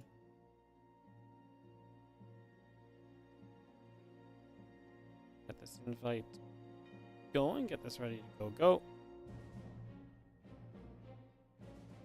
Thank you so much to the GUA for the donation, mate. You are now a glittery Santa. No way. It is really a high quality day to support the stream because, like I say, the decorations today are absolutely top notch. That round there. What about a Santa like? Oh, there's a great branch for a Santa right there. Beautiful. I feel like splitting a group into 2 days of broadcast is silly. Oh, don't get me started. The last thing you need is me to go complaining about Mars Coliseum format more than I already did. Hooray! Yeah, hell yeah. Awesome.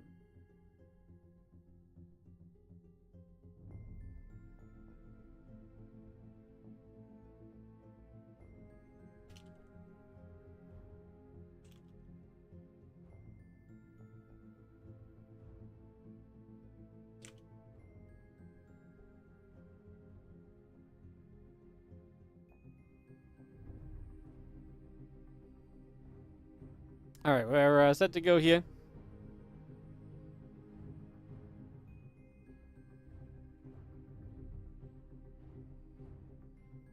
As people are changing colors.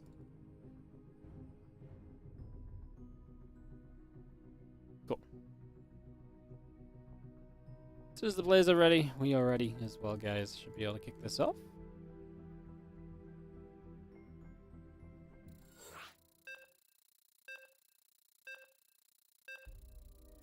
As the countdown begins and we get ready to start, away we go. Cross Scallion for our map. Here, number 1 of this best of 3 semi-final. It's silly as a viewer. Yeah, it's silly all around. It really is. Like, the thing is, like, maybe it's better for them because they can genuinely get enough out of 3 best of 3s a day, because I guess they stream a bit before, they get it hyped up, and then maybe 2 hours of Starcraft is enough for their stream. But man, like, my stream doesn't work like that, so it's absolutely horrendous for me. I will not be sad if I end up missing a day of Masters Colosseum, because streaming for 2 hours is just not good content. You know, like, Cyril Cure, first match of the day, it's like, boom. You know, the viewership barely grows during that. And we maybe get, you know, going a little bit during our second best of 3, and then, yo, GG, it's over. Honestly, I find it very frustrating, but I'm sure it works for them. It just sucks on our side. As we get going here, no flood coming across, not much going on just yet.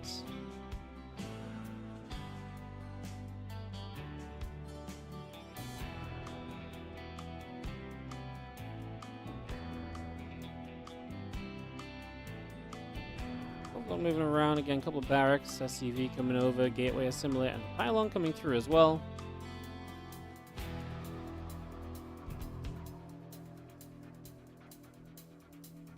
Probe gonna go sky. I guess we'll follow our probe across the map. We got the colors aligned as well, guys, so hopefully a little bit easier for you guys to watch and to keep track a bit of what exactly is going on in these games.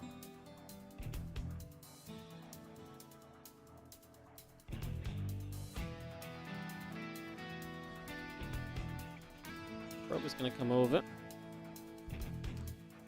Just have a little scout about. Couple Reapers still on the way up, barracks on the way through.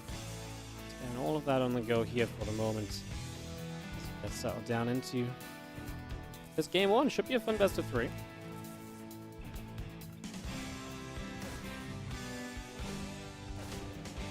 If we're going to hit the probe, it will go down. So our probe falls.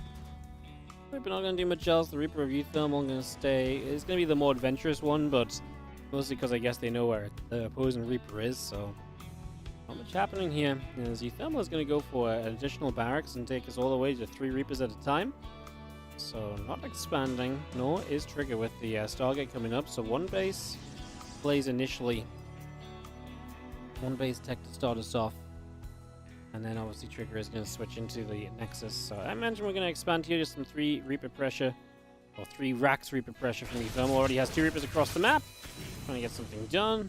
Getting some kills actually. Going to get 2 drones. So pretty successful start from our Terrans.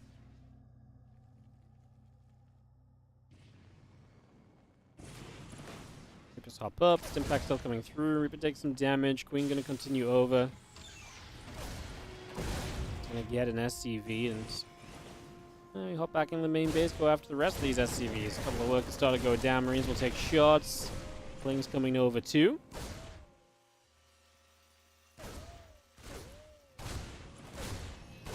Reapers will hit the orbital command.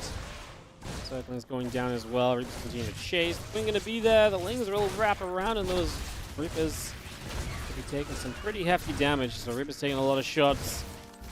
Again, the Ling's getting blasted a little bit. Queen going to be there as well. Oracle will take a lot of hits. And let's just see the Reaper's going to turn back onto the hatchery for a couple of moments. Things really will just go, go, go. Chasing all the way.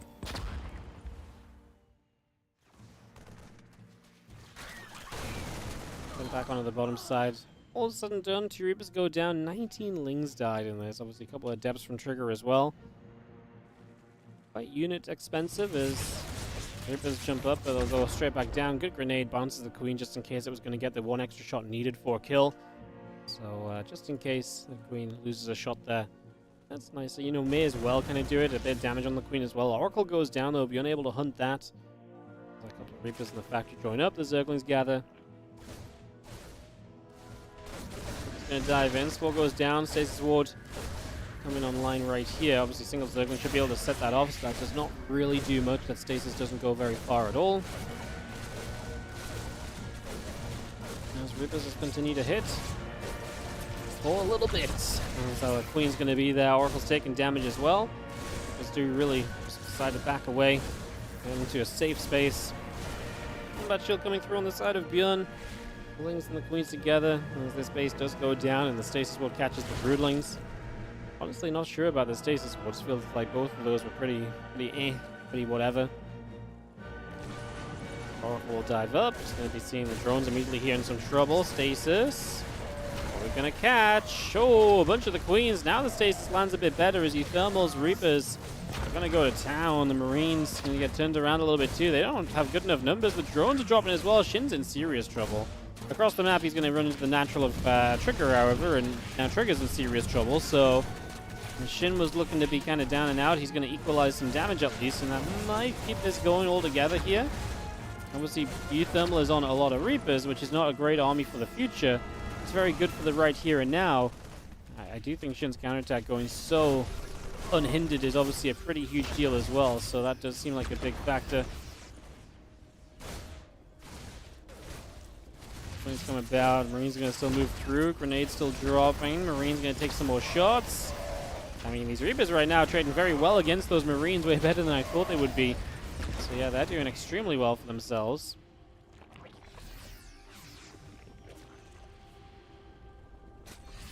Gather in, just going to be seeing a couple more Lings going down as well.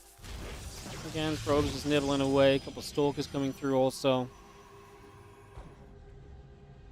And back over the other side is +1 attack, the stim pack, Lincoln the +1 coming through, extra Stalkers in the cannon on the way up as well. All that being brought in as the Oracles fly overhead on the right.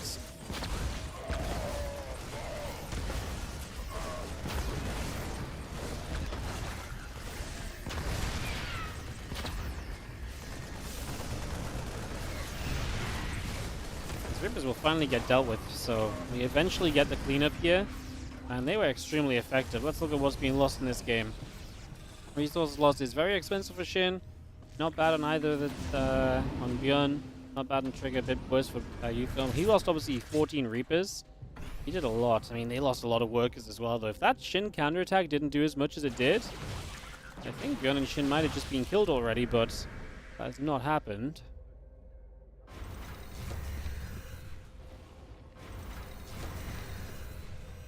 And still move about. Again, the medevacs go up the right-hand side.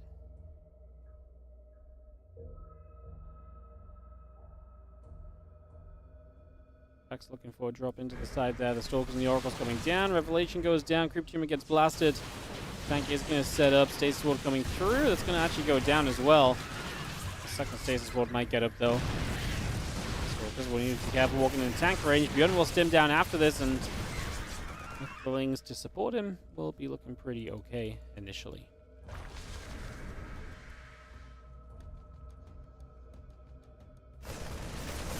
He's going to fire. The Lings still running through. We'll jump back into this medevac, loading up once again on the right side. Stalkers will continue to fire up, and this hatchery will take a lot of damage.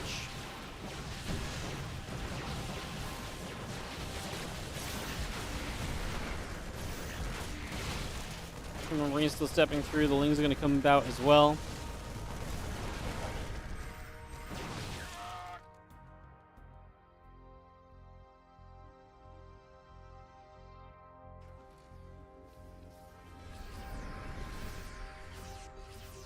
Still gathering up. A little more Marines going to get jumped on. Siege tank sieging. The Lings run through.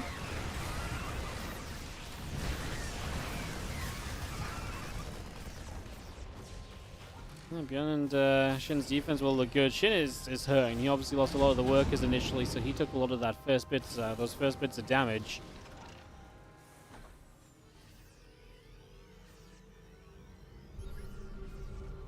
So against gathering together as we still play the defense, and so far the defense has been good.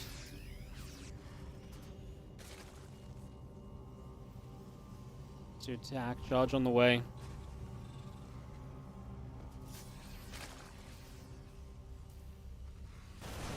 He's going to fight against those Stalkers, which are actually going to get caught. Whoa, that was not a good blink. I mean, they blink behind the Zealots, which aren't going to survive very long anyways. Trigger in trouble. This is going to be a game of the Terrans carrying and the supporting Protoss and Zerg doing what they can to help out. Shin has been that supporting role a few times today already, actually. We saw it in the earlier match we were casting as well. So getting brought in to be support once again here. Our lanes continue to move about. Just going to be having the armory coming through. A couple medevacs still building. Rest of the army coming down the other way.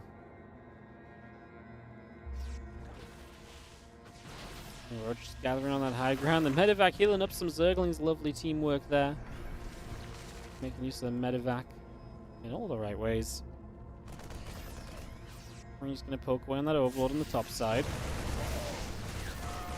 He's going to come back the other direction. A few Marines begin to go down.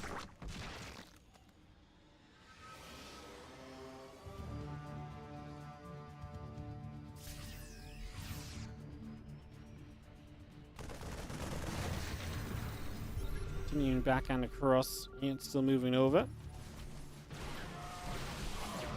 Let's see, a couple of those Marines is going to get jumped on, so they will start to drop.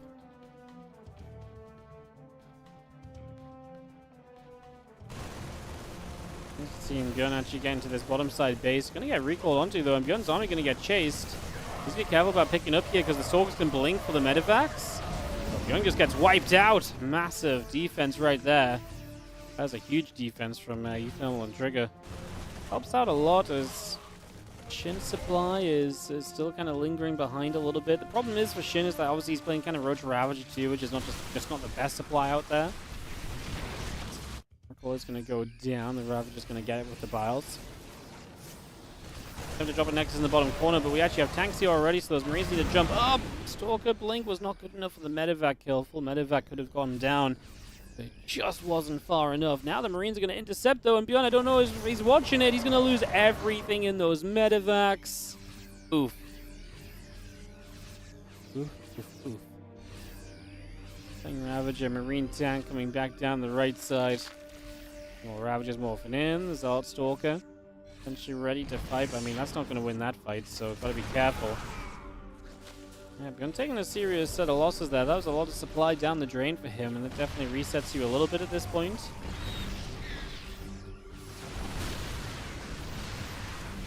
Like I say, Trigger's army isn't exactly brilliant, which is probably one of the saving graces for the Korean combo right now. Coming around into the center, just going to come in. Zealot's going to go charging through.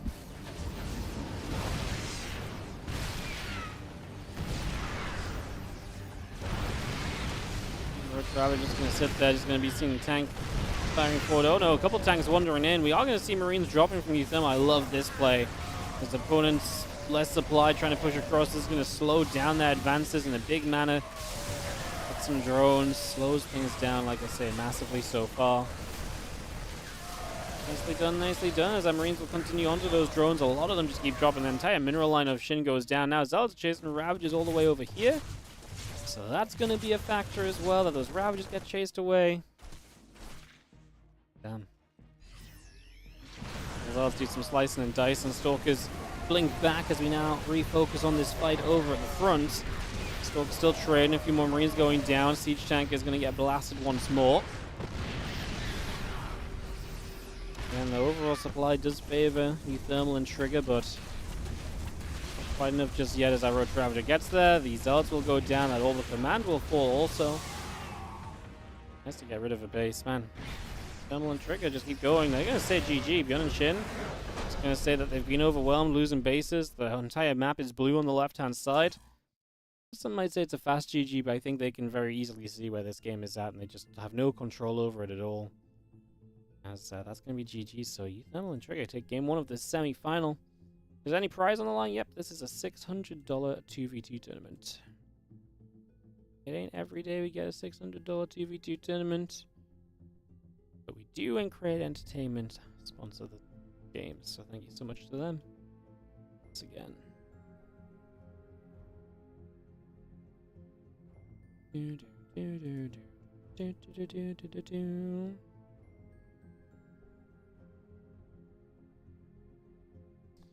We'll go for game 2 here just a moment, guys.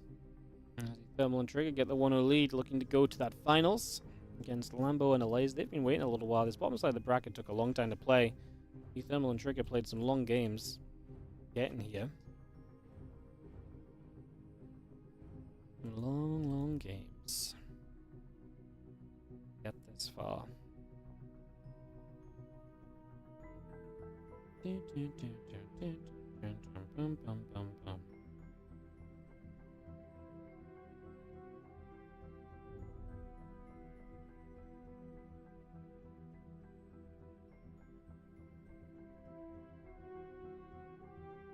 So the AFTV tournament, thanks for that, no worries. Like I said, thank you to our sponsors. Would not be happening without them.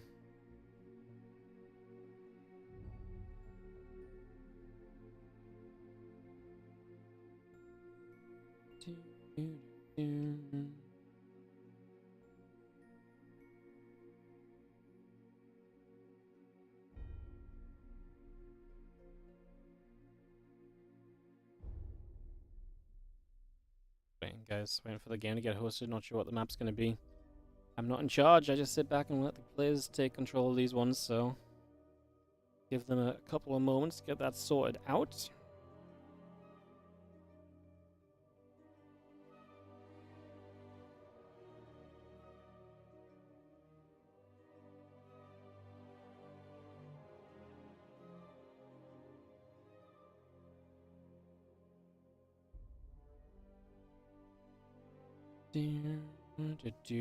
Rohana for the next map.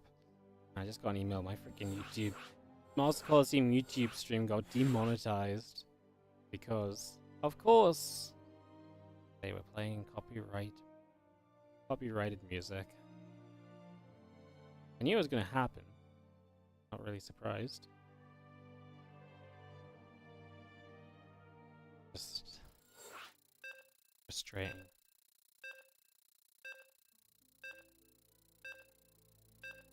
First and 10 should be able to build on creep, yeah, on your teammates' creep.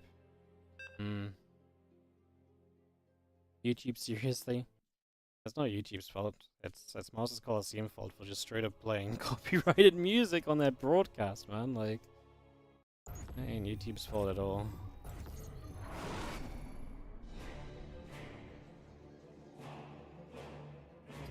Bottom right, we are gonna have ourselves a blue team of Trigger and Thermal, while in the top it is going to be Shin and Björn. Now Shin has swapped to Protoss. Everyone knows the hottest thing to do right now is to play Protoss instead of your main race in whatever tournament you can find. And Shin is going to join that trend.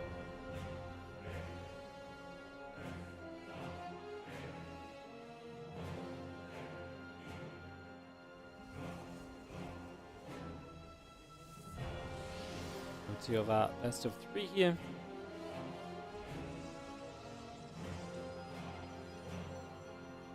As we get set up and ready to roll. Probably Shin is going to come across. Gate coming through, barracks coming in. And probe's getting built. We get settled down for just a moment or so.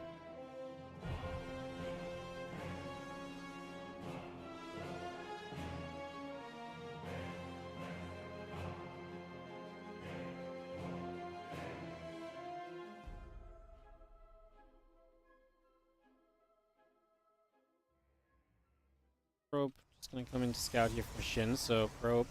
See what Shin does. We'll see if they play any kind of yeah, I kind of wonder if they will play any kind of like feeding of Shin into Phoenix, for example.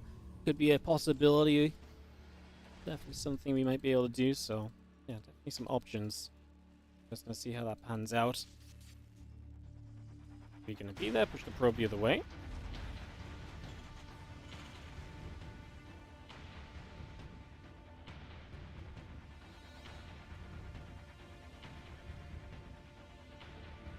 Sepco, Nexus, Command Center build on both sides. Everyone's playing very similar to each other right here so far, so no questions to be asked just yet.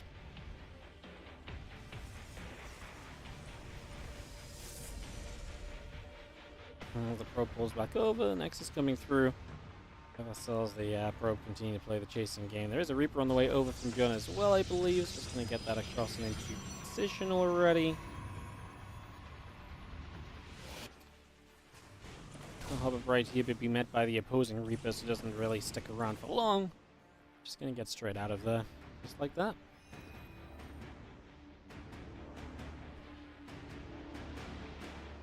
Reaper gonna be joining up once again, just going past its teammate Probe. It's past the Adept of Trigger, who does not fire a shot off there. Again, triggering you thermal up a game in this best of 3. Initiating the race switch from Shin from Zerg to Protoss.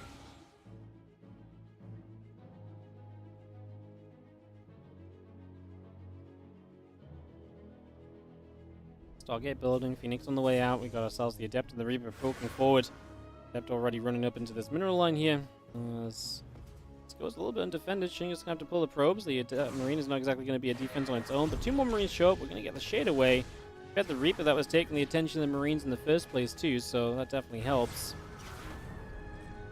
That gets dropped back down from the Phoenix, and you see ourselves the Hellions in the orbital coming through, the SCV coming by as well. Hellions on this other side going to go after the Adept and clean that up so that our SCVs are safe once more. So the Hellions coming through, the Reaper going to be there. Do what we can to start out with.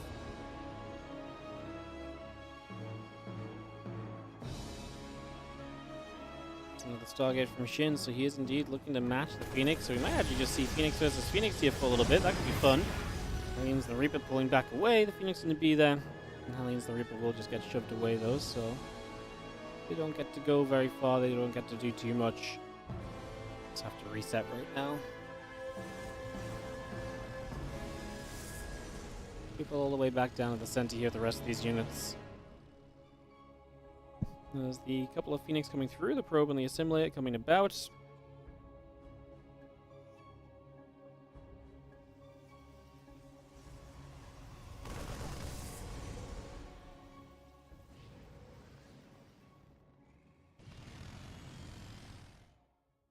And there's Reaper joining together, just going to be seeing the Cyclone at the front. On the Pre-Igniter, a few more Hellions continue to come through.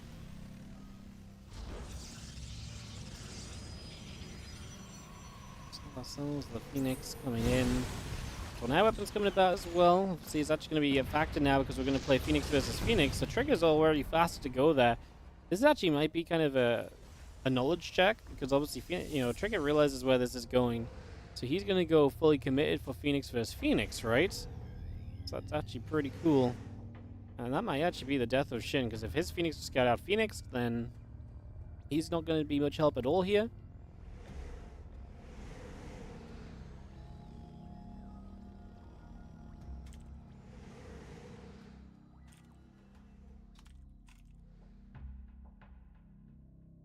Alien's just going to keep moving about. We've been following these for a second. This Adept gets caught. Thermal. And Trigger. I really like where they're going to be, man. Equal Phoenix count, but one guy's going to have Phoenix range. The Fleet Beacon is just so much later from Shin. It's definitely going to be so much opportunity here to take a good fight. Definitely going to be a bit of a chance to make something happen as we're already going to be in position too when the Phoenix range finishes up. Actually going to dive forward right now. The Phoenix going to see the other Phoenix. Got to be a little careful. The thing is as well, Bjorn has Marines and Euthermal has Hellions. Now, last time I did the math, that generally does favor the guy who is playing with the Hellions. So if that's your support on either side of this, that goes very well. Phoenix range is done, so that's where Trigger wants to start making something happen. These Hellions would love to get on top of some of the Marines, but that's just not been possible so far. Not finding that opportunity. His tank cyclone coming back over. Hellions going to get there. A couple of Marines go down. Phoenix going to shoot the medevacs. Oh, this is where the Phoenix is going to get involved. Oh my god, it's a massive Phoenix fight. Phoenix range doesn't matter here. This is going to be a numbers game. I think it's better for Bjorn and Shin. I think this was better for the Phoenix of Trigger. Better for the Terran play of Bjorn. The problem is Phoenix control this matchup, and now they can just stim in, lift up everything. And now Bjorn's advantage, Bjorn having won out doesn't really mean anything. We should just really focus on some of these Marines because they are killing Phoenix. And the last thing you want to do is lose Phoenix. Keep as many of these Phoenix alive. The more Phoenix you have, the more in trouble the opposing team is. Trigger is going to be the hard carry right here and now. There ain't going to be much stopping the guy from this kind of a position. Tanks are getting lifted. The Phoenix do lose a lot of their energy here. So a lot of that energy already used up.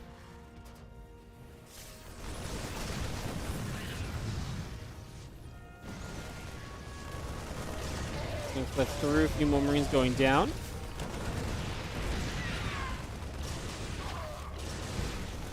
Just gonna get there. A couple of Hellions still kind of showing up. I mean, this is gonna be too much, right? Hellions can support against the Marines now. The Phoenix are taking out the tech units. Once they get energy, they're gonna pick off all the probes. This really just becomes a downward spiral on Bjorn and Shin's side. The swap to playing Protoss for Shin may have been good kind of compositionally, but it was not good in terms of how to play it out, I think. I think that's a knowledge win for Trigger. GG gets called. Trigger and Euthermal go to the finals. Alright, Trigger and Euthermal versus Lambo and a Laser coming up, so we're going to get that underway. Going to get that started in just a few moments.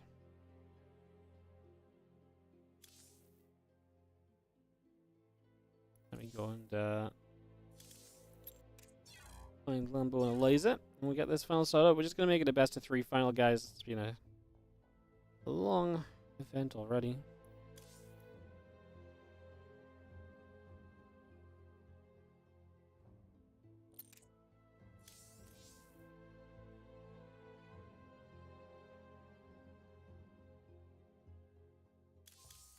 So yeah, we're just going to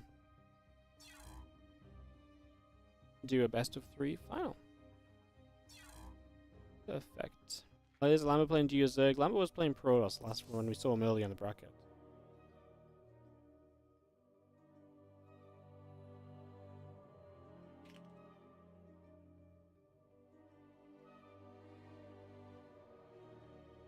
So yeah, probably Zerg Protoss versus Terran Protoss.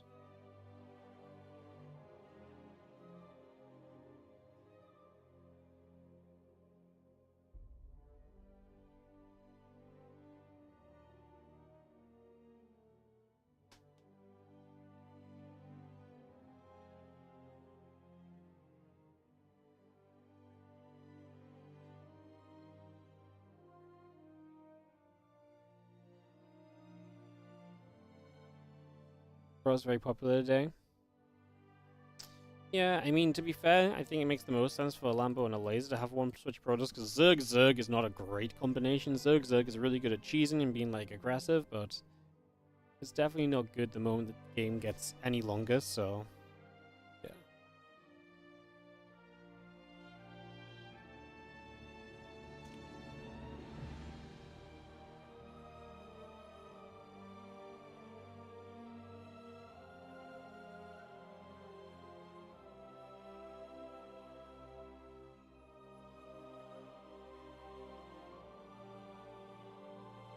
Oh.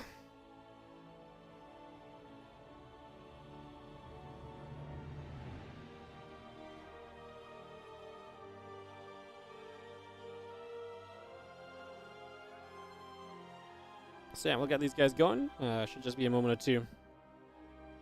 It looks like vetoes are on the way, so progress being made. Love it. Progress being made. We love that one. Absolutely. Phoenix is so good in 2v2. Yeah, Phoenix are absolutely nuts in 2v2. Just you can get to so many Phoenix so freely. And that's the thing, right? Like, you need a little bit of support, because in a 1v1, if you just mass that many Phoenix, your opponent can just build, like, anti-air.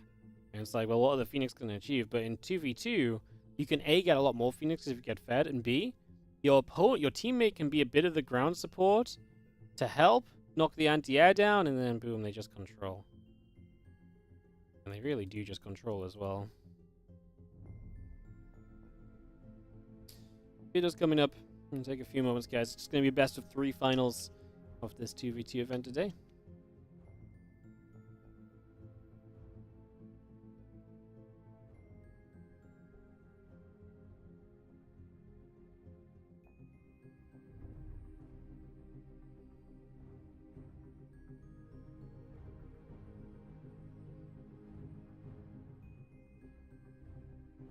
Do do do do.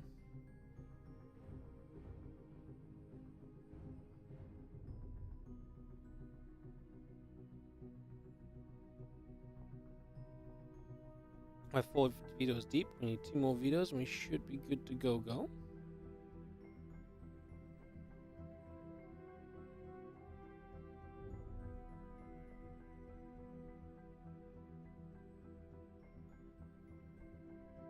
Bum bum bum bada bum bum bum bada bum ba bum.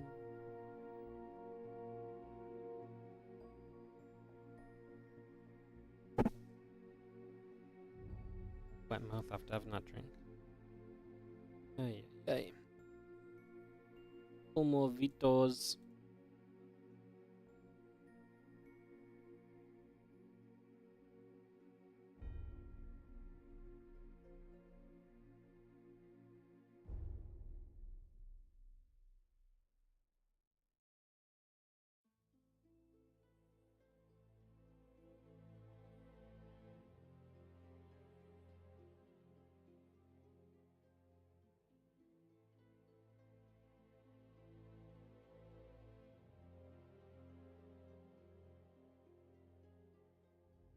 Vito, Vito, Vito.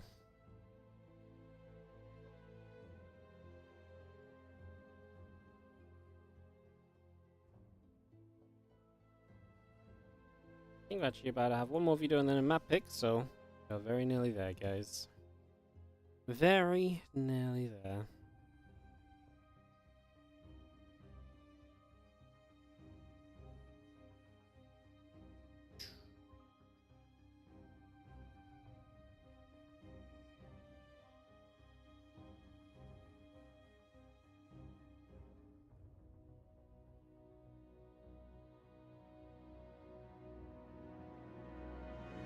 Bam, bam, bam, bam, bam. I think Lambo and Laser have some special tactics on the ready, yeah? I wonder if they could play double Zerg if like the map kind of allowed for a more aggressive style of play. That might be when they play double Zerg compared to Lambo playing Protoss. I'm not sure if Lambo played Protoss all day, obviously just keeping an eye on things as we went.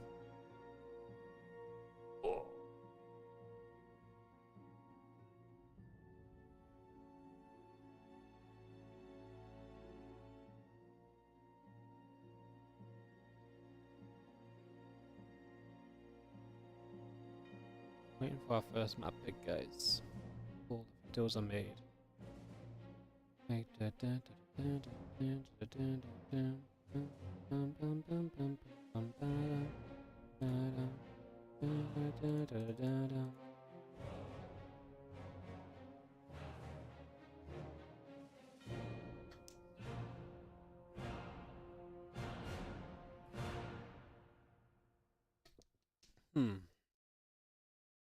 Mm-hmm.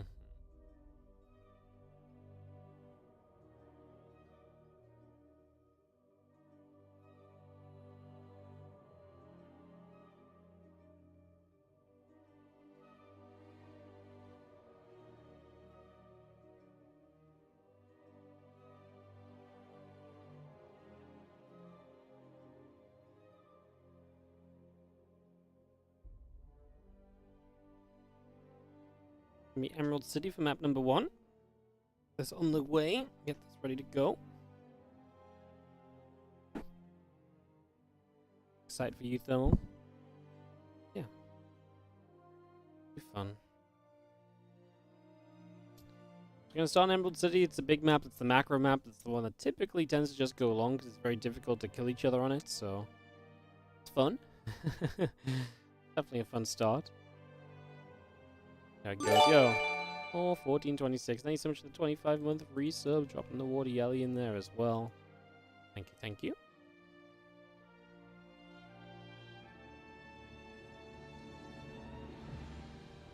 Let me get you on the tree.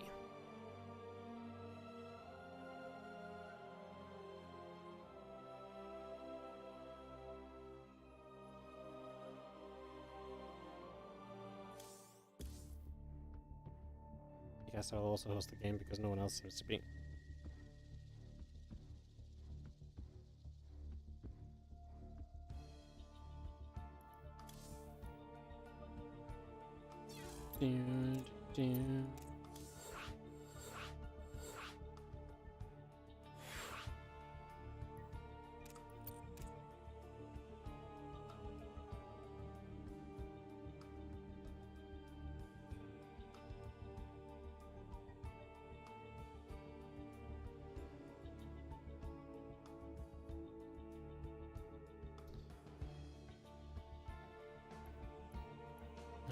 So we're going to be good to go.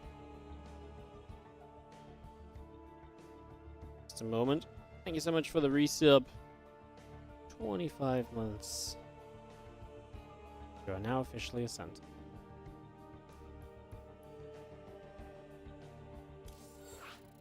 Alright, I think everyone's good. It's so difficult to pick somewhere that's not completely full right now. Such an empty branch there. No, I just knocked someone else off. No! Quick, get back on. No one saw anything. I didn't knock someone off the tree, guys. It wasn't me. Wasn't me. That's the 3 finals. It's going to be Trigger and New Thermal in the top left playing Terran Protoss. Their main races, it's going to be an off race from Lambo, as Lambo and a Laser play the Zerg Protoss combination here to get to the last series of the day. It is the finals. Let's see how we go. Lambo, Laser. We saw them at the start, actually, right? We kind of followed those guys early, and yeah, 4 hours ago or so, we followed them along. 2v2 is very fun to watch. Hell yeah, glad you're enjoying it. We will have a 3v3 tournament 2 weeks from now, guys, so put it in your calendars. Come and play, or just come and spectate again. 3v3 2 weeks from now. Could also be a lot of fun.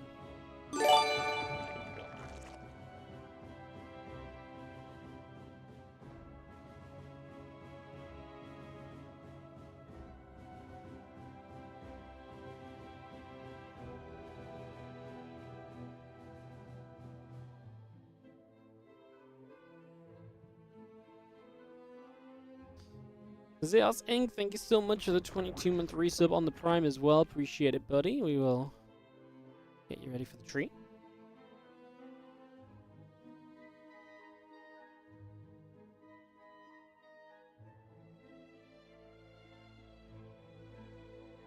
Dun, dun, dun. Why is the latest hatch over here? Oh, that is a great question. I was sorting something out quickly. That's a fantastic question. Why is this hatchery over here? I mean, Lambo is kind of just being normal, but I imagine maybe Lambo 4 gates with this or something to that effect. Probably, possibly. I mean, it's got to be something aggressive from Lambo too. Your teammate can't just go and... Okay, there's no way your teammate can go and do one thing and you can do the other, right? Just doesn't make sense.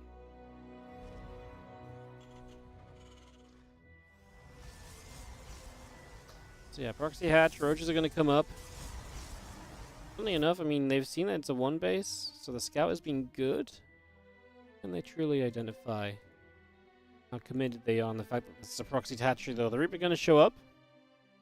Bjorn and Shin out. Yep, they lost the last series, and unfortunately that was an elimination one for them, so...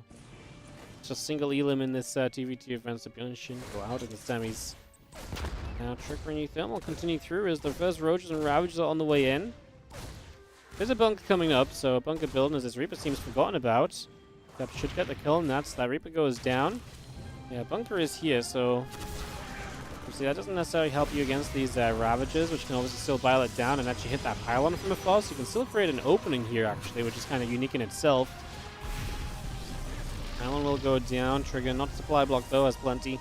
Because I actually think he's looking okay defensively right now, as a few more corrosive vials. He'll start hitting the Cyber Core. Lambo has a proxied robo facility, so that's going to be his point of aggression here. So proxy robo, aggression from that is going to be the go-to at the moment as we see the Ravages continue to try and pile down. There's a bunker. Bunker taking a little bit more damage. And a few more biles coming through for the moment. Oh, nice force field. Great force field. Going to trap the Ravages in. Oh, no. Well, the Prism goes into the main base, so all of the defense right now is on that bottom left. There's nothing in the main, so this is where Lambo can strike, and this is where he is going to start dealing some hits. All of those probes begin to go down. SCV's potentially in trouble. Immortal stepping up. Stalks in the sentry there as well. Prism continues to move away for now. We're backing out of there. I mean, is this giving the Laser the chance he needs to get going at the front? The bunker's starting to take some serious hits now. Target fire on the Ravages is nice. And we will break down the bunker. Has this multi-prong from Lambo been enough? Like, that's all he kind of needed, right? A distraction, a chance. Definitely feels like you get an opportunity now, at least, as this battery heals up the other battery. That battery should still go down eventually. Immortal coming out defensively, though, from Trigger. That obviously would be a big point of defense as well, so that would help a lot. Oh, Force Field's going to come down there. Those Ravages in some trouble. Second Immortal out, actually, is going to be huge. We're back in the main base. It's definitely the multi-prong and the ability to kind of go whichever way you want here as Lambo, which kind of makes this such a difficult defense on the other opposing side. You're always going to have a laser fight in here, but Lambo could also fully focus on the attack here, so you've got to split your defense, but then, yeah, so far they've been very good at kind of capitalizing on the split defense. Those Immortals need to be careful too. There is obviously Prism Micro available.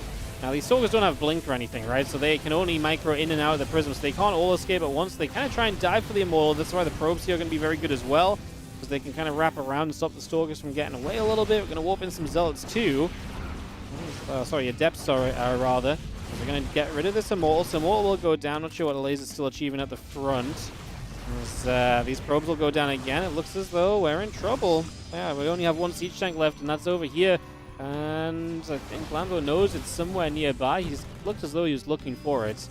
As the Probes, SCVs are going to pull in. But that's why the Adepts are such a great warp in now, is a laser and Lambo at the front are also going to break through here. The tank going to go down, try and deal with that. The main base of, Trigger at this point pretty much just has to be sacrificed, right? There's nothing you can really do to save it. What a beautiful attack from Lambo and a laser. Like, genuinely a really good attack. That succeeds based on the, based on the kind of setup which you really thought you were safe at first. It was the Lambo proxy that really brought the danger. The proxy hatch wasn't a fake, like, it applied pressure, you know, you had to respond to it, but they put everything on that, and that really opened the door for Lambo's kind of build to excel. One tank very low, by the way, but GG's going to get called, so looks as though Lambo and a laser are going to get game number 1. Wow, that was a really cool build. That was a really cool build in a map where you generally expect the game to be longer and just more kind of typically kind of macro setup. Very neat. Zeos, thank you so much for the resub. You're an elf.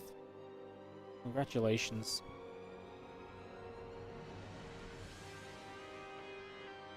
As we get ready for game 2, second map will be Reclamation.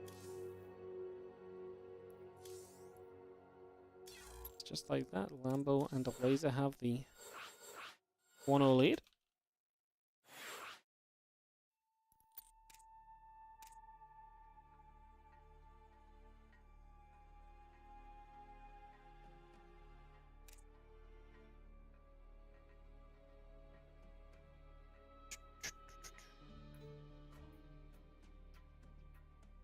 Trigger to join the lobby, and we are good to go.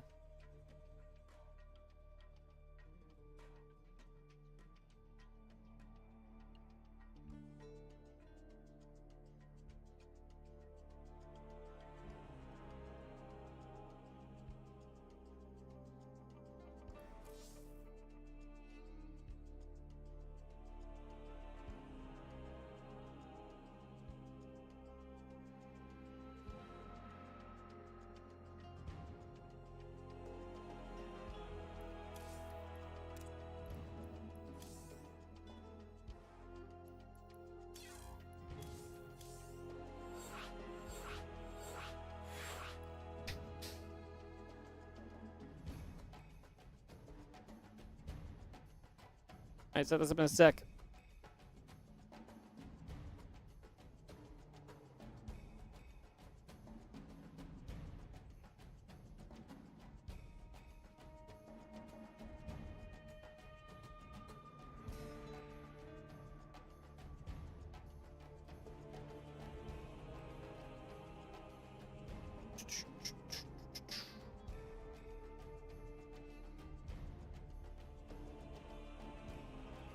Alright, so Infernal and Trigger trailing by a game. Lambo and a laser map away from winning today. As Lambo just needs a moment, apparently. Got a little bit of a kerfuffle hosting the map. There's apparently 2 maps called Reclamation. Both put onto the ladder by Blizzard as well. Ay.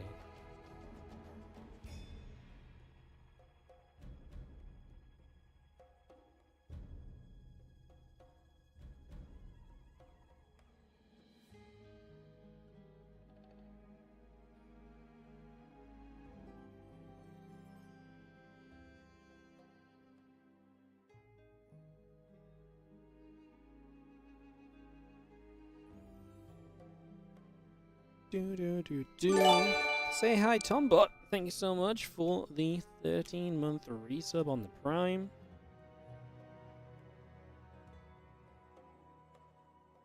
Appreciate it. Thank you so much for resubscribing.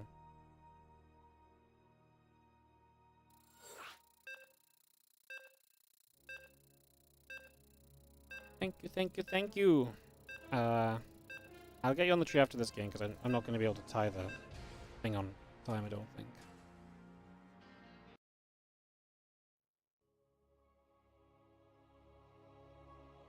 There's no way. I'll get on the tree after this game. Let's go and game though.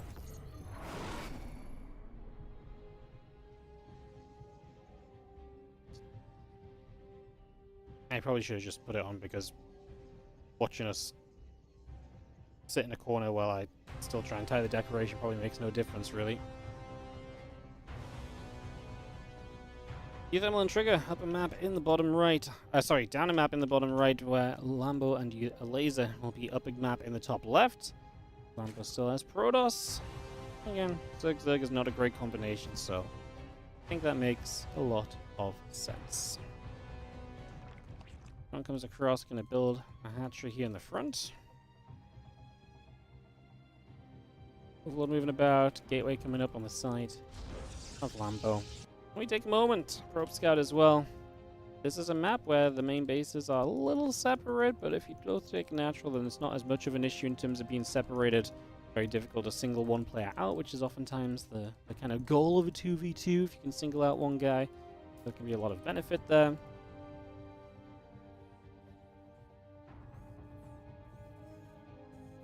Probe moves up into the main.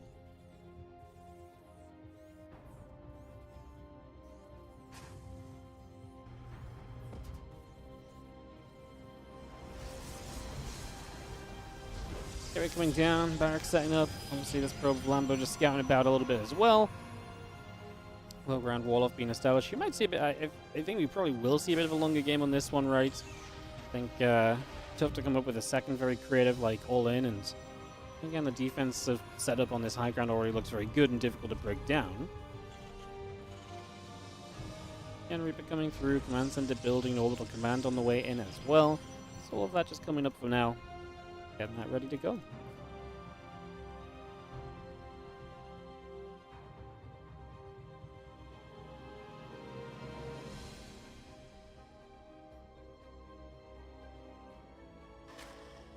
Probe, chasing another probe about.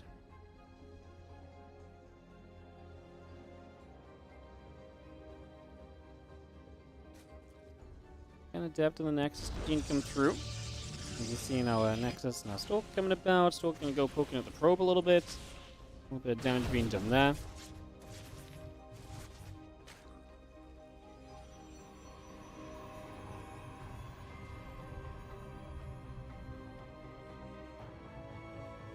Pulling back over to that side.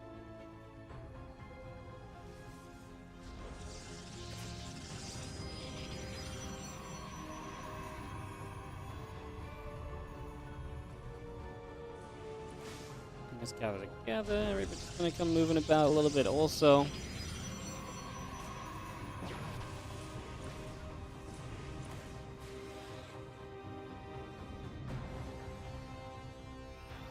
Going to get around the bottom. Again, our Overlord is setting up as well. We'll just take a few moments against Stargate coming up. The Phoenix on the way in.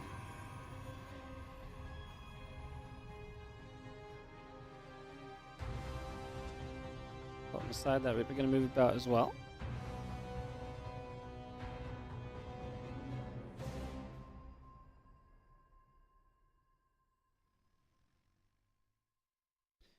Alright, we're pulling back the right side. The Hellions going to come through here from Uthermal. The Phoenix on the way to the top.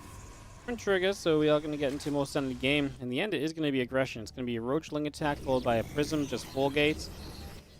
You know what? I appreciate the just sincerity of what they're doing, which is just being super aggressive. Good warping. Roaches get there as well to deflect the Hellions, although that does make this a scout. So maybe defenses can prepare back at home. We do have a siege tank building, a couple of Widow Mines on the way up. See how they look to break it, see what sort of setup we have. Try and break this down. Stalkers and the Prism. A couple of Phoenix gathering together. Phoenix can be useful here, but if they get kind of overwhelmed, then maybe not quite so much. So it's going to be kind of interesting. More Ravagers are going to come morphing in and continue down the bottom right. The Hellions are going to go back on the other side, so they're going to make this even more committed by killing a whole bunch of probes initially. That's definitely going to help. Going to come in from the right-hand side, so this wall-off over here does not matter as much. Void Ray is chrono boosting. Roaches getting caught up a little bit. Stalker's going to get there, start playing protection for the Ravagers. But it's giving you time to get these Void Rays out. I mean, the Stalkers are going to have a lot of different things they have to do here, although it is a lot of Stalkers. Those Widow Mines are going to be very dangerous. We look to get rid of the battery. Widow Mine's going to get rid of a couple Stalkers very nicely to start out with. We do target fire some Phoenix. It's a messy fight because of the siege tanks. And because it's very choked up as well. We Corrosive File down the force field, which lets you get on top of the first tank. Now the second tank getting jumped on as well. Is that good enough? Void Rays are out here. The Stalkers can't really get on top of them easily. There's no batteries left. Prismatic alignment pops. We gotta go target fire down that Void Ray. No, the Stalkers, do we have enough of them? Ravagers are helping to fight. The Prism is getting shot at by the Phoenix. I mean, we gotta get rid of that Void Ray. That Void Ray has done so much. An Immortal now shows up as well. Lambo on 7 supply, a Laser on 35. That was not good enough. This commitment does not succeed. And that is going to be GG. We're going to go to game 3, as this timing does not work. Man, that was a chaotic fight. Absolute mess as we move through. Apparently my camera is going to crash because I don't think it's that hot in here today, but it's just doing this lately. Get that reset. Oh, guys. We go into game 3. So game 3 coming up. What's our third map going to be? It is a Breakwater.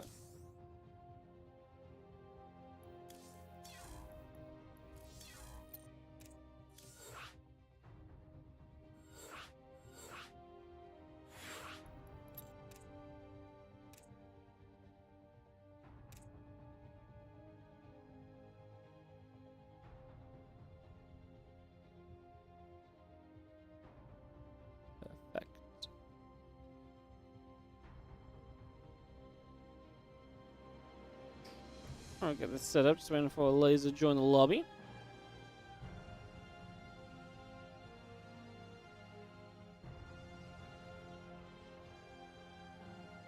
There he is.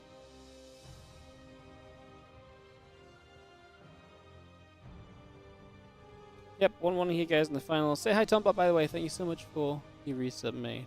Welcome to the tree. Lambo just needs a moment.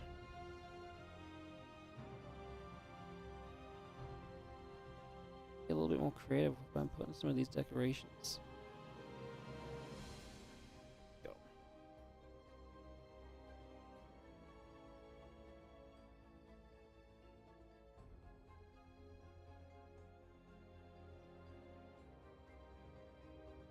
Waiting for Lambo to ready up and we can go.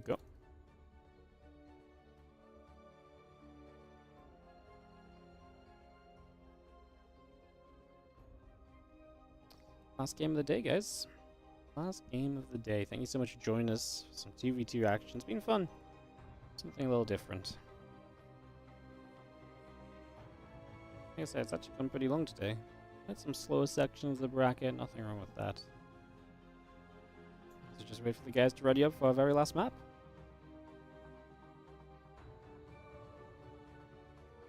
Ready up for our very last map. Do.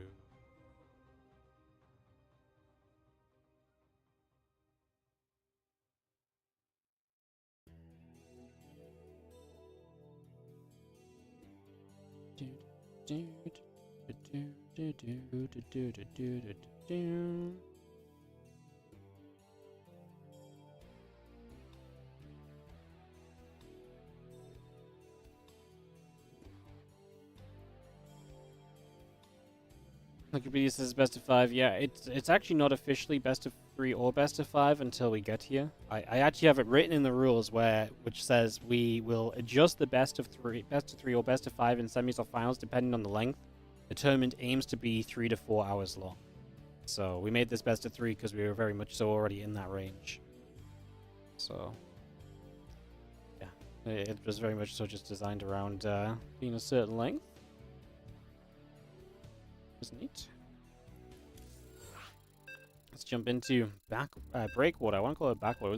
Was there a map called Backwater? I feel like there used to be a map called Backwater in 1v1, no? It was the game where, on Base Trade TV that time, Impact killed his own hatchery with the drone. Is that Backwater? A drone attacked his own hatchery for long enough that he killed it.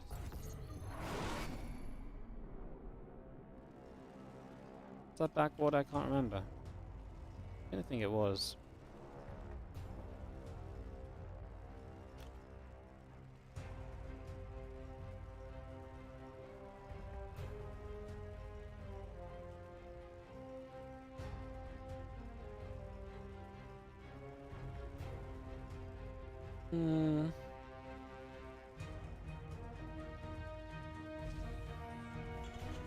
Yeah, Backwater was the map. That's exactly the map I'm thinking of, yeah.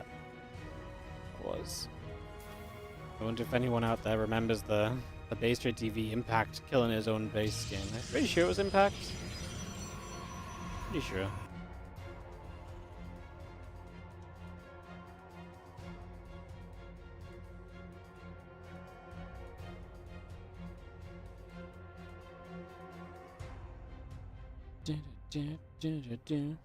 Probe coming across, the hatchery coming down.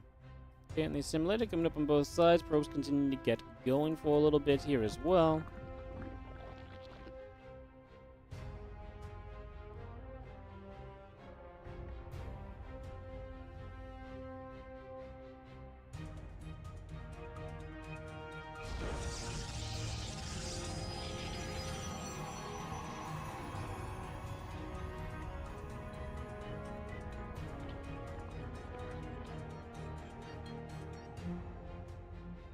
Oh, we're getting toward the upper right.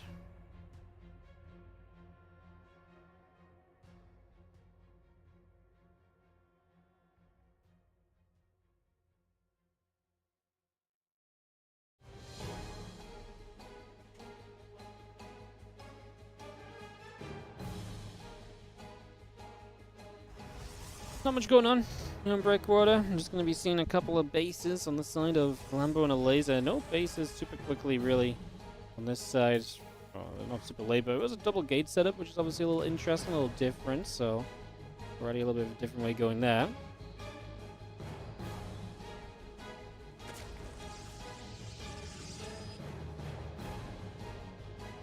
Reaper comes over to the left. Move straight into position as our Nexus finishes up. Link speed coming through, Stargate building. Reaper going to fire up at some of those drones. Queen's going to be there to hit the Reaper in return. So the Reaper does go back the other direction.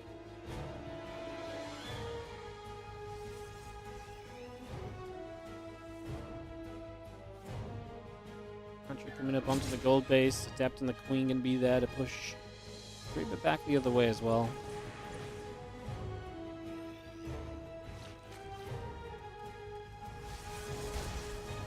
I'm going to shoot. Probe going to go down pretty quickly. This Reaper is going to be able to be a little annoying from Uthermal. I wonder if Uthermal and Trigger have figured out that Lambo and Alaze like to be aggressive, and so they can figure out how to keep playing defensively now.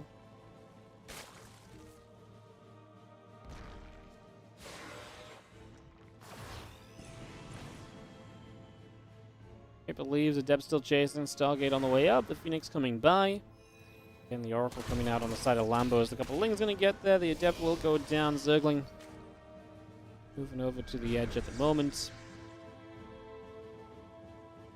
Pre-Igniter coming up for the Hellions actually. Should be fun as well. Pretty typical Blue Flame Phoenix combo. I've seen how to Uthermal. Seen him play this one many a time before already. As the Hellions come through, the couple of Adepts going to chase. Reaper goes down. The Hellions still getting hunted. Queen going to be there as well, so I'm doing pretty well just to, again, chase down a little bit for a little while. Adept's going to come up, the drone's going to move to the top. Aliens and then from the Pragmatic coming through, just going to see the Adept's going to try and get the gold for a little bit. I mean, the gold's actually kind of a fun take, but you've got to defend against it. The Hellions get back there. You got a couple of those drones. I wonder if the attempt to take this gold is going to maybe kill them a little bit just by being a little bit too greedy. It's possible as our Hellions come through. All those drones go down. It's not a pretty start for Lambo and Alaze. The Oracle will show up to play cleanup, but man, it's just a little late. It's a little late and a little expensive as well. Hellions onto the watchtower. Phoenix coming about. She's going to be seeing the Oracle gathering together as well.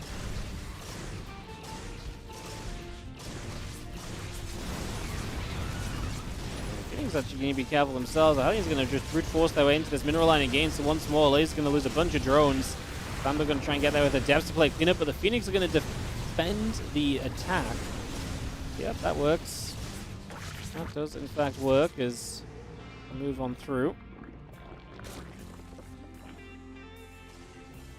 Lings continue across. I mean, Hellions now just going to go with the Phoenix into the natural. And they're going to do a lot over here as well. So success is absolutely being had. This one is definitely all going wrong if you are Lambo and a laser. Honestly, a start out was just trying to take that gold. They don't quite get units up. They're out of position. Trying to get to a Dark Shrine, but this is just going to be GG. And this was really quite a rapid series in the end. As we get ourselves GG's called. And that will be that. For this series and for this finals, guys, GG's and well played. Thank you so much for watching the 2v2 today. Congrats to Trigger and Uthermal. Lambo and Laser put up a good fight, but they really got caught there a little bit on that one.